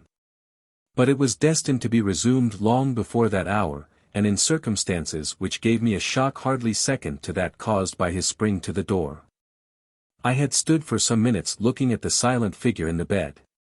His face was almost covered by the clothes and he appeared to be asleep. Then, unable to settle down to reading, I walked slowly round the room, examining the pictures of celebrated criminals with which every wall was adorned. Finally, in my aimless perambulation, I came to the mantelpiece. A litter of pipes, tobacco pouches, syringes, pen knives, revolver cartridges, and other debris was scattered over it. In the midst of these was a small black and white ivory box with a sliding lid. It was a neat little thing, and I had stretched out my hand to examine it more closely when it was a dreadful cry that he gave, a yell which might have been heard down the street. My skin went cold and my hair bristled at that horrible scream. As I turned I caught a glimpse of a convulsed face and frantic eyes. I stood paralyzed, with the little box in my hand. Put it down. Down, this instant, Watson, this instant, I say. His head sank back upon the pillow and he gave a deep sigh of relief as I replaced the box upon the mantelpiece. I hate to have my things touched, Watson. You know that I hate it. You fidget me beyond endurance. You, a doctor, you are enough to drive a patient into an asylum. Sit down, man, and let me have my rest. The incident left a most unpleasant impression upon my mind. The violent and causeless excitement, followed by this brutality of speech, so far removed from his usual suavity, showed me how deep was the disorganization of his mind.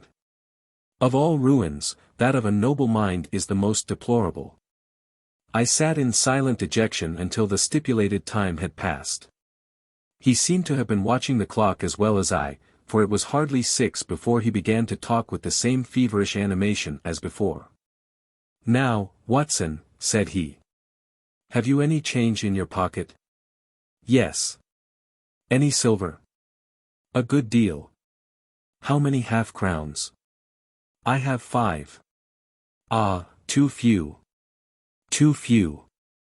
How very unfortunate, Watson. However, such as they are you can put them in your watch pocket. And all the rest of your money in your left trouser pocket. Thank you. It will balance you so much better like that. This was raving insanity. He shuddered, and again made a sound between a cough and a sob. You will now light the gas, Watson, but you will be very careful that not for one instant shall it be more than half on. I implore you to be careful, Watson. Thank you, that is excellent. No, you need not draw the blind. Now you will have the kindness to place some letters and papers upon this table within my reach. Thank you. Now some of that litter from the mantelpiece. Excellent, Watson. There is a sugar tongs there. Kindly raise that small ivory box with its assistance. Place it here among the papers. Good. You can now go and fetch Mr. Culverton Smith, of 13, Lower Burke Street. To tell the truth, my desire to fetch a doctor had somewhat weakened, for poor Holmes was so obviously delirious that it seemed dangerous to leave him. However, he was as eager now to consult the person named as he had been obstinate in refusing. I never heard the name, said I. Possibly not, my good Watson. It may surprise you to know that the man upon earth who is best versed in this disease is not a medical man, but a planter. Mr.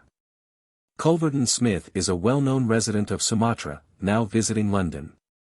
An outbreak of the disease upon his plantation, which was distant from medical aid, caused him to study it himself, with some rather far-reaching consequences. He is a very methodical person, and I did not desire you to start before 6, because I was well aware that you would not find him in his study. If you could persuade him to come here and give us the benefit of his unique experience of this disease, the investigation of which has been his dearest hobby, I cannot doubt that he could help me. I give Holmes's remarks as a consecutive whole and will not attempt to indicate how they were interrupted by gaspings for breath and those clutchings of his hands which indicated the pain from which he was suffering. His appearance had changed for the worse during the few hours that I had been with him. Those hectic spots were more pronounced, the eyes shone more brightly out of darker hollows, and a cold sweat glimmered upon his brow. He still retained, however, the jaunty gallantry of his speech.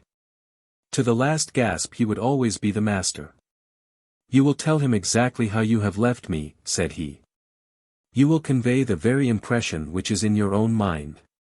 A dying man, a dying and delirious man.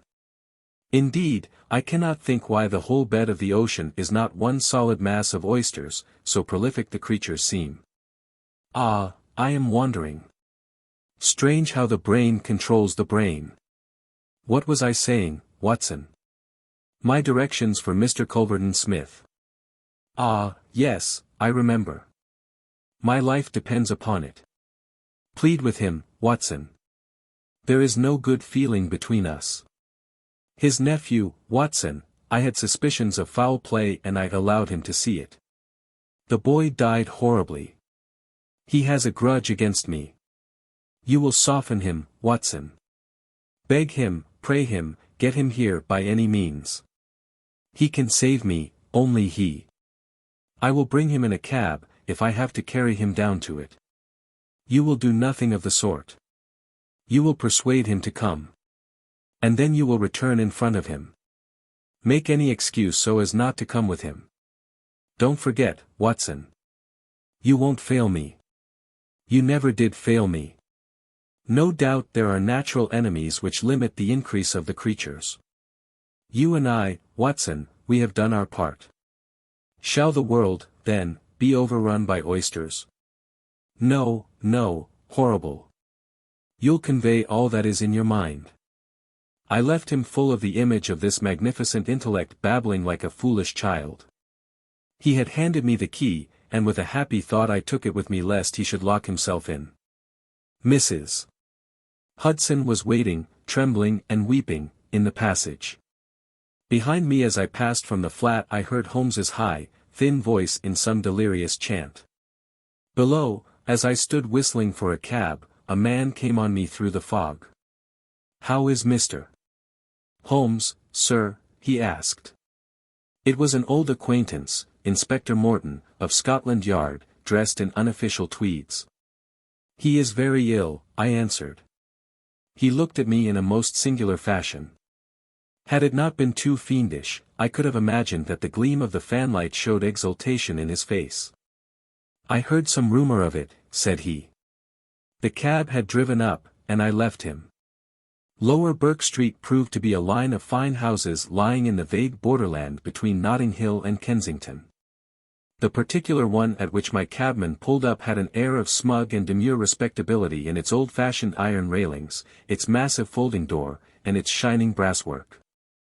All was in keeping with a solemn butler who appeared framed in the pink radiance of a tinted electric light behind him.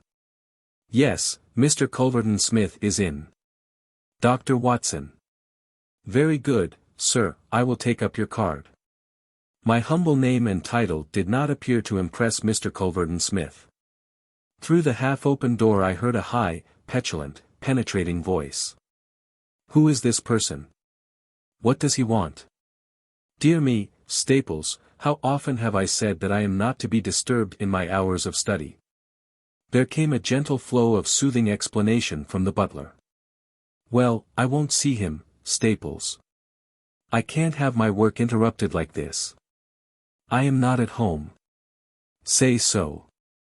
Tell him to come in the morning if he really must see me." Again the gentle murmur. Well, well, give him that message. He can come in the morning, or he can stay away. My work must not be hindered. I thought of Holmes tossing upon his bed of sickness and counting the minutes, perhaps, until I could bring help to him. It was not a time to stand upon ceremony. His life depended upon my promptness. Before the apologetic butler had delivered his message, I had pushed past him and was in the room. With a shrill cry of anger, a man rose from a reclining chair beside the fire. I saw a great yellow face, coarse-grained and greasy, with heavy, double chin, and two sullen, menacing grey eyes which glared at me from under tufted and sandy brows. A high bald head had a small velvet smoking cap poised coquettishly upon one side of its pink curve. The skull was of enormous capacity, and yet as I looked down I saw to my amazement that the figure of the man was small and frail, twisted in the shoulders and back like one who has suffered from rickets in his childhood. "What's this?" he cried in a high, screaming voice. "What is the meaning of this intrusion? Didn't I send you word that I would see you tomorrow morning?" "I am sorry," said I, "but the matter cannot be delayed. Mr. Sherlock Holmes." The mention of my friend's name had an extraordinary effect upon the little man. The look of anger passed in an instant from his face. His features became tense and alert. "Have you come from Holmes?" he asked. "I have just left him." "What about Holmes? How is he?" "He is desperately ill. That is why I have come." The man motioned me to a chair, and turned to resume his own. As he did so I caught a glimpse of his face in the mirror over the mantelpiece. I could have sworn that it was set in a malicious and abominable smile. Yet I persuaded myself that it must have been some nervous contraction which I had surprised, for he turned to me an instant later with genuine concern upon his features. "I am sorry to hear this," said he. "I only know Mr. Holmes through some business dealings which we have had, but I have every respect for his talents and his character. He is an amateur of crime, as I am of disease. For him the villain, for me the microbe. There are my prisons," he continued, pointing to a row of bottles and jars which stood upon a side table. "Among those gelatin cultivations some of the very worst offenders in the world are now doing time. It was on account of your special knowledge that Mr. Holmes desired to see you. He has a high opinion of you and thought that you were the one man in London who could help him." The little man started, and the jaunty smoking cap slid to the floor. "Why?" he asked.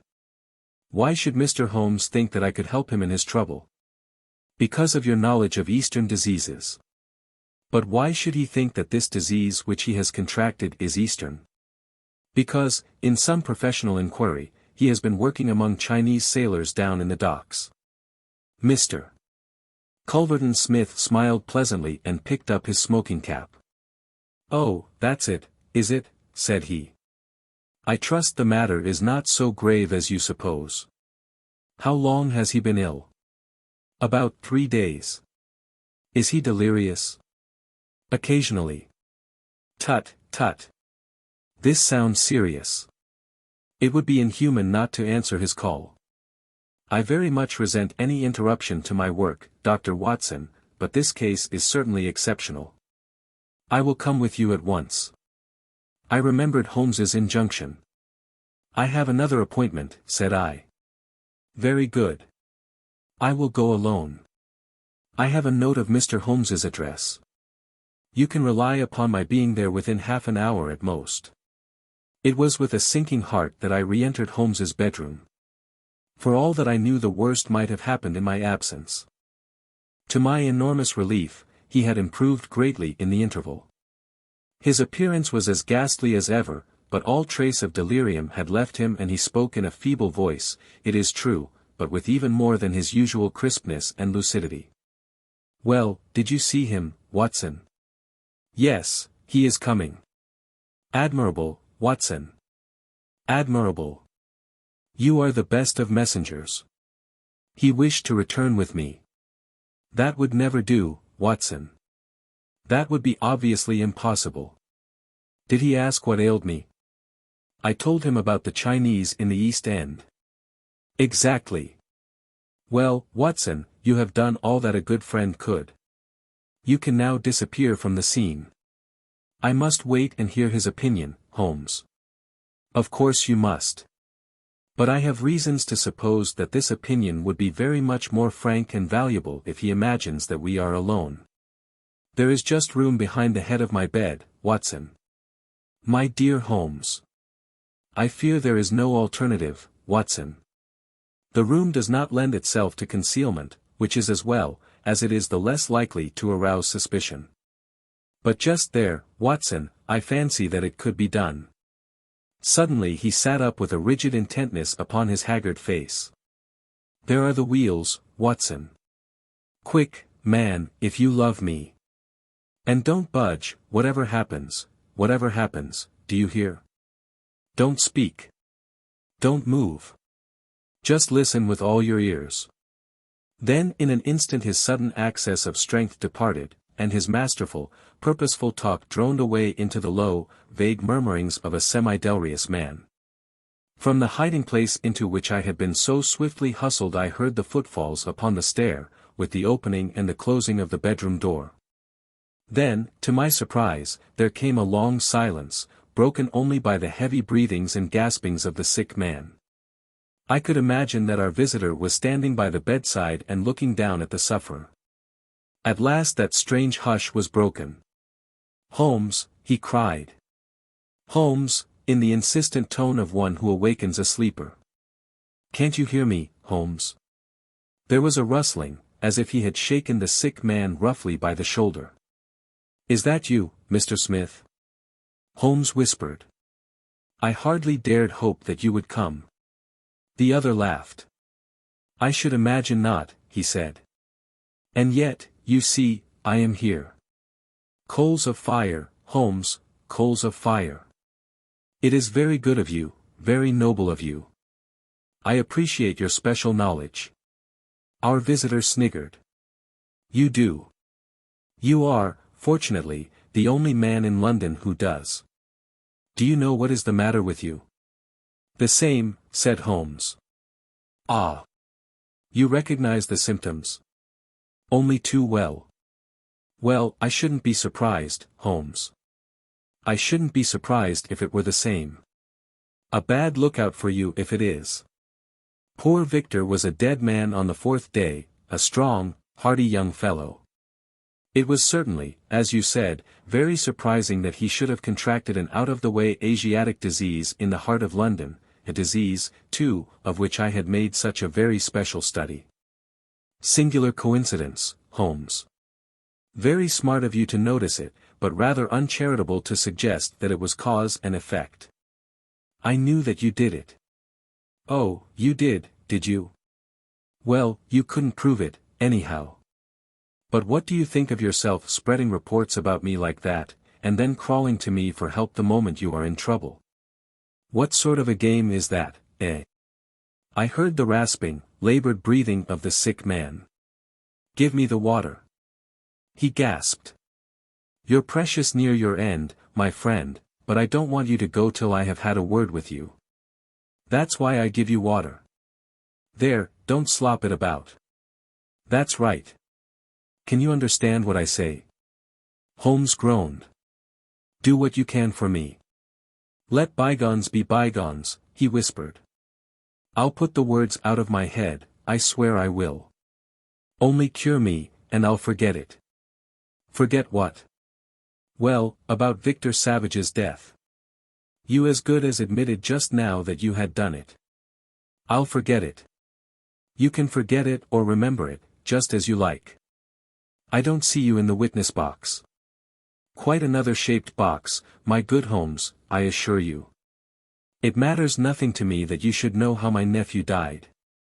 It's not him we are talking about. It's you. Yes, yes. The fellow who came for me, I've forgotten his name, said that you contracted it down in the East End among the sailors. I could only account for it so. You are proud of your brains, Holmes, are you not? Think yourself smart, don't you? You came across someone who was smarter this time. Now cast your mind back, Holmes. Can you think of no other way you could have got this thing? I can't think. My mind is gone. For heaven's sake help me. Yes, I will help you. I'll help you to understand just where you are and how you got there. I'd like you to know before you die. Give me something to ease my pain. Painful, is it? Yes, the coolies used to do some squealing towards the end. Takes you as cramp, I fancy. Yes, yes, it is cramp. Well, you can hear what I say, anyhow. Listen now. Can you remember any unusual incident in your life just about the time your symptoms began? No, nothing. Think again. I'm too ill to think. Well, then, I'll help you. Did anything come by post? By post? A box by chance? I'm fainting, I'm gone. Listen, Holmes. There was a sound as if he was shaking the dying man, and it was all that I could do to hold myself quiet in my hiding place. You must hear me. You shall hear me. Do you remember a box, an ivory box? It came on Wednesday. You opened it, do you remember? Yes, I opened it. There was a sharp spring inside it. Some joke. It was no joke, as you will find to your cost. You fool, you would have it and you have got it. Who asked you to cross my path? If you had left me alone I would not have hurt you. I remember, Holmes gasped. The spring. It drew blood. This box, this on the table. The very one, by George. And it may as well leave the room in my pocket. There goes your last shred of evidence. But you have the truth now, Holmes, and you can die with the knowledge that I killed you. You knew too much of the fate of Victor Savage, so I have sent you to share it. You are very near your end, Holmes. I will sit here and I will watch you die. Holmes's voice had sunk to an almost inaudible whisper. What is that? Said Smith. Turn up the gas. Ah, the shadows begin to fall, do they? Yes, I will turn it up, that I may see you the better. He crossed the room and the light suddenly brightened. Is there any other little service that I can do you, my friend? A match and a cigarette. I nearly called out in my joy and my amazement. He was speaking in his natural voice, a little weak, perhaps, but the very voice I knew. There was a long pause, and I felt that Culverton Smith was standing in silent amazement looking down at his companion. What's the meaning of this? I heard him say at last in a dry, rasping tone. The best way of successfully acting a part is to be it, said Holmes. I give you my word that for 3 days I have tasted neither food nor drink until you were good enough to pour me out that glass of water. But it is the tobacco which I find most irksome. Ah, here are some cigarettes. I heard the striking of a match. That is very much better. Hullo. Hullo. Do I hear the step of a friend? There were footfalls outside, the door opened, and Inspector Morton appeared. All is in order and this is your man, said Holmes. The officer gave the usual cautions. I arrest you on the charge of the murder of one Victor Savage, he concluded. And you might add of the attempted murder of one Sherlock Holmes, remarked my friend with a chuckle. To save an invalid trouble, Inspector, Mr. Culverton Smith was good enough to give our signal by turning up the gas. By the way, the prisoner has a small box in the right-hand pocket of his coat which it would be as well to remove. Thank you. I would handle it gingerly if I were you. Put it down here. It may play its part in the trial. There was a sudden rush and a scuffle, followed by the clash of iron and a cry of pain. You'll only get yourself hurt, said the inspector. Stand still, will you? There was the click of the closing handcuffs. A nice trap, cried the high, snarling voice. It will bring you into the dock, Holmes, not me. He asked me to come here to cure him. I was sorry for him and I came. Now he will pretend, no doubt, that I have said anything which he may invent which will corroborate his insane suspicions. You can lie as you like, Holmes. My word is always as good as yours. Good heavens, cried Holmes. I had totally forgotten him. My dear Watson, I owe you 1,000 apologies. To think that I should have overlooked you. I need not introduce you to Mr. Culverton Smith, since I understand that you met somewhat earlier in the evening. Have you the cab below? I will follow you when I am dressed, for I may be of some use at the station. I never needed it more, said Holmes as he refreshed himself with a glass of claret and some biscuits in the intervals of his toilet. However, as you know, my habits are irregular, and such a feat means less to me than to most men. It was very essential that I should impress Mrs. Hudson with the reality of my condition, since she was to convey it to you, and you in turn to him. You won't be offended, Watson. You will realize that among your many talents dissimulation finds no place, and that if you had shared my secret you would never have been able to impress Smith with the urgent necessity of his presence. Which was the vital point of the whole scheme. Knowing his vindictive nature, I was perfectly certain that he would come to look upon his handiwork. But your appearance, Holmes, your ghastly face. 3 days of absolute fast does not improve one's beauty, Watson. For the rest, there is nothing which a sponge may not cure. With Vaseline upon one's forehead, belladonna in one's eyes, rouge over the cheekbones, and crusts of beeswax round one's lips, a very satisfying effect can be produced. Malingering is a subject upon which I have sometimes thought of writing a monograph. A little occasional talk about half-crowns, oysters dash, or any other extraneous subject produces a pleasing effect of delirium.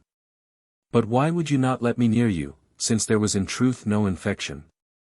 Can you ask, my dear Watson? Do you imagine that I have no respect for your medical talents? Could I fancy that your astute judgment would pass a dying man who, however weak, had no rise of pulse or temperature? At 4 yards, I could deceive you. If I failed to do so, who would bring my Smith within my grasp? No, Watson, I would not touch that box. You can just see if you look at it sideways where the sharp spring like a viper's tooth emerges as you open it. I dare say it was by some such device that poor Savage, who stood between this monster and a reversion, was done to death. My correspondence, however, is, as you know, a varied one, and I am somewhat upon my guard against any packages which reach me. It was clear to me, however, that by pretending that he had really succeeded in his design I might surprise a confession. That pretense I have carried out with the thoroughness of the true artist. Thank you, Watson, you must help me on with my coat. When we have finished at the police station I think that something nutritious at Simpson's would not be out of place. The disappearance of Lady Frances Carfax. But why Turkish? Asked Mr. Sherlock Holmes, gazing fixedly at my boots. I was reclining in a cane-backed chair at the moment, and my protruded feet had attracted his ever-active attention. English, I answered in some surprise. I got them at Latimer's, in Oxford Street. Holmes smiled with an expression of weary patience. The bath, he said, the bath. Why the relaxing and expensive Turkish rather than the invigorating homemade article? Because for the last few days I have been feeling rheumatic and old. A Turkish bath is what we call an alterative in medicine, a fresh starting point, a cleanser of the system. By the way, Holmes, I added, I have no doubt the connection between my boots and a Turkish bath is a perfectly self-evident one to a logical mind, and yet I should be obliged to you if you would indicate it. The train of reasoning is not very obscure, Watson, said Holmes with a mischievous twinkle. It belongs to the same elementary class of deduction which I should illustrate if I were to ask you who shared your cab in your drive this morning. I don't admit that a fresh illustration is an explanation, said I with some asperity. Bravo, Watson. A very dignified and logical remonstrance. Let me see, what were the points? Take the last one first, the cab. You observe that you have some splashes on the left sleeve and shoulder of your coat. Had you sat in the center of a hansom you would probably have had no splashes, and if you had they would certainly have been symmetrical. Therefore it is clear that you sat at the side. Therefore it is equally clear that you had a companion. That is very evident. Absurdly commonplace, is it not? But the boots and the bath? Equally childish. You are in the habit of doing up your boots in a certain way. I see them on this occasion fastened with an elaborate double bow, which is not your usual method of tying them. You have, therefore, had them off. Who has tied them? A bootmaker, or the boy at the bath? It is unlikely that it is the bootmaker, since your boots are nearly new. Well, what remains? The bath. Absurd, is it not? But, for all that, the Turkish bath has served a purpose. What is that? You say that you have had it because you need a change. Let me suggest that you take one. How would Lausanne do, my dear Watson, first-class tickets and all expenses paid on a princely scale? Splendid. But why? Holmes leaned back in his armchair and took his notebook from his pocket. One of the most dangerous classes in the world, said he, is the drifting and friendless woman. She is the most harmless and often the most useful of mortals, but she is the inevitable inciter of crime in others. She is helpless. She is migratory. She has sufficient means to take her from country to country and from hotel to hotel. She is lost, as often as not, in a maze of obscure pensions and boarding houses. She is a stray chicken in a world of foxes. When she is gobbled up she is hardly missed. I much fear that some evil has come to the Lady Frances Carfax. I was relieved at this sudden descent from the general to the particular. Holmes consulted his notes. Lady Frances, he continued, is the sole survivor of the direct family of the late Earl of Rough Ton. The estates went, as you may remember, in the male line. She was left with limited means, but with some very remarkable old Spanish jewellery of silver and curiously cut diamonds to which she was fondly attached, too attached. For she refused to leave them with her banker and always carried them about with her. A rather pathetic figure, the Lady Frances, a beautiful woman, still in fresh middle age, and yet, by a strange change, the last derelict of what only 20 years ago was a goodly fleet. What has happened to her, then? Ah, what has happened to the Lady Frances? Is she alive or dead? There is our problem. She is a lady of precise habits, and for 4 years it has been her invariable custom to write every second week to Miss Daubney, her old governess, who has long retired and lives in Camberwell. It is this Miss Daubney who has consulted me. Nearly 5 weeks have passed without a word. The last letter was from the Hotel National at Lausanne. Lady Frances seems to have left there and given no address. The family are anxious, and as they are exceedingly wealthy no sum will be spared if we can clear the matter up. Is Miss Daubney the only source of information? Surely she had other correspondents. There is one correspondent who is a sure draw, Watson.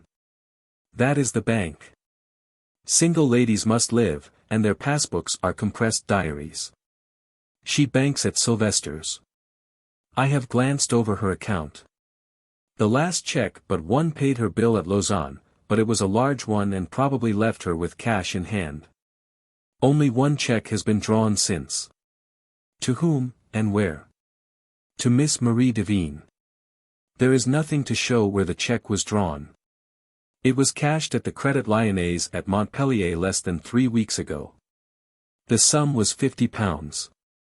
And who is Miss Marie Devine? That also I have been able to discover. Miss Marie Devine was the maid of Lady Frances Carfax. Why she should have paid her this check we have not yet determined. I have no doubt, however, that your researches will soon clear the matter up. My researches. Hence the health-giving expedition to Lausanne.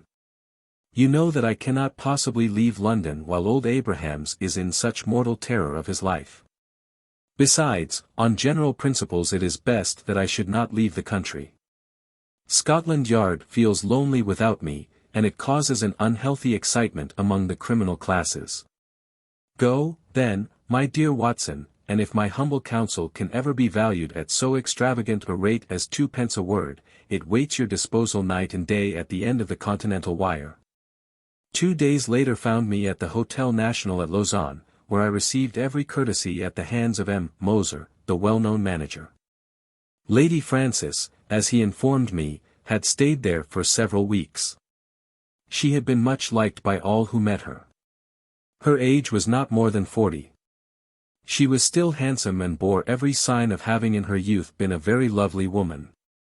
M. Moser knew nothing of any valuable jewelry, but it had been remarked by the servants that the heavy trunk in the lady's bedroom was always scrupulously locked. Marie Devine, the maid, was as popular as her mistress. She was actually engaged to one of the head waiters in the hotel, and there was no difficulty in getting her address. It was 11 Rue de Trajan, Montpellier. All this I jotted down and felt that Holmes himself could not have been more adroit in collecting his facts. Only one corner still remained in the shadow. No light which I possessed could clear up the cause for the lady's sudden departure. She was very happy at Lausanne. There was every reason to believe that she intended to remain for the season in her luxurious rooms overlooking the lake. And yet she had left at a single day's notice, which involved her in the useless payment of a week's rent. Only Jules Vibart, the lover of the maid, had any suggestion to offer. He connected the sudden departure with the visit to the hotel a day or two before of a tall, dark, bearded man. "Unsavage, unveritable savage," cried Jules Vibart. The man had rooms somewhere in the town. He had been seen talking earnestly to Madame on the promenade by the lake. Then he had called. She had refused to see him. He was English, but of his name there was no record. Madame had left the place immediately afterwards. Jules Vibart, and, what was of more importance, Jules Vibart's sweetheart, thought that this call and the departure were cause and effect. Only one thing Jules would not discuss. That was the reason why Marie had left her mistress. Of that he could or would say nothing. If I wished to know, I must go to Montpellier and ask her. So ended the first chapter of my inquiry. The second was devoted to the place which Lady Frances Carfax had sought when she left Lausanne. Concerning this there had been some secrecy, which confirmed the idea that she had gone with the intention of throwing someone off her track. Otherwise why should not her luggage have been openly labelled for Baden? Both she and it reached the Rhenish spa by some circuitous route. This much I gathered from the manager of Cook's local office. So to Baden I went, after dispatching to Holmes an account of all my proceedings and receiving in reply a telegram of half-humorous commendation. At Baden the track was not difficult to follow. Lady Frances had stayed at the Englischer Hof for a fortnight. While there she had made the acquaintance of a Dr. Schlesinger and his wife, a missionary from South America.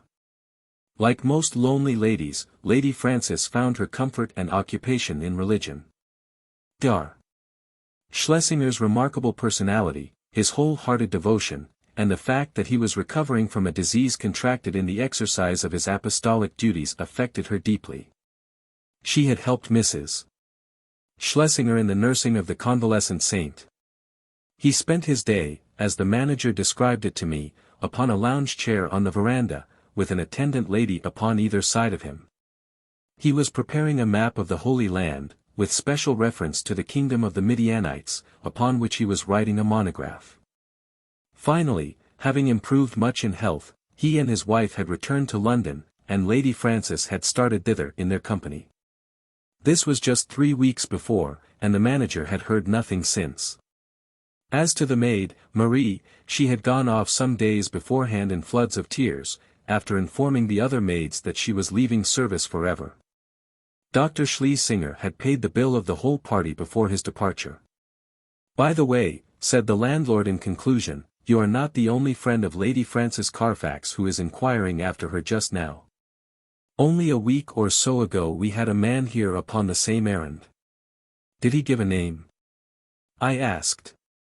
"None. But he was an Englishman, though of an unusual type." "A savage," said I, linking my facts after the fashion of my illustrious friend. "Exactly. That describes him very well.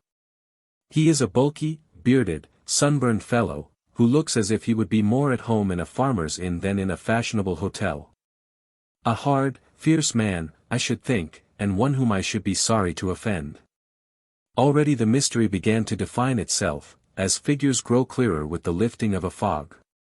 Here was this good and pious lady pursued from place to place by a sinister and unrelenting figure. She feared him, or she would not have fled from Lausanne. He had still followed. Sooner or later he would overtake her. Had he already overtaken her? Was that the secret of her continued silence? Could the good people who were her companions not screen her from his violence or his blackmail? What horrible purpose, what deep design, lay behind this long pursuit? There was the problem which I had to solve. To Holmes I wrote showing how rapidly and surely I had got down to the roots of the matter. In reply I had a telegram asking for a description of Dr. Schlesinger's left ear.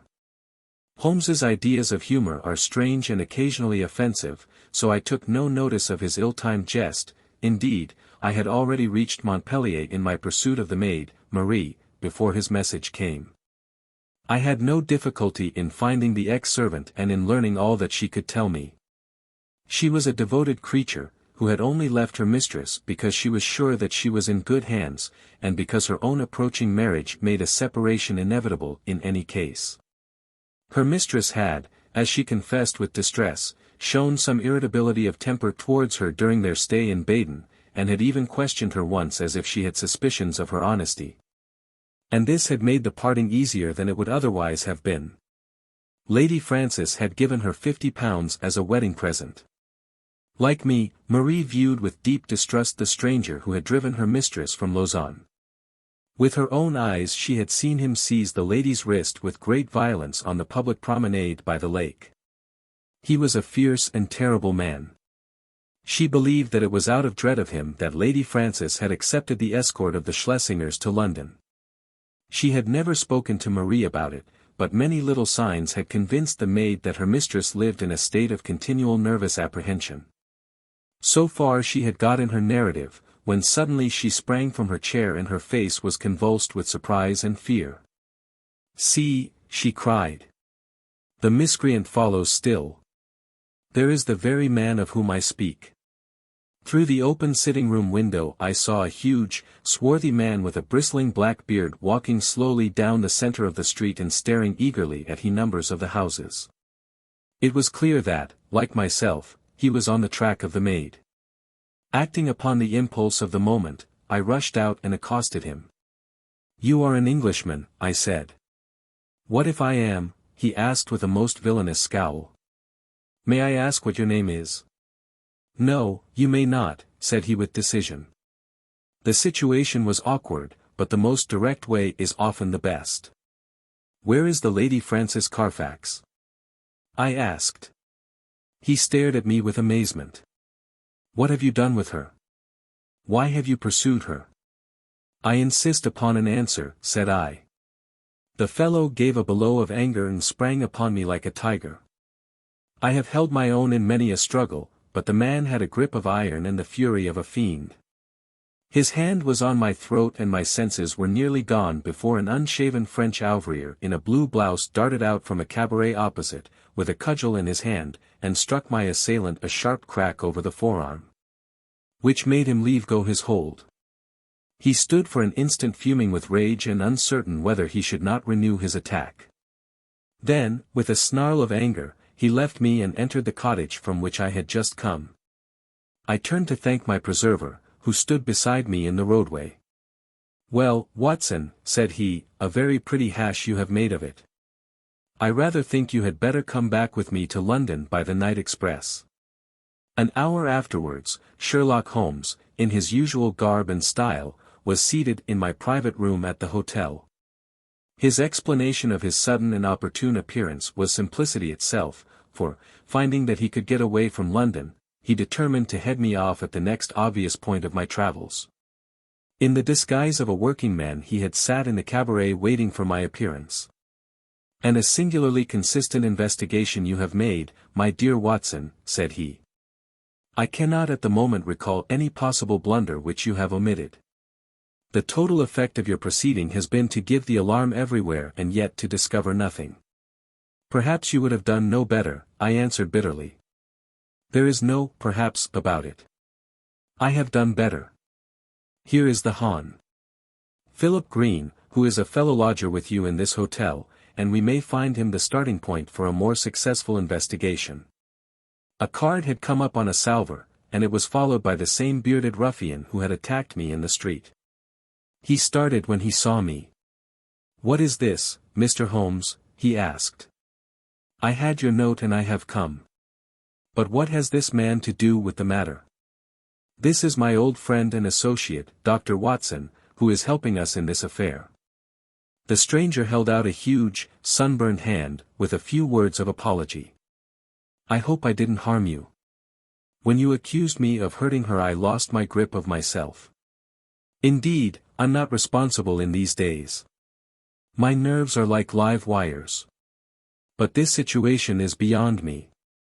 What I want to know, in the first place, Mr. Holmes, is, how in the world you came to hear of my existence at all. I am in touch with Miss Daubney, Lady Frances's governess. Old Susan Daubney with the mob cap. I remember her well. And she remembers you. It was in the days before you found it better to go to South Africa. Ah, I see you know my whole story. I need hide nothing from you. I swear to you, Mr. Holmes, that there never was in this world a man who loved a woman with a more wholehearted love than I had for Frances. I was a wild youngster, I know, not worse than others of my class. But her mind was pure as snow. She could not bear a shadow of coarseness. So, when she came to hear of things that I had done, she would have no more to say to me. And yet she loved me, that is the wonder of it. Loved me well enough to remain single all her sainted days just for my sake alone. When the years had passed and I had made my money at Barberton I thought perhaps I could seek her out and soften her. I had heard that she was still unmarried. I found her at Lausanne and tried all I knew. She weakened, I think, but her will was strong, and when next I called she had left the town. I traced her to Baden, and then after a time heard that her maid was here. I'm a rough fellow, fresh from a rough life, and when Dr. Watson spoke to me as he did I lost hold of myself for a moment. But for God's sake tell me what has become of the Lady Frances. That is for us to find out, said Sherlock Holmes with peculiar gravity. What is your London address, Mr. Green? The Langham Hotel will find me. Then may I recommend that you return there and be on hand in case I should want you?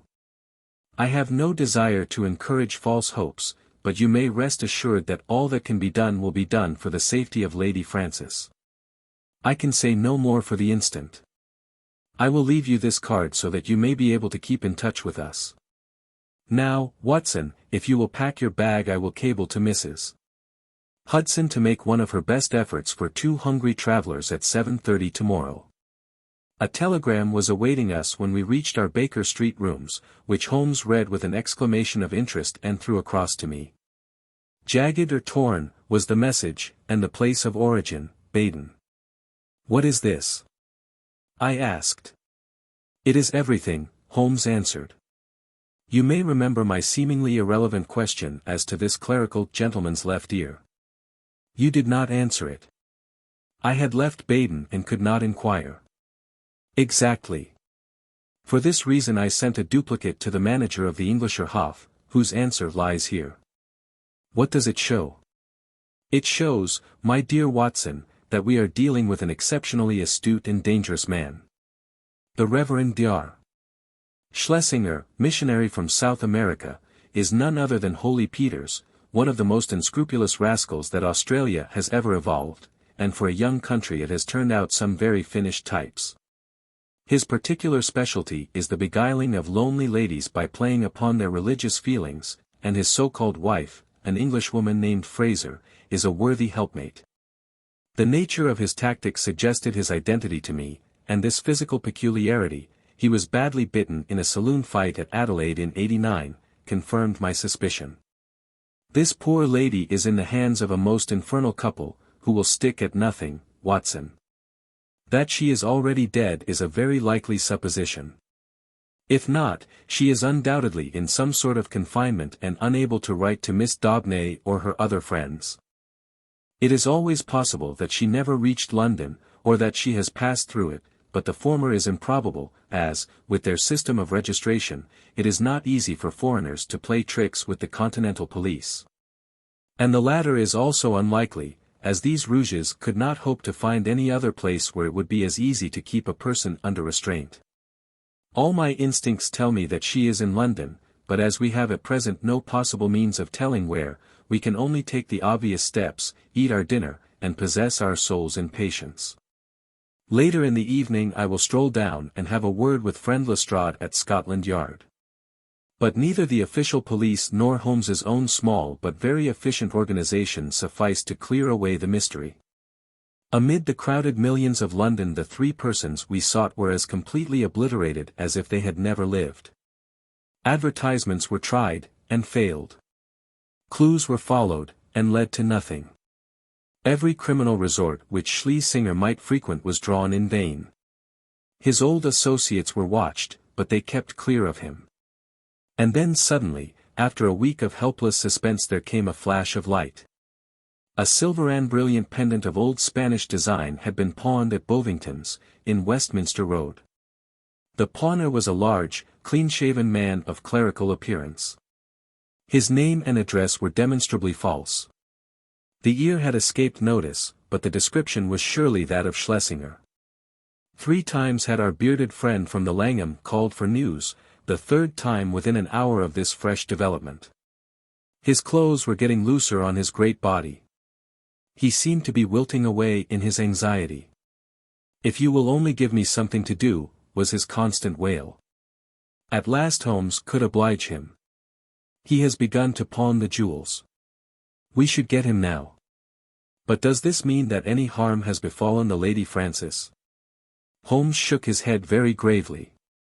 "Supposing that they have held her prisoner up to now, it is clear that they cannot let her loose without their own destruction. We must prepare for the worst. What can I do? These people do not know you by sight." "No. It is possible that he will go to some other pawnbroker in the future. In that case, we must begin again. On the other hand, he has had a fair price and no questions asked, so if he is in need of ready money he will probably come back to Bovington's. I will give you a note to them, and they will let you wait in the shop. If the fellow comes you will follow him home. But no indiscretion, and, above all, no violence. I put you on your honor that you will take no step without my knowledge and consent." For 2 days the Hon. Philip Green, he was, I may mention, the son of the famous admiral of that name who commanded the Sea of Azov fleet in the Crimean War, brought us no news. On the evening of the 3rd he rushed into our sitting room, pale, trembling, with every muscle of his powerful frame quivering with excitement. "We have him! We have him!" he cried. He was incoherent in his agitation. Holmes soothed him with a few words and thrust him into an armchair. "Come, now, give us the order of events," said he. "She came only an hour ago." It was the wife, this time, but the pendant she brought was the fellow of the other. "She is a tall, pale woman, with ferret eyes." "That is the lady," said Holmes. "She left the office and I followed her. She walked up the Kennington Road, and I kept behind her. Presently she went into a shop. Mr. Holmes, it was an undertaker's." My companion started. "Well?" he asked in that vibrant voice which told of the fiery soul behind the cold grey face. "She was talking to the woman behind the counter. I entered as well. 'It is late,' I heard her say, or words to that effect. The woman was excusing herself. 'It should be there before now,' she answered. It took longer, being out of the ordinary. They both stopped and looked at me, so I asked some questions and then left the shop." "You did excellently well. What happened next?" "The woman came out, but I had hid myself in a doorway. Her suspicions had been aroused, I think, for she looked round her. Then she called a cab and got in. I was lucky enough to get another and so to follow her. She got down at last at number 36, Pulteney Square, Brixton. I drove past, left my cab at the corner of the square, and watched the house." "Did you see anyone?" "The windows were all in darkness save one on the lower floor. The blind was down, and I could not see in. I was standing there, wondering what I should do next, when a covered van drove up with 2 men in it. They descended, took something out of the van, and carried it up the steps to the hall door. Mr. Holmes, it was a coffin. Ah! For an instant I was on the point of rushing in. The door had been opened to admit the men and their burden. It was the woman who had opened it. But as I stood there she caught a glimpse of me, and I think that she recognized me. I saw her start, and she hastily closed the door. I remembered my promise to you, and here I am. You have done excellent work, said Holmes, scribbling a few words upon a half-sheet of paper. We can do nothing legal without a warrant, and you can serve the cause best by taking this note down to the authorities and getting one. There may be some difficulty, but I should think that the sale of the jewellery should be sufficient. Lestrade will see to all details. But they may murder her in the meanwhile. What could the coffin mean, and for whom could it be but for her? We will do all that can be done, Mr. Green. Not a moment will be lost. Leave it in our hands. Now Watson, he added as our client hurried away, he will set the regular forces on the move. We are, as usual, the irregulars, and we must take our own line of action. The situation strikes me as so desperate that the most extreme measures are justified. Not a moment is to be lost in getting to Pulteney Square. Let us try to reconstruct the situation, said he as we drove swiftly past the Houses of Parliament and over Westminster Bridge. These villains have coaxed this unhappy lady to London, after first alienating her from her faithful maid. If she has written any letters they have been intercepted. Through some confederate they have engaged a furnished house. Once inside it, they have made her a prisoner, and they have become possessed of the valuable jewellery which has been their object from the first. Already they have begun to sell part of it, which seems safe enough to them, since they have no reason to think that anyone is interested in the lady's fate. When she is released she will, of course, denounce them. Therefore, she must not be released. But they cannot keep her under lock and key forever. So murder is their only solution. That seems very clear. Now we will take another line of reasoning. When you follow 2 separate chains of thought, Watson, you will find some point of intersection which should approximate to the truth. We will start now, not from the lady but from the coffin and argue backward. That incident proves, I fear, beyond all doubt that the lady is dead. It points also to an orthodox burial with proper accompaniment of medical certificate and official sanction. Had the lady been obviously murdered, they would have buried her in a hole in the back garden. But here all is open and regular. What does this mean? Surely that they have done her to death in some way which has deceived the doctor and simulated a natural end, poisoning, perhaps. And yet how strange that they should ever let a doctor approach her unless he were a confederate, which is hardly a credible proposition. Could they have forged a medical certificate? Dangerous, Watson, very dangerous. No, I hardly see them doing that. Pull up, cabby. This is evidently the undertaker's, for we have just passed the pawnbroker's. Would go in, Watson. Your appearance inspires confidence. Ask what hour the Pulteney Square funeral takes place tomorrow.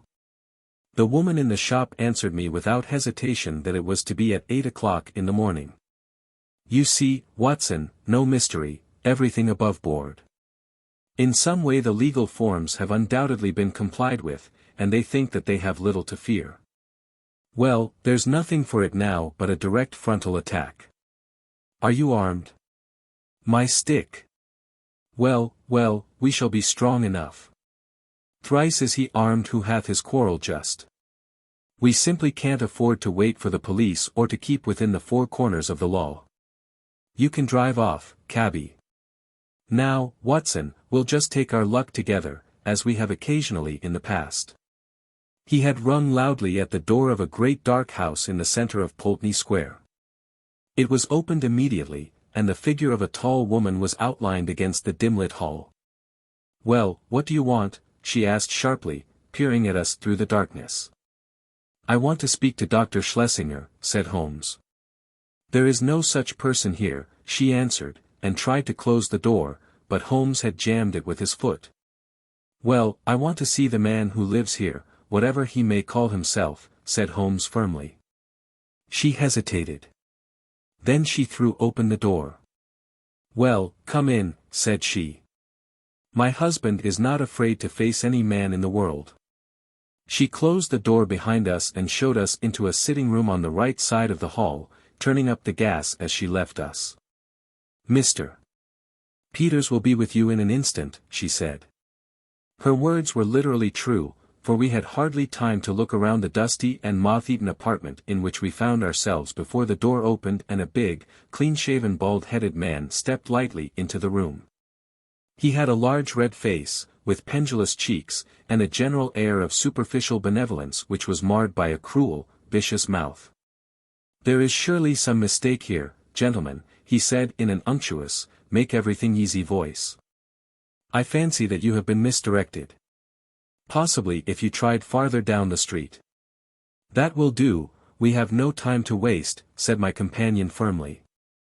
"You are Henry Peters, of Adelaide, late the Reverend Dr. Schlesinger, of Baden and South America. I am as sure of that as that my own name is Sherlock Holmes." Peters, as I will now call him, started and stared hard at his formidable pursuer. "I guess your name does not frighten me, Mr. Holmes," said he coolly. "When a man's conscience is easy you can't rattle him. What is your business in my house? I want to know what you have done with the Lady Frances Carfax, whom you brought away with you from Baden." "I'd be very glad if you could tell me where that lady may be," Peters answered coolly. "I've a bill against her for nearly £100, and nothing to show for it but a couple of trumpery pendants that the dealer would hardly look at. She attached herself to Mrs. Peters and me at Baden. It is a fact that I was using another name at the time, and she stuck on to us until we came to London. I paid her bill and her ticket. Once in London, she gave us the slip, and, as I say, left these out-of-date jewels to pay her bills. You find her, Mr. Holmes, and I'm your debtor." "In mean to find her," said Sherlock Holmes. "I'm going through this house till I do find her." "Where is your warrant?" Holmes half drew a revolver from his pocket. "This will have to serve till a better one comes." "Why, you're a common burglar." "So you might describe me," said Holmes cheerfully. "My companion is also a dangerous ruffian. And together we are going through your house." Our opponent opened the door. "Fetch a policeman, Annie," said he. There was a whisk of feminine skirts down the passage, and the hall door was opened and shut. "Our time is limited, Watson," said Holmes. "If you try to stop us, Peters, you will most certainly get hurt. Where is that coffin which was brought into your house? What do you want with the coffin?" "It is in use. There is a body in it." "I must see the body." "Never with my consent." "Then without it." With a quick movement Holmes pushed the fellow to one side and passed into the hall. A door half opened stood immediately before us. We entered. It was the dining room. On the table, under a half-lit chandelier, the coffin was lying. Holmes turned up the gas and raised the lid. Deep down in the recesses of the coffin lay an emaciated figure. The glare from the lights above beat down upon an aged and withered face. By no possible process of cruelty, starvation, or disease could this worn-out wreck be the still beautiful Lady Frances. Holmes's face showed his amazement, and also his relief. "Thank God," he muttered. "It's someone else." "Ah, you've blundered badly for once, Mr. Sherlock Holmes," said Peters, who had followed us into the room. "Who is the dead woman?" "Well, if you really must know, she is an old nurse of my wife's, Rose Spender by name, whom we found in the Brixton Workhouse Infirmary. We brought her round here, called in Dr. Horsam, of 13 Furbank Villas, mind you take the address, Mr. Holmes, and had her carefully tended, as Christian folk should. On the 3rd day she died, certificate says senile decay, but that's only the doctor's opinion, and of course you know better. We ordered her funeral to be carried out by Stimson and Company of the Kennington Road, who will bury her at 8 o'clock tomorrow morning. Can you pick any hole in that, Mr. Holmes? You've made a silly blunder, and you may as well own up to it. I'd give something for a photograph of your gaping, staring face when you pulled aside that lid expecting to see the Lady Frances Carfax and only found a poor old woman of 90. Holmes's expression was as impassive as ever under the jeers of his antagonist, but his clenched hands betrayed his acute annoyance. I am going through your house, said he. Are you, though? Cried Peters as a woman's voice and heavy steps sounded in the passage. We'll soon see about that. This way, officers, if you please. These men have forced their way into my house, and I cannot get rid of them. Help me to put them out. A sergeant and a constable stood in the doorway. Holmes drew his card from his case. This is my name and address. This is my friend, Dr. Watson. Bless you, sir, we know you very well, said the sergeant, but you can't stay here without a warrant. Of course not. I quite understand that. Arrest him, cried Peters. We know where to lay our hands on this gentleman if he is wanted, said the sergeant majestically, but you'll have to go, Mr. Holmes. Yes, Watson, we shall have to go. A minute later we were in the street once more. Holmes was as cool as ever, but I was hot with anger and humiliation. The sergeant had followed us. Sorry, Mr. Holmes, but that's the law. Exactly, Sergeant, you could not do otherwise. I expect there was good reason for your presence there. If there is anything I can do. It's a missing lady, Sergeant, and we think she is in that house. I expect a warrant presently. Then I'll keep my eye on the parties, Mr. Holmes. If anything comes along, I will surely let you know. It was only 9 o'clock, and we were off full cry upon the trail at once. First we drove to Brixton Workhouse Infirmary, where we found that it was indeed the truth that a charitable couple had called some days before, that they had claimed an imbecile old woman as a former servant. And that they had obtained permission to take her away with them. No surprise was expressed at the news that she had since died. The doctor was our next goal. He had been called in, had found the woman dying of pure senility, had actually seen her pass away, and had signed the certificate in due form. I assure you that everything was perfectly normal and there was no room for foul play in the matter, said he. Nothing in the house had struck him as suspicious save that for people of their class it was remarkable that they should have no servant. So far and no further went the doctor. Finally we found our way to Scotland Yard. There had been difficulties of procedure in regard to the warrant. Some delay was inevitable. The magistrate's signature might not be obtained until next morning. If Holmes would call about 9 he could go down with Lestrade and see it acted upon. So ended the day, save that near midnight our friend, the sergeant, called to say that he had seen flickering lights here and there in the windows of the great dark house, but that no one had left it and none had entered. We could but pray for patience and wait for the morrow. Sherlock Holmes was too irritable for conversation and too restless for sleep.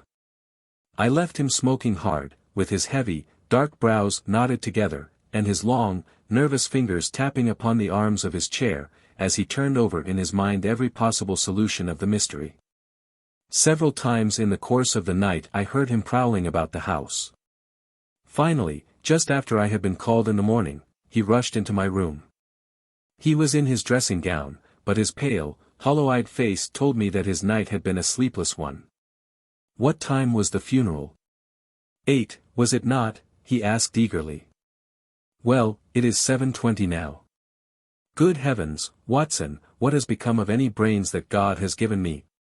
Quick, man, quick. It's life or death, 100 chances on death to 1 on life. I'll never forgive myself, never, if we are too late. 5 minutes had not passed before we were flying in a hansom down Baker Street. But even so it was 25 to 8 as we passed Big Ben, and 8 struck as we tore down the Brixton Road. But others were late as well as we. 10 minutes after the hour the hearse was still standing at the door of the house, and even as our foaming horse came to a halt the coffin, supported by 3 men, appeared on the threshold. Holmes darted forward and barred their way. "Take it back," he cried, laying his hand on the breast of the foremost. "Take it back this instant." "What the devil do you mean? Once again I ask you, where is your warrant?" shouted the furious Peters, his big red face glaring over the farther end of the coffin. "The warrant is on its way. The coffin shall remain in the house until it comes." The authority in Holmes's voice had its effect upon the bearers. Peters had suddenly vanished into the house, and they obeyed these new orders. "Quick, Watson, quick! Here is a screwdriver," he shouted as the coffin was replaced upon the table. "Here's one for you, my man. A sovereign if the lid comes off in a minute. Ask no questions, work away. That's good. Another. And another.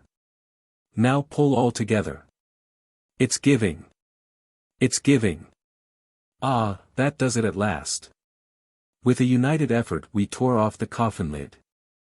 As we did so there came from the inside a stupefying and overpowering smell of chloroform. A body lay within, its head all wreathed in cotton wool, which had been soaked in the narcotic. Holmes plucked it off and disclosed the statuesque face of a handsome and spiritual woman of middle age. In an instant he had passed his arm round the figure and raised her to a sitting position. "Is she gone, Watson? Is there a spark left? Surely we are not too late." For half an hour it seemed that we were. What with actual suffocation, and what with the poisonous fumes of the chloroform, the Lady Frances seemed to have passed the last point of recall. And then, at last, with artificial respiration, with injected ether, and with every device that science could suggest, some flutter of life, some quiver of the eyelids, some dimming of a mirror, spoke of the slowly returning life. A cab had driven up, and Holmes, parting the blind, looked out at it. "Here is Lestrade with his warrant," said he. "He will find that his birds have flown. And here," he added as a heavy step hurried along the passage, "is someone who has a better right to nurse this lady than we have. Good morning, Mr. Green. I think that the sooner we can move the Lady Frances the better. Meanwhile, the funeral may proceed, and the poor old woman who still lies in that coffin may go to her last resting place alone." "Should you care to add the case to your annals, my dear Watson," said Holmes that evening, "it can only be as an example of that temporary eclipse to which even the best balanced mind may be exposed. Such slips are common to all mortals, and the greatest is he who can recognize and repair them. To this modified credit I may, perhaps, make some claim. My night was haunted by the thought that somewhere a clue, a strange sentence, a curious observation, had come under my notice and had been too easily dismissed. Then, suddenly, in the grey of the morning, the words came back to me. It was the remark of the undertaker's wife, as reported by Philip Green. She had said, "It should be there before now." It took longer, being out of the ordinary. It was the coffin of which she spoke. It had been out of the ordinary. That could only mean that it had been made to some special measurement. But why? Why? Then in an instant I remembered the deep sides, and the little wasted figure at the bottom. Why so large a coffin for so small a body? To leave room for another body. Both would be buried under the one certificate.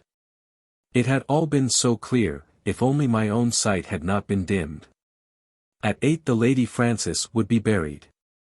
Our one chance was to stop the coffin before it left the house.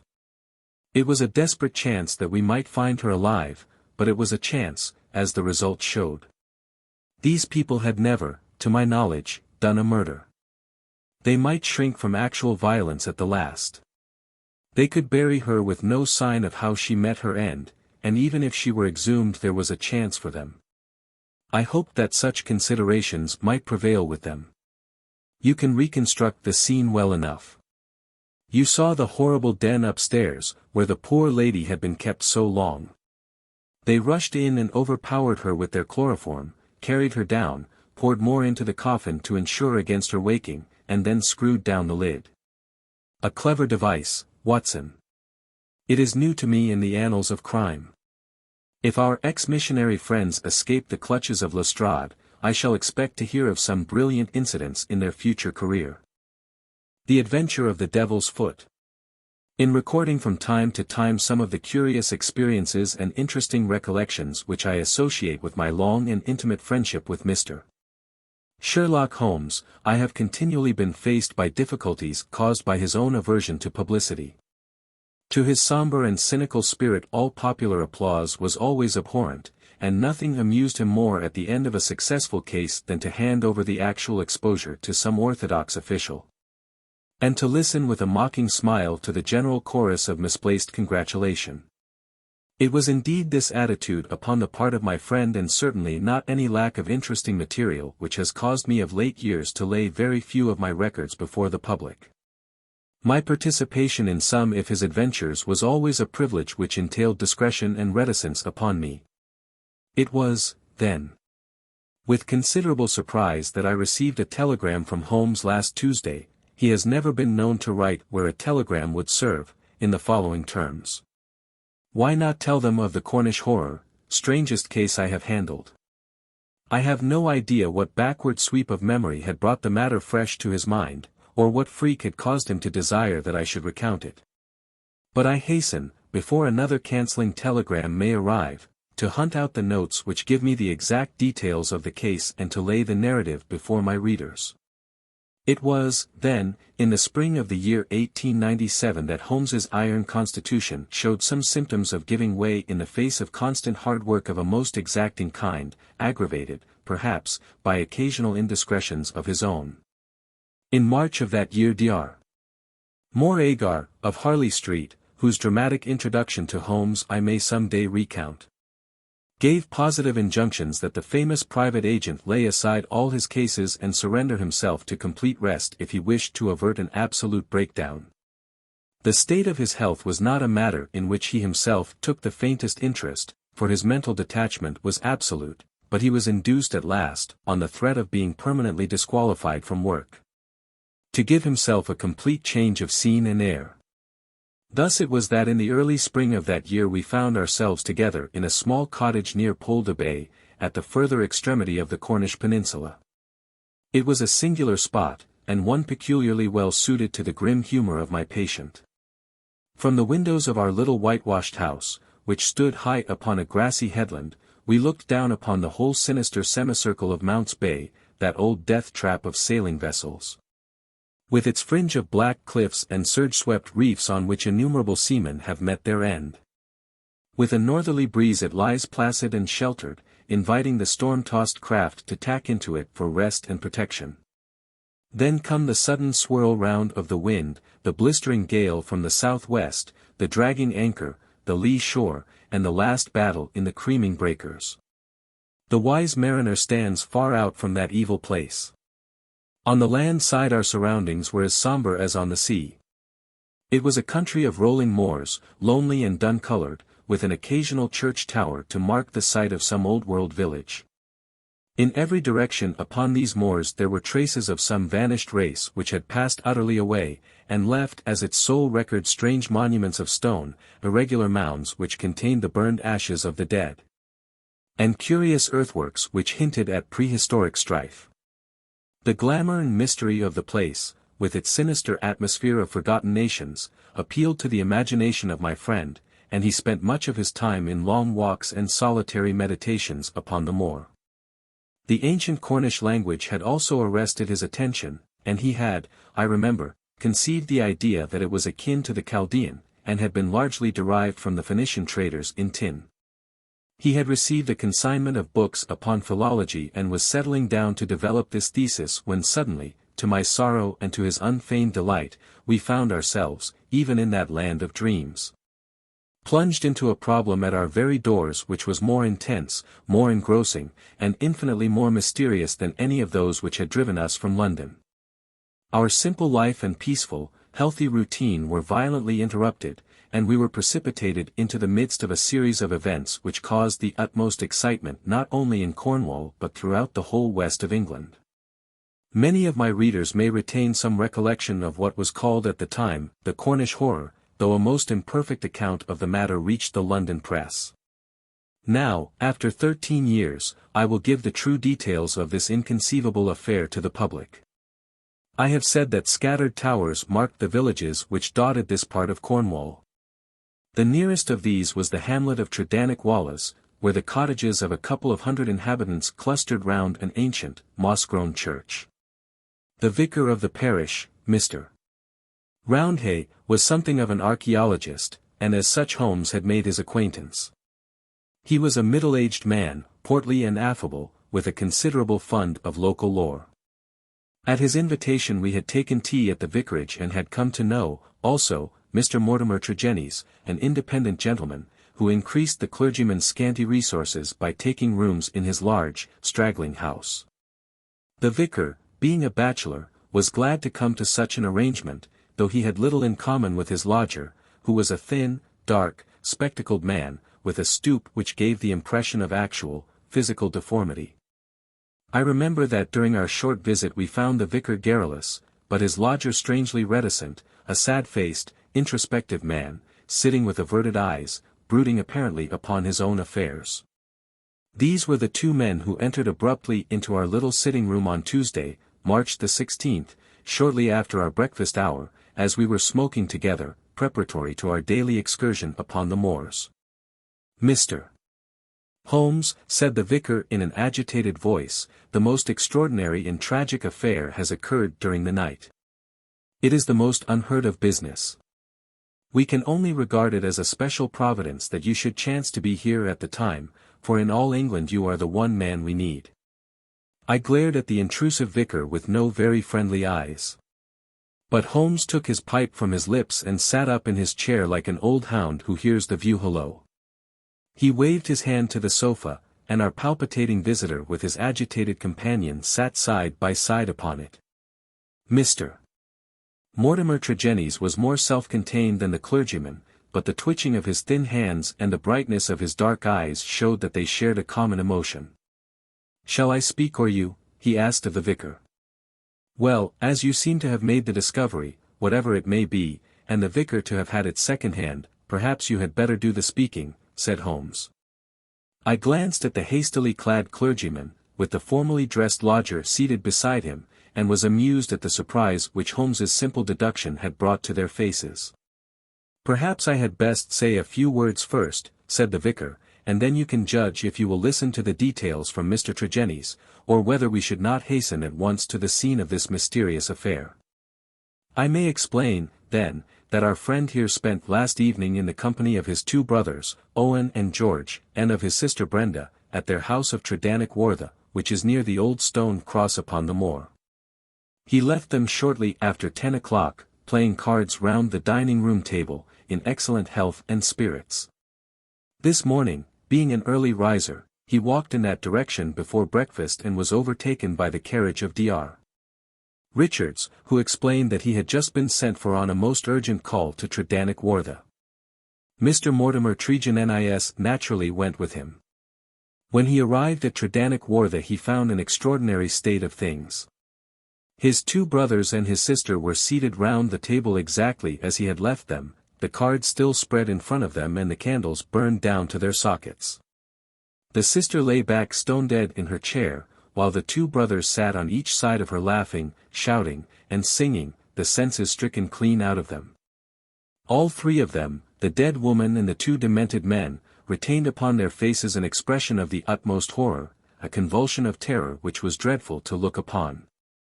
There was no sign of the presence of anyone in the house, except Mrs. Porter, the old cook and housekeeper, who declared that she had slept deeply and heard no sound during the night. Nothing had been stolen or disarranged, and there is absolutely no explanation of what the horror can be which has frightened a woman to death and two strong men out of their senses. There is the situation, Mr. Holmes, in a nutshell, and if you can help us to clear it up you will have done a great work. I had hoped that in some way I could coax my companion back into the quiet which had been the object of our journey. But one glance at his intense face and contracted eyebrows told me how vain was now the expectation. He sat for some little time in silence, absorbed in the strange drama which had broken in upon our peace. "I will look into this matter," he said at last. "On the face of it, it would appear to be a case of a very exceptional nature. Have you been there yourself, Mr. Roundhay?"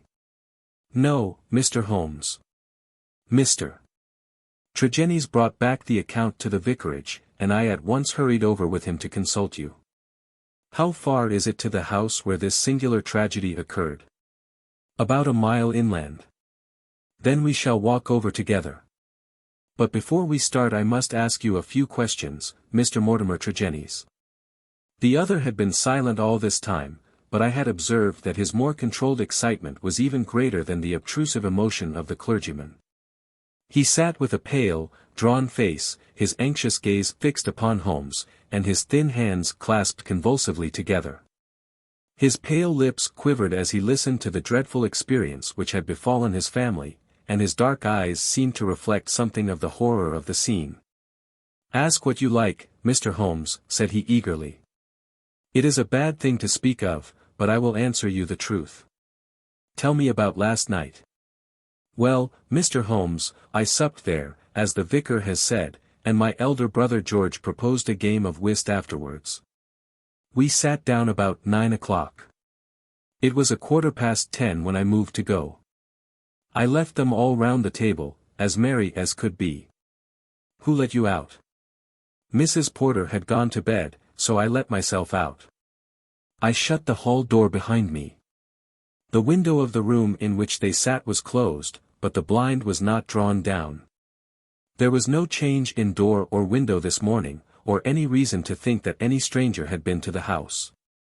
Yet there they sat, driven clean mad with terror, and Brenda lying dead of fright, with her head hanging over the arm of the chair. I'll never get the sight of that room out of my mind so long as I live." "The facts, as you state them, are certainly most remarkable," said Holmes. "I take it that you have no theory yourself which can in any way account for them?" "It's devilish, Mr. Holmes, devilish," cried Mortimer Tregennies. "It is not of this world. Something has come into that room which has dashed the light of reason from their minds. What human contrivance could do that?" "I fear," said Holmes, "that if the matter is beyond humanity it is certainly beyond me. Yet we must exhaust all natural explanations before we fall back upon such a theory as this. As to yourself, Mr. Tregennies, I take it you were divided in some way from your family, since they lived together and you had rooms apart?" "That is so, Mr. Holmes, though the matter is past and done with. We were a family of tin miners at Redruth, but we sold our venture to a company, and so retired with enough to keep us. I won't deny that there was some feeling about the division of the money and it stood between us for a time, but it was all forgiven and forgotten, and we were the best of friends together. Looking back at the evening which you spent together, does anything stand out in your memory as throwing any possible light upon the tragedy? Think carefully, Mr. Tregennies, for any clue which can help me." "There is nothing at all, sir." "Your people were in their usual spirits?" "Never better." "Were they nervous people? Did they ever show any apprehension of coming danger?" "Nothing of the kind." "You have nothing to add then, which could assist me?" Mortimer Tregennies considered earnestly for a moment. "There is one thing occurs to me," said he at last. "As we sat at the table my back was to the window, and my brother George, he being my partner at cards, was facing it. I saw him once look hard over my shoulder, so I turned round and looked also. The blind was up and the window shut, but I could just make out the bushes on the lawn, and it seemed to me for a moment that I saw something moving among them. I couldn't even say if it was man or animal, but I just thought there was something there. When I asked him what he was looking at, he told me that he had the same feeling. That is all that I can say." "Did you not investigate?" "No. The matter passed as unimportant." "You left them, then, without any premonition of evil?" "None at all. I am not clear how you came to hear the news so early this morning. I am an early riser and generally take a walk before breakfast. This morning I had hardly started when the doctor in his carriage overtook me. He told me that old Mrs. Porter had sent a boy down with an urgent message. I sprang in beside him and we drove on. When we got there we looked into that dreadful room. The candles and the fire must have burned out hours before, and they had been sitting there in the dark until dawn had broken. The doctor said Brenda must have been dead at least 6 hours. There were no signs of violence. She just lay across the arm of the chair with that look on her face. George and Owen were singing snatches of songs and gibbering like two great apes. Oh, it was awful to see. I couldn't stand it, and the doctor was as white as a sheet. Indeed, he fell into a chair in a sort of faint, and we nearly had him on our hands as well. Remarkable, most remarkable, said Holmes, rising and taking his hat. I think, perhaps, we had better go down to Tredannick Wartha without further delay. I confess that I have seldom known a case which at first sight presented a more singular problem. Our proceedings of that first morning did little to advance the investigation. It was marked, however, at the outset by an incident which left the most sinister impression upon my mind. The approach to the spot at which the tragedy occurred is down a narrow, winding, country lane. While we made our way along it we heard the rattle of a carriage coming towards us and stood aside to let it pass. As it drove by us I caught a glimpse through the closed window of a horribly contorted, grinning face glaring out at us. Those staring eyes and gnashing teeth flashed past us like a dreadful vision. My brothers, cried Mortimer Tregennies, white to his lips. They are taking them to Helston. We looked with horror after the black carriage, lumbering upon its way. Then we turned our steps towards this ill-omened house in which they had met their strange fate. It was a large and bright dwelling, rather a villa than a cottage, with a considerable garden which was already, in that Cornish air, well filled with spring flowers. Towards this garden the window of the sitting-room fronted, and from it, according to Mortimer Tregennies, must have come that thing of evil which had by sheer horror in a single instant blasted their minds. Holmes walked slowly and thoughtfully among the flower plots and along the path before we entered the porch. So absorbed was he in his thoughts, I remember, that he stumbled over the watering pot, upset its contents, and deluged both our feet and the garden path. Inside the house we were met by the elderly Cornish housekeeper, Mrs. Porter, who, with the aid of a young girl, looked after the wants of the family. She readily answered all Holmes's questions. She had heard nothing in the night. Her employers had all been in excellent spirits lately, and she had never known them more cheerful and prosperous. She had fainted with horror upon entering the room in the morning and seeing that dreadful company round the table. She had, when she recovered, thrown open the window to let the morning air in, and had run down to the lane, whence she sent a farm lad for the doctor. The lady was on her bed upstairs if we cared to see her. It took 4 strong men to get the brothers into the asylum carriage. She would not herself stay in the house another day and was starting that very afternoon to rejoin her family at St. Ives. We ascended the stairs and viewed the body. Miss Brenda Tregennies had been a very beautiful girl, though now verging upon middle age. Her dark, clear-cut face was handsome, even in death, but there still lingered upon it something of that convulsion of horror which had been her last human emotion. From her bedroom we descended to the sitting-room, where this strange tragedy had actually occurred. The charred ashes of the overnight fire lay in the grate.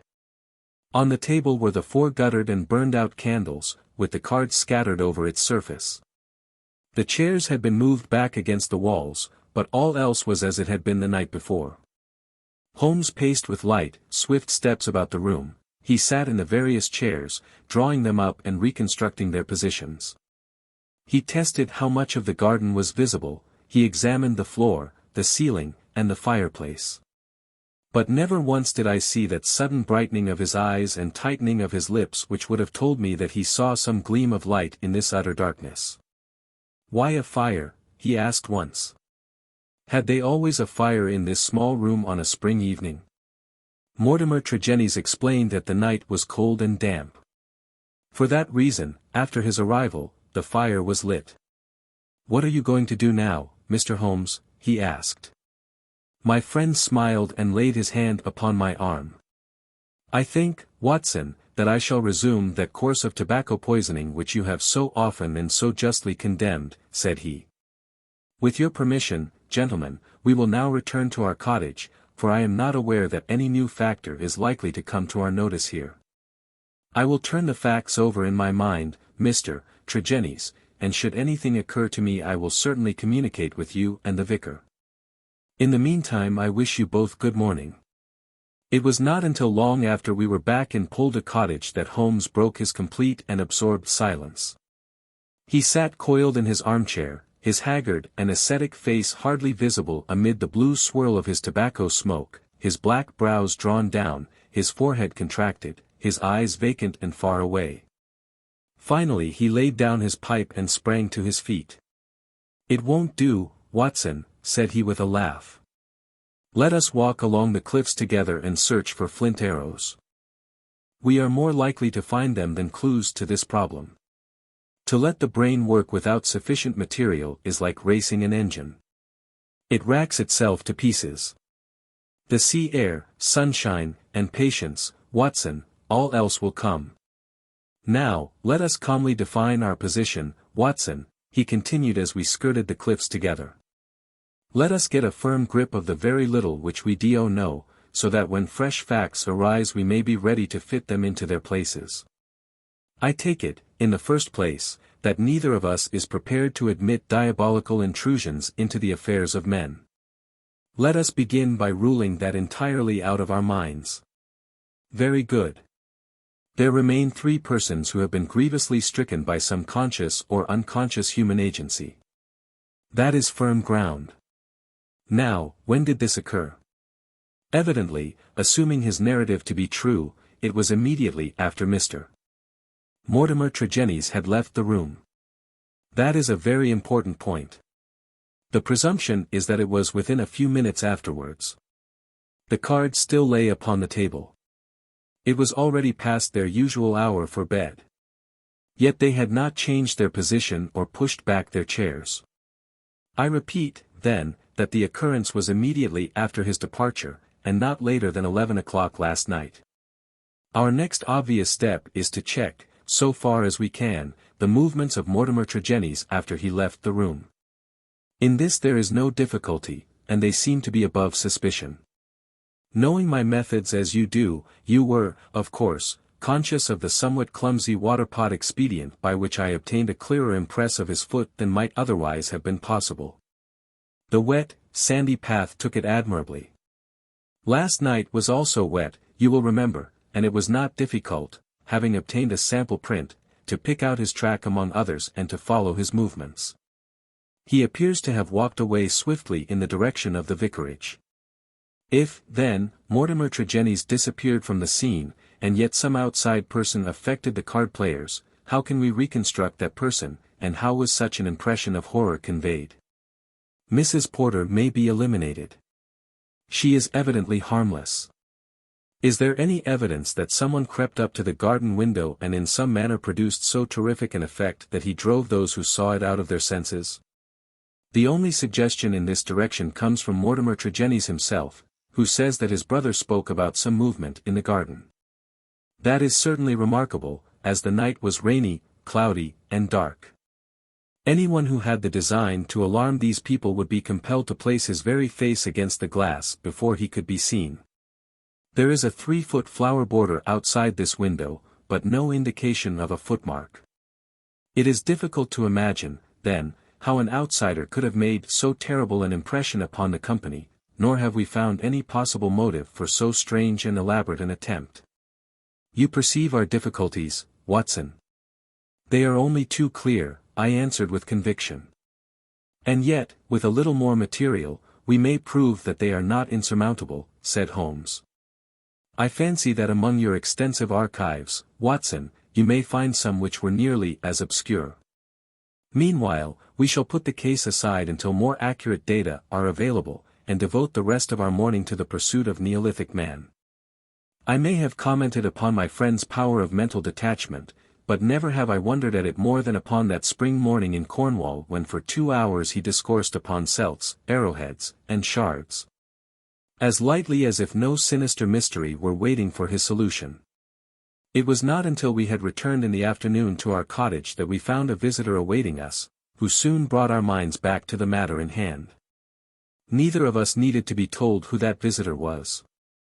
The huge body, the craggy and deeply seamed face with the fierce eyes and hawk-like nose, the grizzled hair which nearly brushed our cottage ceiling, the beard, golden at the fringes and white near the lips. Save for the nicotine stain from his perpetual cigar, all these were as well known in London as in Africa, and could only be associated with the tremendous personality of Dr. Leon Sterndale, the great lion hunter and explorer. We had heard of his presence in the district and had once or twice caught sight of his tall figure upon the moorland paths. He made no advances to us, however, nor would we have dreamed of doing so to him. As it was well known that it was his love of seclusion which caused him to spend the greater part of the intervals between his journeys in a small bungalow buried in the lonely wood of Beechamarians. Here, amid his books and his maps, he lived an absolutely lonely life, attending to his own simple wants and paying little apparent heed to the affairs of his neighbors. It was a surprise to me, therefore, to hear him asking Holmes in an eager voice whether he had made any advance in his reconstruction of this mysterious episode. "The county police are utterly at fault," said he, "but perhaps your wider experience has suggested some conceivable explanation. My only claim to being taken into your confidence is that during my many residences here I have come to know this family of Tregennies very well, indeed. Upon my Cornish mother's side I could call them cousins, and their strange fate has naturally been a great shock to me. I may tell you that I had got as far as Plymouth upon my way to Africa, but the news reached me this morning, and I came straight back again to help in the inquiry." Holmes raised his eyebrows. "Did you lose your boat through it?" "I will take the next." "Dear me. That is friendship indeed. I tell you they were relatives." "Quite so, cousins of your mother. Was your baggage aboard the ship?" "Some of it, but the main part at the hotel." "I see. But surely this event could not have found its way into the Plymouth morning papers." "No, sir, I had a telegram." "Might I ask from whom?" A shadow passed over the gaunt face of the explorer. "You are very inquisitive, Mr. Holmes." "It is my business." With an effort Dr. Sterndale recovered his ruffled composure. "I have no objection to telling you," he said. "It was Mr. Roundhay, the vicar, who sent me the telegram which recalled me." "Thank you," said Holmes. "I may say in answer to your original question that I have not cleared my mind entirely on the subject of this case, but that I have every hope of reaching some conclusion. It would be premature to say more. Perhaps you would not mind telling me if your suspicions point in any particular direction?" "No, I can hardly answer that." "Then I have wasted my time and need not prolong my visit." The famous doctor strode out of our cottage in considerable ill humor, and within 5 minutes Holmes had followed him. I saw him no more until the evening, when he returned with a slow step and haggard face which assured me that he had made no great progress with his investigation. He glanced at a telegram which awaited him and threw it into the grate. "From the Plymouth Hotel, Watson," he said. "I learned the name of it from the vicar, and I wired to make certain that Dr. Leon Sterndale's account was true. It appears that he did indeed spend last night there, and that he has actually allowed some of his baggage to go on to Africa, while he returned to be present at this investigation. What do you make of that, Watson?" "He is deeply interested." "Deeply interested, yes. There is a thread here which we had not yet grasped and which might lead us through the tangle. Cheer up, Watson, for I am very sure that our material has not yet all come to hand. When it does we may soon leave our difficulties behind us." Little did I think how soon the words of Holmes would be realized, or how strange and sinister would be that new development which opened up an entirely fresh line of investigation. I was shaving at my window in the morning when I heard the rattle of hoofs and, looking up, saw a dog-cart coming at a gallop down the road. It pulled up at our door, and our friend, the vicar, sprang from it and rushed up our garden path. Holmes was already dressed, and we hastened down to meet him. Our visitor was so excited that he could hardly articulate, but at last in gasps and bursts his tragic story came out of him. "We are devil-ridden, Mr. Holmes. My poor parish is devil-ridden," he cried. Satan himself is loose in it. We are given over into his hands. He danced about in his agitation, a ludicrous object if it were not for his ashy face and startled eyes. Finally he shot out his terrible news. Mr. Mortimer Tregennies died during the night, and with exactly the same symptoms as the rest of his family. Holmes sprang to his feet, all energy in an instant. Can you fit us both into your dog-cart? Yes, I can. Then, Watson, we will postpone our breakfast. Mr. Roundhay, we are entirely at your disposal. Hurry, hurry, before things get disarranged. The lodger occupied 2 rooms at the vicarage, which were in an angle by themselves, the one above the other. Below was a large sitting room, above, his bedroom. They looked out upon a croquet lawn which came up to the windows. We had arrived before the doctor or the police, so that everything was absolutely undisturbed. Let me describe exactly the scene as we saw it upon that misty March morning. It has left an impression which can never be effaced from my mind. The atmosphere of the room was of a horrible and depressing stuffiness. The servant had first entered had thrown up the window, or it would have been even more intolerable. This might partly be due to the fact that a lamp stood flaring and smoking on the center table. Beside it sat the dead man, leaning back in his chair, his thin beard projecting, his spectacles pushed up onto his forehead. And his lean dark face turned towards the window and twisted into the same distortion of terror which had marked the features of his dead sister. His limbs were convulsed and his fingers contorted as though he had died in a very paroxysm of fear. He was fully clothed, though there were signs that his dressing had been done in a hurry. We had already learned that his bed had been slept in, and that the tragic end had come to him in the early morning. One realized the red-hot energy which underlay Holmes's phlegmatic exterior when one saw the sudden change which came over him from the moment that he entered the fatal apartment. In an instant he was tense and alert, his eyes shining, his face set, his limbs quivering with eager activity. He was out on the lawn, in through the window, round the room, and up into the bedroom, for all the world like a dashing foxhound drawing a cover. In the bedroom he made a rapid cast around and ended by throwing open the window, which appeared to give him some fresh cause for excitement, for he leaned out of it with loud ejaculations of interest and delight. Then he rushed down the stair, out through the open window, threw himself upon his face on the lawn, sprang up and into the room once more, all with the energy of the hunter who is at the very heels of his quarry. The lamp, which was an ordinary standard, he examined with minute care, making certain measurements upon its bowl. He carefully scrutinized with his lens the talc shield which covered the top of the chimney and scraped off some ashes which adhered to its upper surface, putting some of them into an envelope, which he placed in his pocketbook. Finally, just as the doctor and the official police put in an appearance, he beckoned to the vicar and we all 3 went out upon the lawn. I am glad to say that my investigation has not been entirely barren, he remarked. I cannot remain to discuss the matter with the police, but I should be exceedingly obliged, Mr. Roundhay, if you would give the inspector my compliments and direct his attention to the bedroom window and to the sitting-room lamp. Each is suggestive, and together they are almost conclusive. If the police would desire further information I shall be happy to see any of them at the cottage. And now, Watson, I think that, perhaps, we shall be better employed elsewhere. It may be that the police resented the intrusion of an amateur, or that they imagined themselves to be upon some hopeful line of investigation, but it is certain that we heard nothing from them for the next 2 days. During this time Holmes spent some of his time smoking and dreaming in the cottage, but a greater portion in country walks which he undertook alone, returning after many hours without remark as to where he had been. One experiment served to show me the line of his investigation. He had bought a lamp which was the duplicate of the one which had burned in the room of Mortimer Tregennies on the morning of the tragedy. This he filled with the same oil as that used at the vicarage, and he carefully timed the period which it would take to be exhausted. Another experiment which he made was of a more unpleasant nature, and one which I am not likely ever to forget.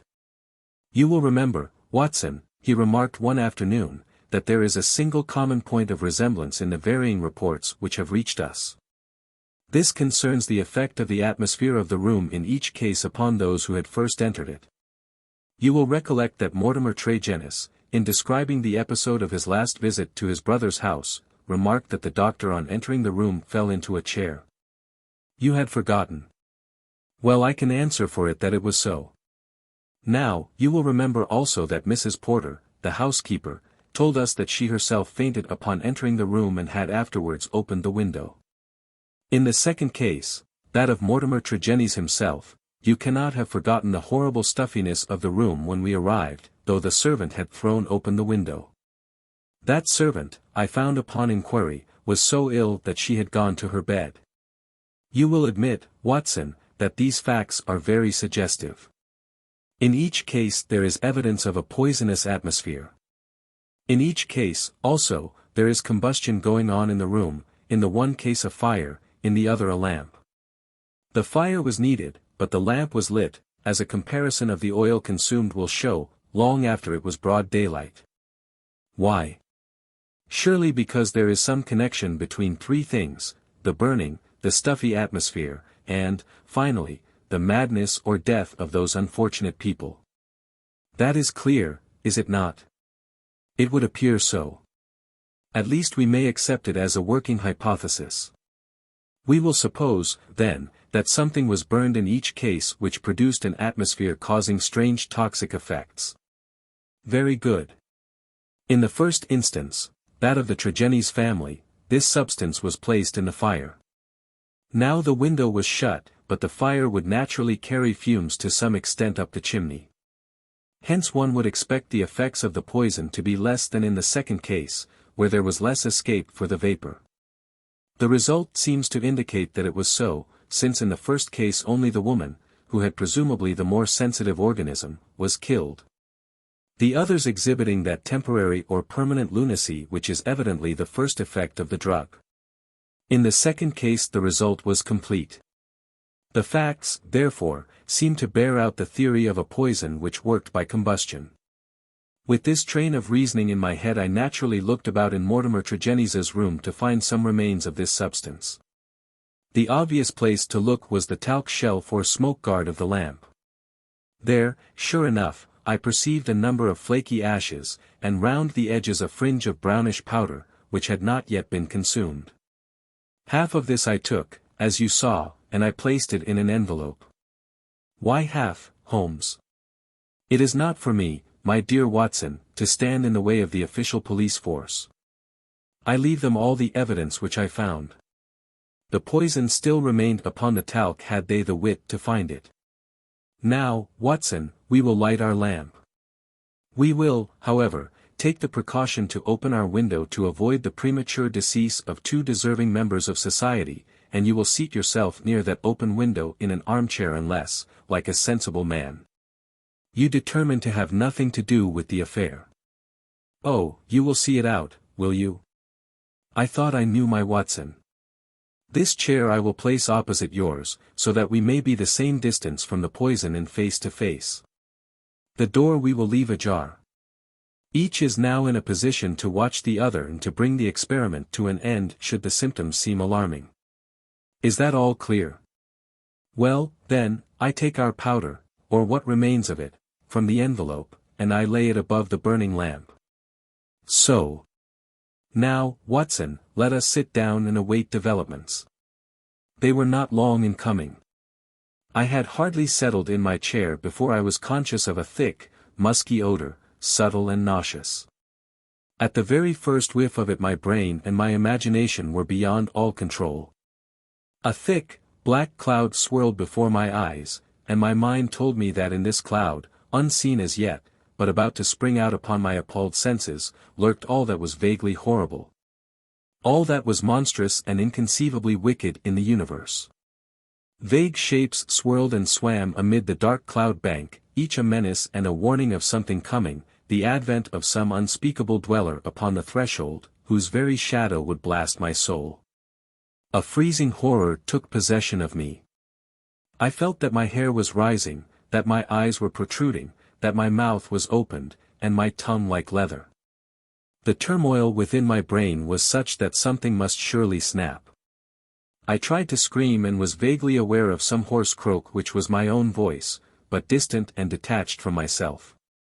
At the same moment, in some effort of escape, I broke through that cloud of despair and had a glimpse of Holmes's face, white, rigid, and drawn with horror, the very look which I had seen upon the features of the dead.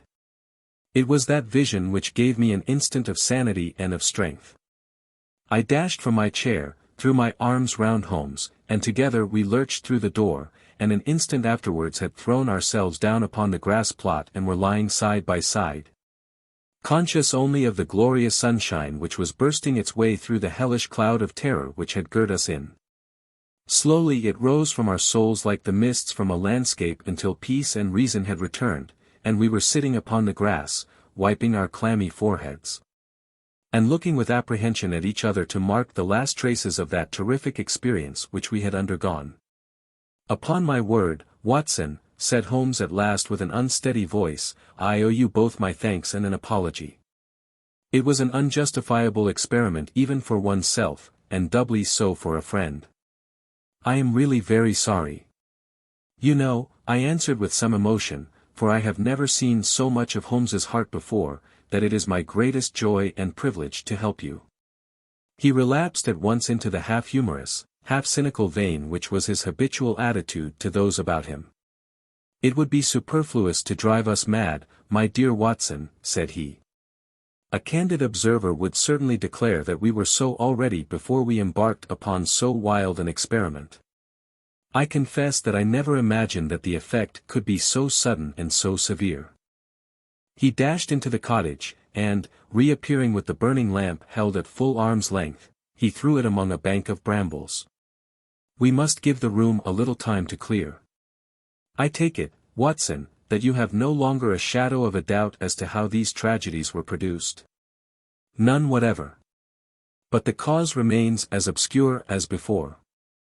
Come into the arbor here and let us discuss it together. That villainous stuff seems still to linger round my throat. I think we must admit that all the evidence points to this man, Mortimer Tregennies, having been the criminal in the first tragedy, though he was the victim in the second one. We must remember, in the first place, that there is some story of a family quarrel, followed by a reconciliation. How bitter that quarrel may have been, or how hollow the reconciliation we cannot tell. When I think of Mortimer Tregennies, with the foxy face and the small shrewd, beady eyes behind the spectacles, he is not a man whom I should judge to be of a particularly forgiving disposition. Well, in the next place, you will remember that this idea of someone moving in the garden, which took our attention for a moment from the real cause of the tragedy, emanated from him. He had a motive in misleading us.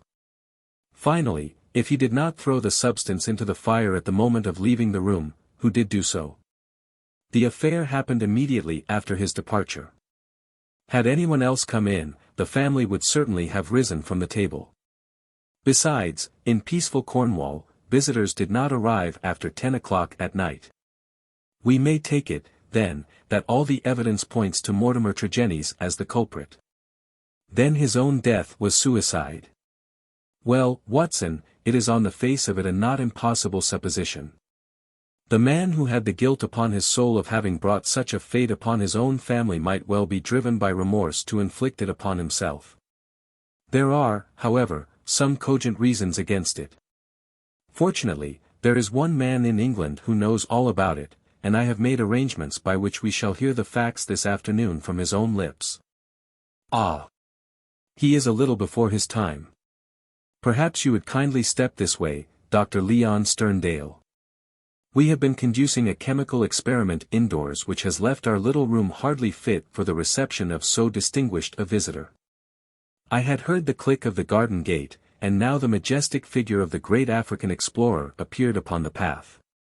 He turned in some surprise towards the rustic arbor in which we sat. "You sent for me, Mr. Holmes. I had your note about an hour ago, and I have come, though I really do not know why I should obey your summons." "Perhaps we can clear the point up before we separate," said Holmes. "Meanwhile, I am much obliged to you for your courteous acquiescence. You will excuse this informal reception in the open air, but my friend Watson and I have nearly furnished an additional chapter to what the papers call the Cornish horror, and we prefer a clear atmosphere for the present. Perhaps, since the matters which we have to discuss will affect you personally in a very intimate fashion, it is as well that we should talk where there can be no eavesdropping. The explorer took his cigar from his lips and gazed sternly at my companion. I am at a loss to know, sir, he said, what you can have to speak about which affects me personally in a very intimate fashion. The killing of Mortimer Tregennies, said Holmes. For a moment I wished that I were armed. Sterndale's fierce face turned to a dusky red, his eyes glared, and the knotted, passionate veins started out in his forehead, while he sprang forward with clenched hands towards my companion. Then he stopped, and with a violent effort he resumed a cold, rigid calmness, which was, perhaps, more suggestive of danger than his hot-headed outburst. I have lived so long among savages and beyond the law, said he, that I have got into the way of being a law to myself. You would do well, Mr. Holmes, not to forget it, for I have no desire to do you an injury. Nor have I any desire to do you an injury, Dr. Sterndale. Surely the clearest proof of it is that, knowing what I know, I have sent for you and not for the police. Sterndale sat down with a gasp, overawed for, perhaps, the first time in his adventurous life. There was a calm assurance of power in Holmes's manner which could not be withstood. Our visitor stammered for a moment, his great hands opening and shutting in his agitation. What do you mean? He asked at last. If this is bluff upon your part, Mr. Holmes, you have chosen a bad man for your experiment. Let us have no more beating about the bush. What do you mean? I will tell you, said Holmes, and the reason why I tell you is that I hope frankness may beget frankness. What my next step may be will depend entirely upon the nature of your own defense. My defense? Yes, sir. My defense against what? Against the charge of killing Mortimer Tregennies. Sterndale mopped his forehead with his handkerchief. Upon my word, you are getting on, said he. Do all your successes depend upon this prodigious power of bluff? The bluff, said Holmes sternly, is upon your side, Dr. Leon Sterndale, and not upon mine. As a proof I will tell you some of the facts upon which my conclusions are based. Of your return from Plymouth, allowing much of your property to go on to Africa. I will say nothing save that it first informed me that you were one of the factors which had to be taken into account in reconstructing this drama. I came back. I have heard your reasons and regard them as unconvincing and inadequate. We will pass that. You came down here to ask me whom I suspected. I refused to answer you. You then went to the vicarage, waited outside it for some time, and finally returned to your cottage. How do you know that? I followed you. I saw no one. That is what you may expect to see when I follow you. You spent a restless night at your cottage, and you formed certain plans, which in the early morning you proceeded to put into execution. Leaving your door just as day was breaking, you filled your pocket with some reddish gravel that was lying heaped beside your gate. Sterndale gave a violent start and looked at Holmes in amazement. You then walked swiftly for the mile which separated you from the vicarage. You were wearing, I may remark, the same pair of ribbed tennis shoes which are at the present moment upon your feet. At the vicarage you passed through the orchard and the side hedge, coming out under the window of the lodger Tregennies. It was now daylight, but the household was not yet stirring. You drew some of the gravel from your pocket, and you threw it up at the window above you. Sterndale sprang to his feet. I believe that you are the devil himself, he cried. Holmes smiled at the compliment. It took 2, or possibly 3, handfuls before the lodger came to the window. You beckoned him to come down. He dressed hurriedly and descended to his sitting room. You entered by the window. There was an interview, a short one, during which you walked up and down the room. Then you passed out and closed the window, standing on the lawn outside smoking a cigar and watching what occurred. Finally, after the death of Tregennies, you withdrew as you had come. Now, Dr. Sterndale, how do you justify such conduct, and what were the motives for your actions? If you prevaricate or trifle with me, I give you my assurance that the matter will pass out of my hands forever. Our visitor's face had turned ashen grey as he listened to the words of his accuser. Now he sat for some time in thought with his face sunk in his hands. Then with a sudden impulsive gesture he plucked a photograph from his breast pocket and threw it on the rustic table before us. "That is why I have done it," said he. It showed the bust and face of a very beautiful woman. Holmes stooped over it. "Brenda Tregennies," said he. "Yes, Brenda Tregennies," repeated our visitor. "For years I have loved her. For years she has loved me. There is the secret of that Cornish seclusion which people have marveled at. It has brought me close to the one thing on earth that was dear to me. I could not marry her, for I have a wife who has left me for years and yet whom, by the deplorable laws of England, I could not divorce. For years Brenda waited. For years I waited. And this is what we have waited for." A terrible sob shook his great frame, and he clutched his throat under his brindled beard. Then with an effort he mastered himself and spoke on. "The vicar knew. He was in our confidence. He would tell you that she was an angel upon earth. That was why he telegraphed to me and I returned. What was my baggage or Africa to me when I learned that such a fate had come upon my darling? There you have the missing clue to my action, Mr. Holmes." "Proceed," said my friend. Dar. Sterndale drew from his pocket a paper packet and laid it upon the table. On the outside was written Radix Pedis Diaboli, with a red poison label beneath it. He pushed it towards me. "I understand that you are a doctor, sir. Have you ever heard of this preparation? Devil's foot root." "No, I have never heard of it." "It is no reflection upon your professional knowledge," said he, "for I believe that, save for one sample in a laboratory at Buda, there is no other specimen in Europe. It has not yet found its way either into the pharmacopoeia or into the literature of toxicology. The root is shaped like a foot, half human, half goat-like, hence the fanciful name given by a botanical missionary. It is used as an ordeal poison by the medicine men in certain districts of West Africa and is kept as a secret among them. This particular specimen I obtained under very extraordinary circumstances in the Ubangi country." He opened the paper as he spoke and disclosed a heap of reddish-brown, snuff-like powder. "Well, sir?" asked Holmes sternly. "I am about to tell you, Mr. Holmes, all that actually occurred, for you already know so much that it is clearly to my interest that you should know all. I have already explained the relationship in which I stood to the Tregennies family. For the sake of the sister I was friendly with the brothers. There was a family quarrel about money which estranged this man Mortimer, but it was supposed to be made up, and I afterwards met him as I did the others. He was a sly, subtle, scheming man, and several things arose which gave me a suspicion of him, but I had no cause for any positive quarrel. One day, only a couple of weeks ago, he came down to my cottage and I showed him some of my African curiosities. Among other things I exhibited this powder, and I told him of its strange properties, how it stimulates those brain centers which control the emotion of fear. And how either madness or death is the fate of the unhappy native who is subjected to the ordeal by the priest of his tribe. I told him also how powerless European science would be to detect it. How he took it I cannot say, for I never left the room, but there is no doubt that it was then, while I was opening cabinets and stooping to boxes, that he managed to abstract some of the devil's foot root.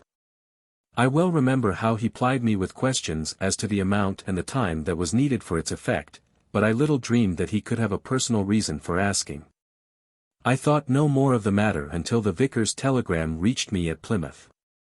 This villain had thought that I would be at sea before the news could reach me, and that I should be lost for years in Africa. But I returned at once. Of course, I could not listen to the details without feeling assured that my poison had been used. I came round to see you on the chance that some other explanation had suggested itself to you. But there could be none. I was convinced that Mortimer Tregennies was the murderer. That for the sake of money, and with the idea, perhaps, that if the other members of his family were all insane he would be the sole guardian of their joint property, he had used the devil's foot powder upon them. driven two of them out of their senses, and killed his sister Brenda, the one human being whom I have ever loved or who has ever loved me. There was his crime, what was to be his punishment? Should I appeal to the law? Where were my proofs? I knew that the facts were true, but could I help to make a jury of countrymen believe so fantastic a story? I might or I might not. But I could not afford to fail. My soul cried out for revenge. I have said to you once before, Mr. Holmes, that I have spent much of my life outside the law, and that I have come at last to be a law to myself. So it was even now. I determined that the fate which he had given to others should be shared by himself. Either that or I would do justice upon him with my own hand. In all England there can be no man who sets less value upon his own life than I do at the present moment. Now I have told you all. You have yourself supplied the rest. I did, as you say, after a restless night, set off early from my cottage. I foresaw the difficulty of arousing him, so I gathered some gravel from the pile which you have mentioned, and I used it to throw up to his window. He came down and admitted me through the window of the sitting-room. I laid his offence before him. I told him that I had come both as judge and executioner.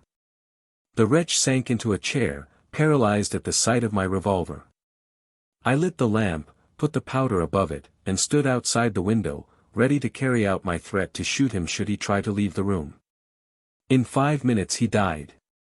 My God! How he died!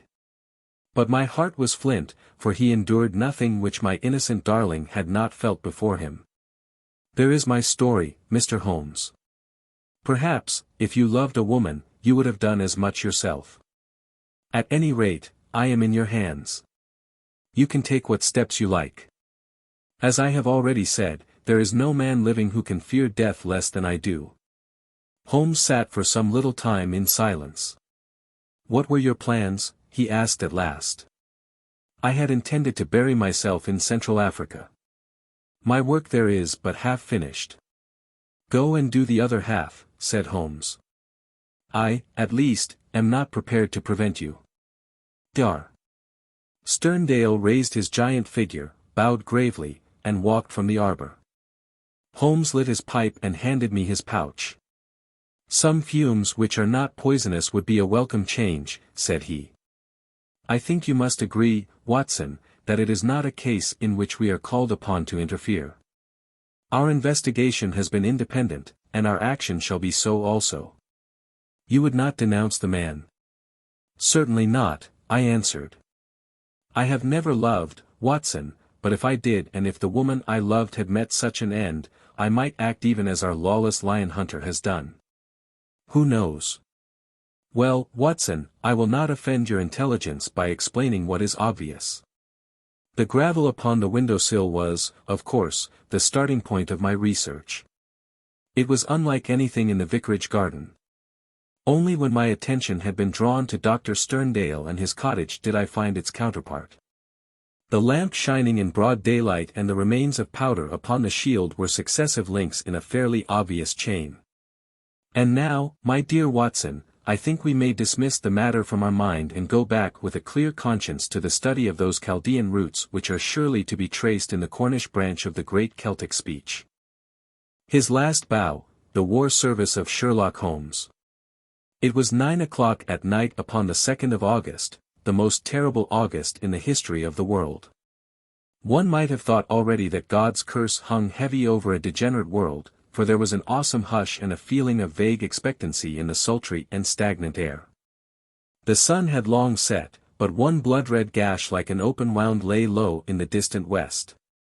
Above, the stars were shining brightly, and below, the lights of the shipping glimmered in the bay. The two famous Germans stood beside the stone parapet of the garden walk, with the long, low, heavily gabled house behind them, and they looked down upon the broad sweep of the beach at the foot of the great chalk cliff on which von Bork, like some wandering eagle, had perched himself 4 years before. They stood with their heads close together, talking in low, confidential tones.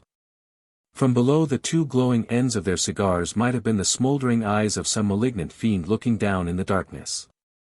A remarkable man this von Bork, a man who could hardly be matched among all the devoted agents of the Kaiser.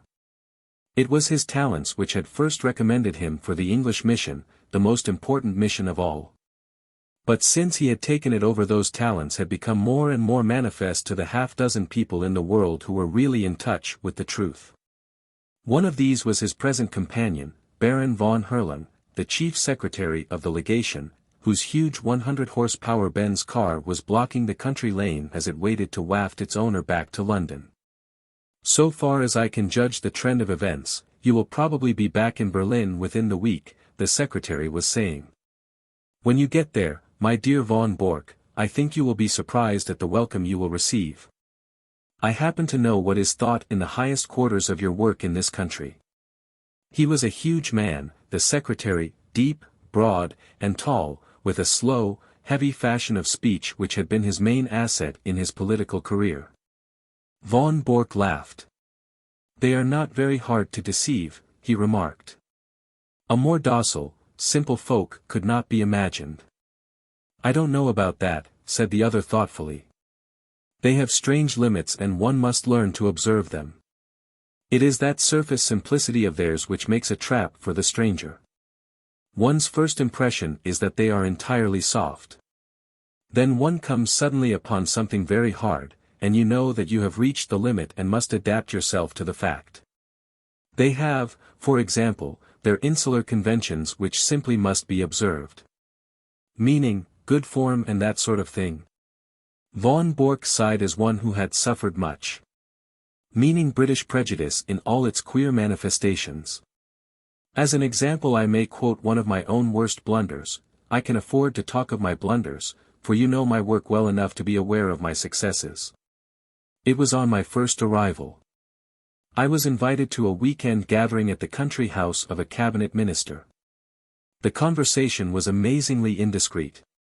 Von Bork nodded. "I've been there," said he dryly. "Exactly. Well, I naturally sent a resume of the information to Berlin.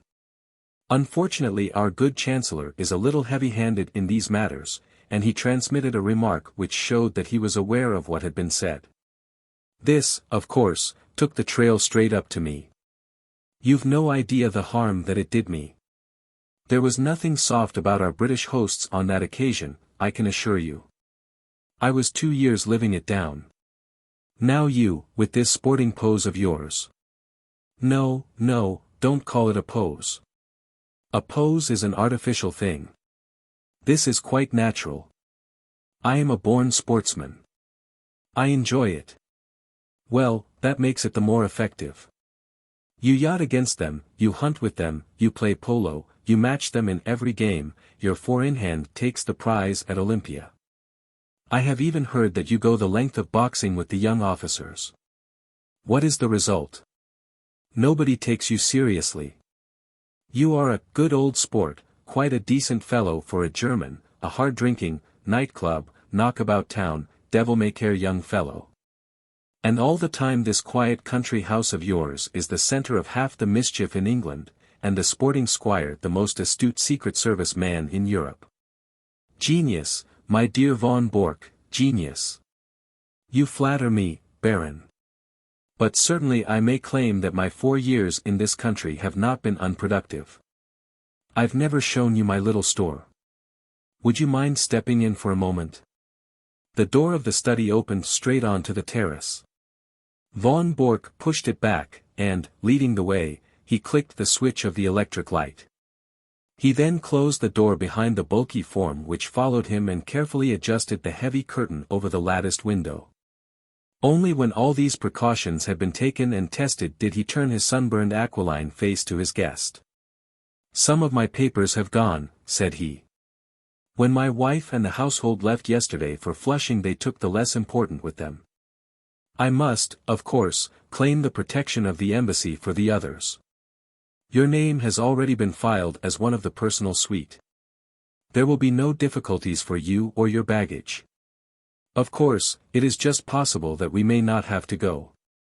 England may leave France to her fate. We are sure that there is no binding treaty between them. And Belgium?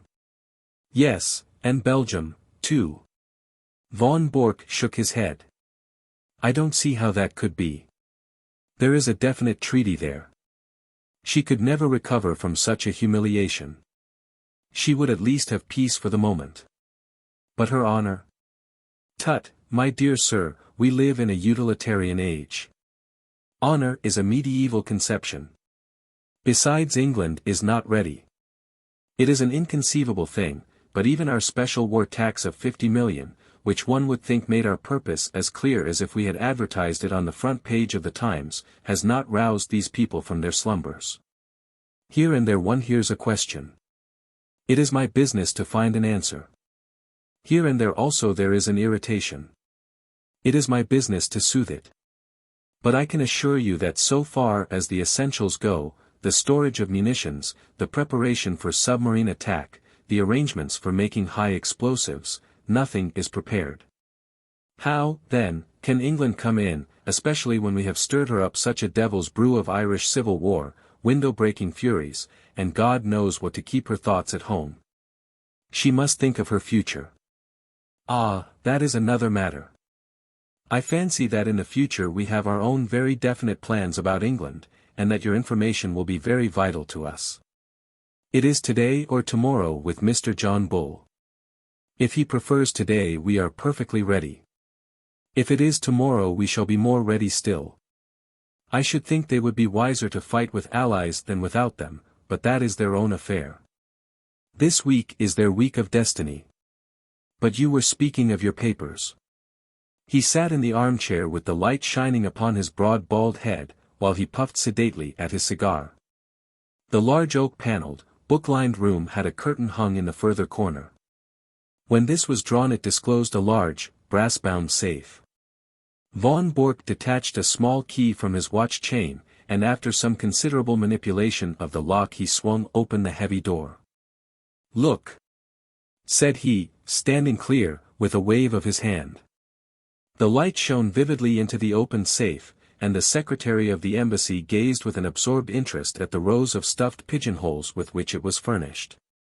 Each pigeonhole had its label, and his eyes as he glanced along them read a long series of such titles as Fords, Harbor Defences, Aeroplanes, Ireland, Egypt, Portsmouth Forts, the Channel, Rosita, and a score of others. Each compartment was bristling with papers and plans. "Colossal," said the secretary. Putting down his cigar he softly clapped his fat hands. "And all in 4 years, Baron. Not such a bad show for the hard-drinking, hard-riding country squire. But the gem of my collection is coming and there is the setting all ready for it."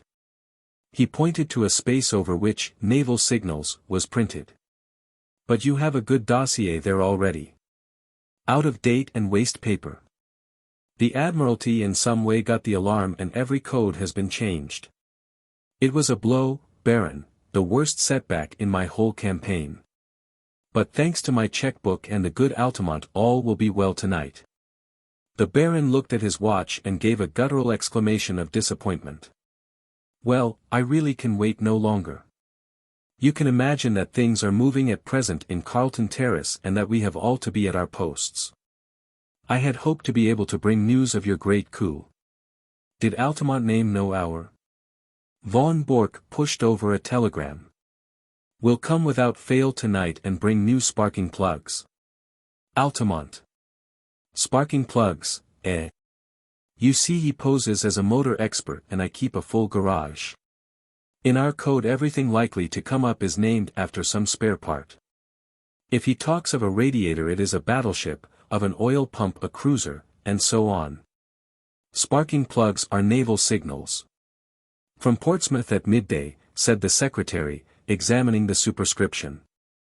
"By the way, what do you give him?" £500 for this particular job. Of course he has a salary as well. The greedy rogue. They are useful, these traders, but I grudge them their blood money. I grudge Altamont nothing. He is a wonderful worker. If I pay him well, at least he delivers the goods, to use his own phrase. Besides, he is not a traitor. I assure you that our most Pan-Germanic junker is a sucking dove in his feelings towards England as compared with a real bitter Irish American. Oh, an Irish-American. If you heard him talk you would not doubt it. Sometimes I assure you I can hardly understand him. He seems to have declared war on the King's English as well as on the English King. Must you really go? He may be here any moment. No. I'm sorry, but I have already overstayed my time. We shall expect you early tomorrow, and when you get that signal book through the little door on the Duke of York steps you can put a triumphant fineness to your record in England. What? Tokay. He indicated a heavily sealed dust-covered bottle which stood with two high glasses upon a salver. May I offer you a glass before your journey? No, thanks. But it looks like revelry. Altamont has a nice taste in wines, and he took a fancy to my Tokay. He is a touchy fellow and needs humoring in small things. I have to study him, I assure you. They had strolled out onto the terrace again, and along it to the further end where at a touch from the Baron's chauffeur the great car shivered and chuckled. Those are the lights of Harwich, I suppose, said the secretary, pulling on his dust coat. How still and peaceful it all seems. There may be other lights within the week, and the English coast a less tranquil place. The heavens, too, may not be quite so peaceful if all that the good Zeppelin promises us comes true. By the way, who is that? Only one window showed a light behind them. In it there stood a lamp, and beside it, seated at a table, was a dear old ruddy-faced woman in a country cap. She was bending over her knitting and stopping occasionally to stroke a large black cat upon a stool beside her. That is Martha, the only servant I have left. The secretary chuckled. She might almost personify Britannia, said he, with her complete self-absorption and general air of comfortable somnolence. Well, au revoir, von Bork. With a final wave of his hand he sprang into the car, and a moment later the two golden cones from the headlights shot forward through the darkness. The secretary lay back in the cushions of the luxurious limousine. With his thoughts so full of the impending European tragedy that he hardly observed that as his car swung round the village street it nearly passed over a little Ford coming in the opposite direction. Von Bork walked slowly back to the study when the last gleams of the motor lamps had faded into the distance. As he passed he observed that his old housekeeper had put out her lamp and retired. It was a new experience to him, the silence and darkness of his widespread house, for his family and household had been a large one. It was a relief to him, however, to think that they were all in safety in that, but for that one old woman who had lingered in the kitchen, he had the whole place to himself. There was a good deal of tidying up to do inside his study and he set himself to do it until his keen, handsome face was flushed with the heat of the burning papers. A leather valise stood beside his table, and into this he began to pack very neatly and systematically the precious contents of his safe. He had hardly got started with the work, however, when his quick ears caught the sound of a distant car. Instantly he gave an exclamation of satisfaction, strapped up the valise, shut the safe, locked it, and hurried out onto the terrace.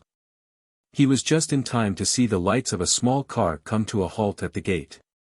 A passenger sprang out of it and advanced swiftly towards him, while the chauffeur, a heavily built, elderly man with a grey mustache, settled down like one who resigns himself to a long vigil. Well? Asked von Bork eagerly, running forward to meet his visitor. For answer the man waved a small brown paper parcel triumphantly above his head. You can give me the glad hand tonight, mister, he cried. I'm bringing home the bacon at last. The signals? Same as I said in my cable. Every last one of them, semaphore, lamp code, Marconi, a copy, mind you, not the original. That was too dangerous. But it's the real goods, and you can lay to that.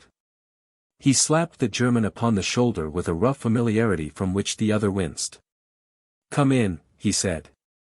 I'm all alone in the house. I was only waiting for this. Of course a copy is better than the original. If an original were missing they would change the whole thing. You think it's all safe about the copy?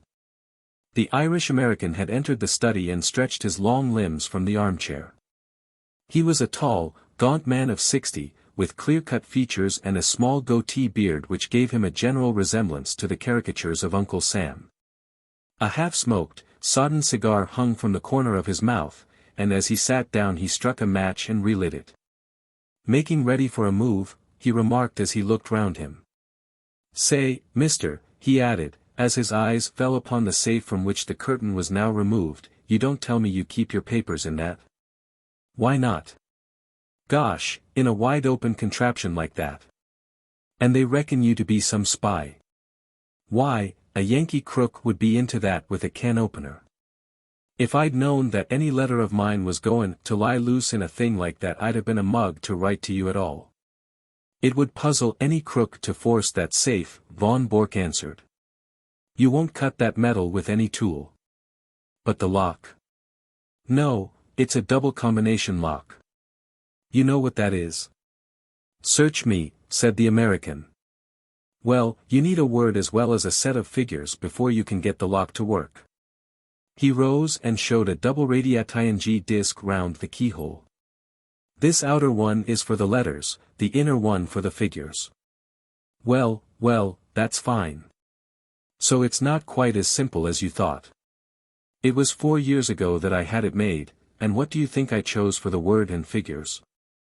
"It's beyond me." "Well, I chose August for the word, and 1914 for the figures, and here we are." The American's face showed his surprise and admiration. "My, but that was smart. You had it down to a fine thing." "Yes, a few of us even then could have guessed the date. Here it is, and I'm shutting down tomorrow morning." "Well, I guess you'll have to fix me up also. I'm not staying in this gol darned country all on my lonesome. In a week or less, from what I see, John Bull will be on his hind legs and fair ramping. I'd rather watch him from over the water." "But you're an American citizen." "Well, so was Jack James an American citizen, but he's doing time in Portland all the same. It cuts no ice with a British copper to tell him you're an American citizen. It's British law and order over here," says he. "By the way, mister, talking of Jack James, it seems to me you don't do much to cover your men."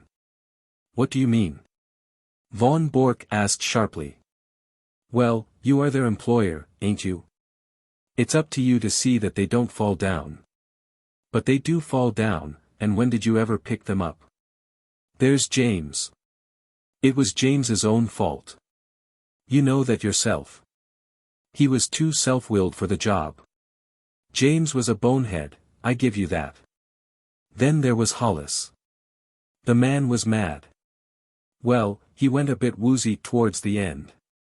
It's enough to make a man bughouse when he has to play a part from morning to night with 100 guys all ready to set the coppers wise to him. But now there is Steiner." Von Bork started violently, and his ruddy face turned a shade paler. "What about Steiner?" "Well, they've got him, that's all. They raided his store last night, and he and his papers are all in Portsmouth jail.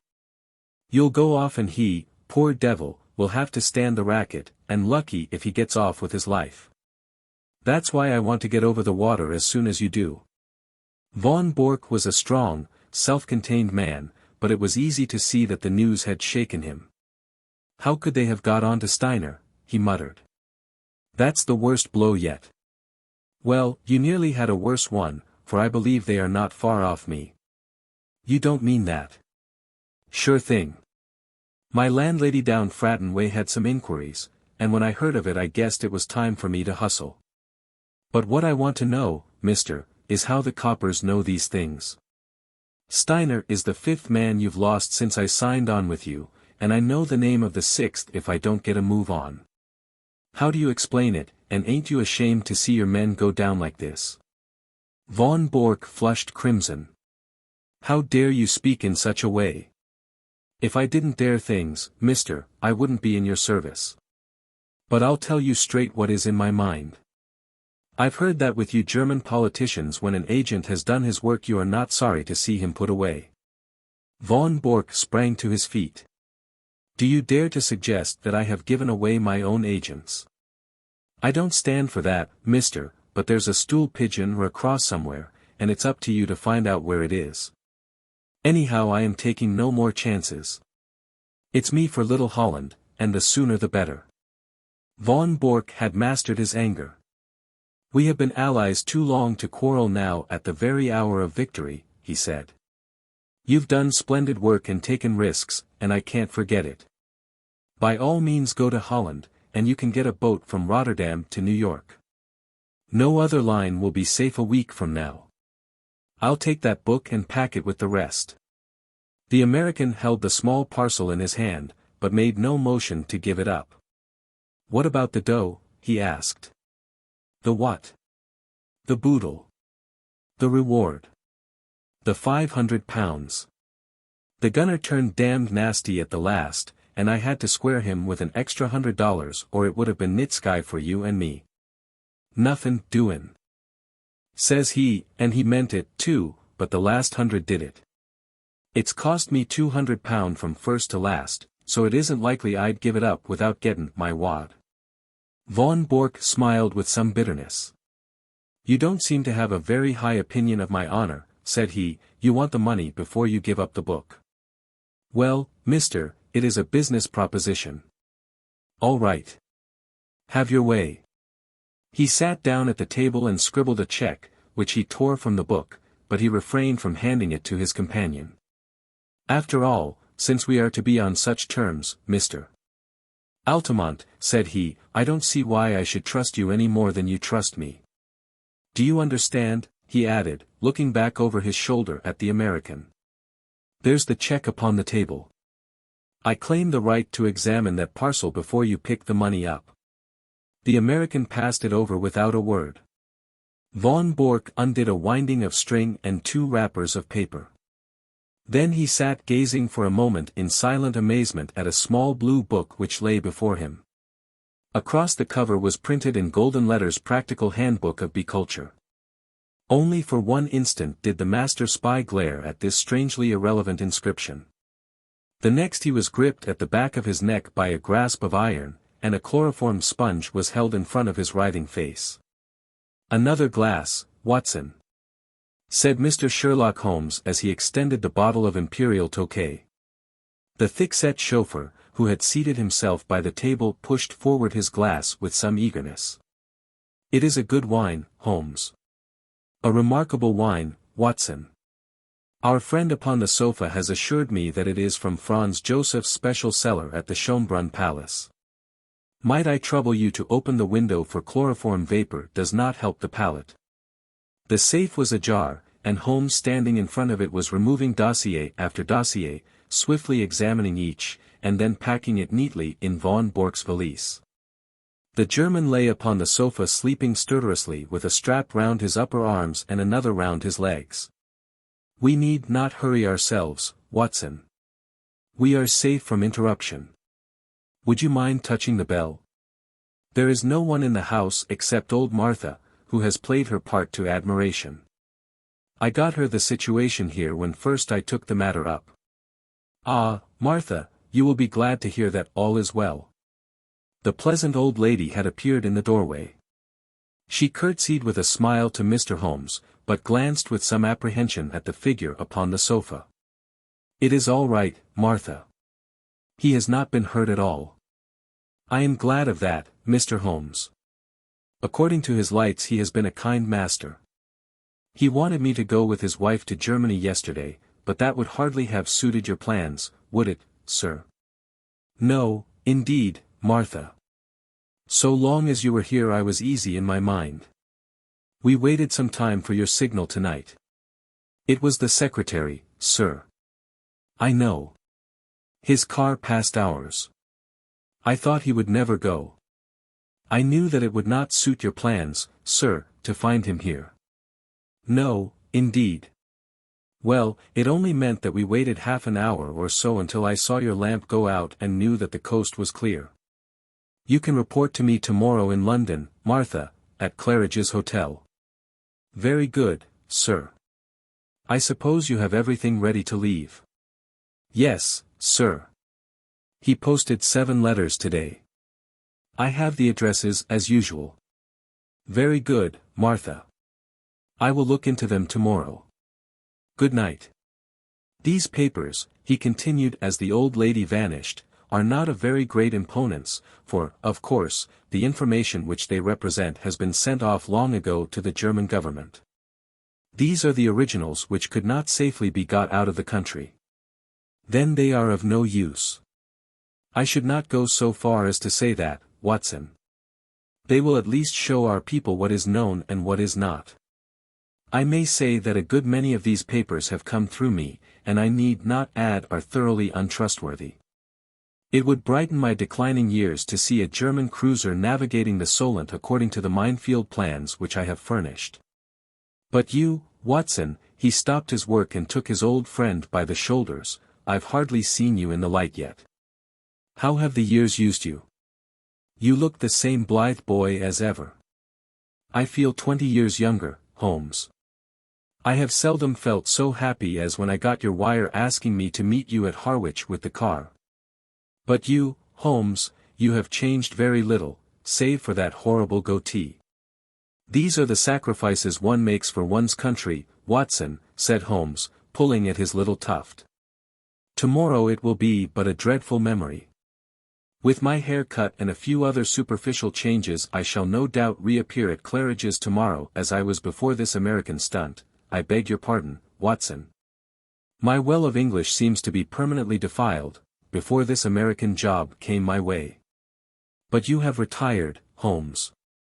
We heard of you as living the life of a hermit among your bees and your books in a small farm upon the South Downs.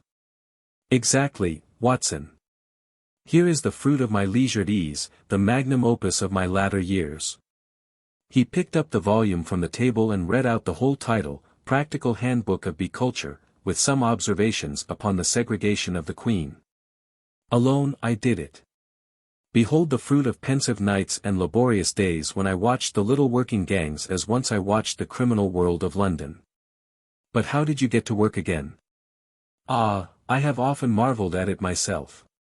The foreign minister alone I could have withstood, but when the premier also deigned to visit my humble roof.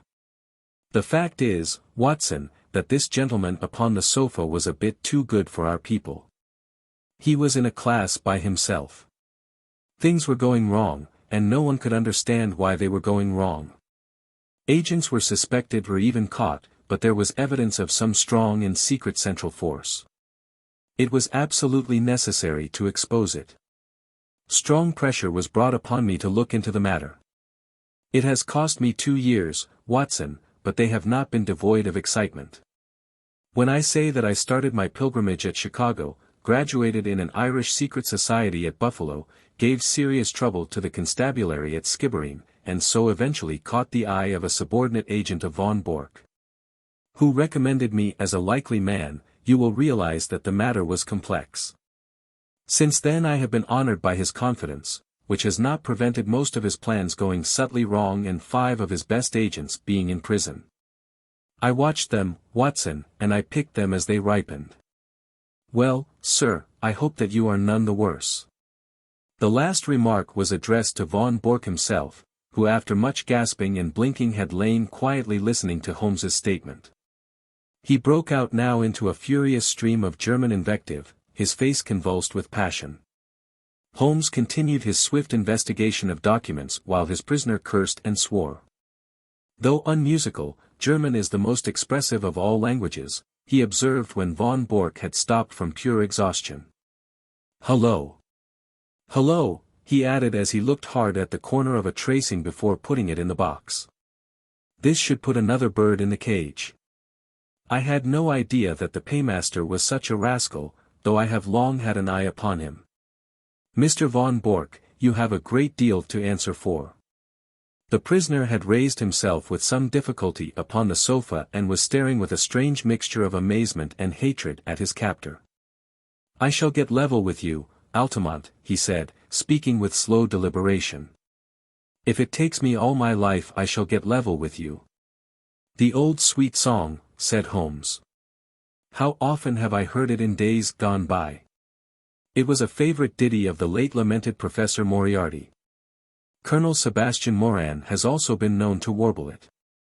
And yet I live and keep bees upon the South Downs. Curse you, you double traitor, cried the German, straining against his bonds and glaring murder from his furious eyes. No, no, it is not so bad as that, said Holmes, smiling. As my speech surely shows you, Mr. Altamont of Chicago had no existence in fact. I used him and he is gone. Then who are you? It is really immaterial who I am, but since the matter seems to interest you, Mr. von Bork, I may say that this is not my first acquaintance with the members of your family. I have done a good deal of business in Germany in the past and my name is probably familiar to you. I would wish to know it, said the Prussian grimly. It was I who brought about the separation between Irene Adler and the late King of Bohemia when your cousin Heinrich was the imperial envoy. It was I also who saved from murder, by the nihilist Klopman, Count von und zu Grafenstein, who was your mother's elder brother. It was I. Von Bork sat up in amazement. There is only one man, he cried. Exactly, said Holmes. Von Bork groaned and sank back on the sofa. And most of that information came through you, he cried. What is it worth? What have I done? It is my ruin forever. It is certainly a little untrustworthy, said Holmes. It will require some checking and you have little time to check it. Your admiral may find the new guns rather larger than he expects, and the cruisers perhaps a trifle faster.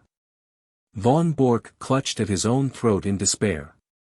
There are a good many other points of detail which will, no doubt, come to light in good time. But you have one quality which is very rare in a German, Mr. von Bork, you are a sportsman and you will bear me no ill will when you realize that you, who have outwitted so many other people, have at last been outwitted yourself.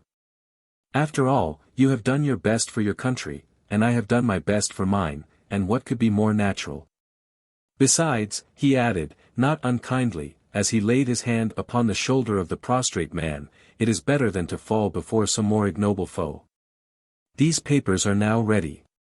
Watson. If you will help me with our prisoner, I think that we may get started for London at once.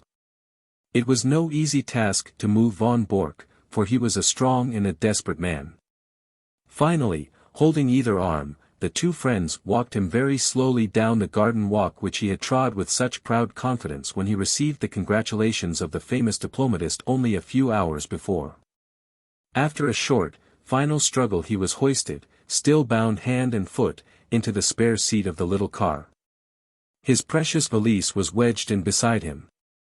I trust that you are as comfortable as circumstances permit, said Holmes when the final arrangements were made.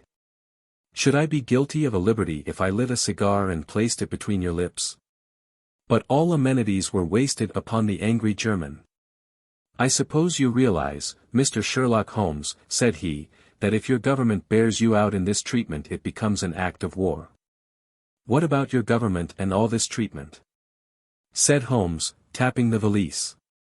You are a private individual. You have no warrant for my arrest. The whole proceeding is absolutely illegal and outrageous. Absolutely, said Holmes. Kidnapping a German subject. And stealing his private papers.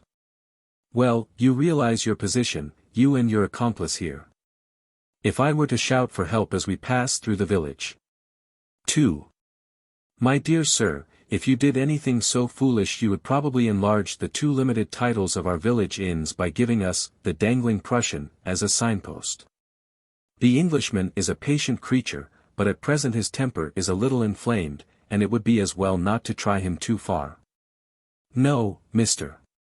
von Bork, you will go with us in a quiet, sensible fashion to Scotland Yard, whence you can send for your friend, Baron von Herling, and see if even now you may not fill that place which he has reserved for you in the ambassadorial suite. As to you, Watson, you are joining us with your old service, as I understand, so London won't be out of your way. Stand with me here upon the terrace, for it may be the last quiet talk that we shall ever have.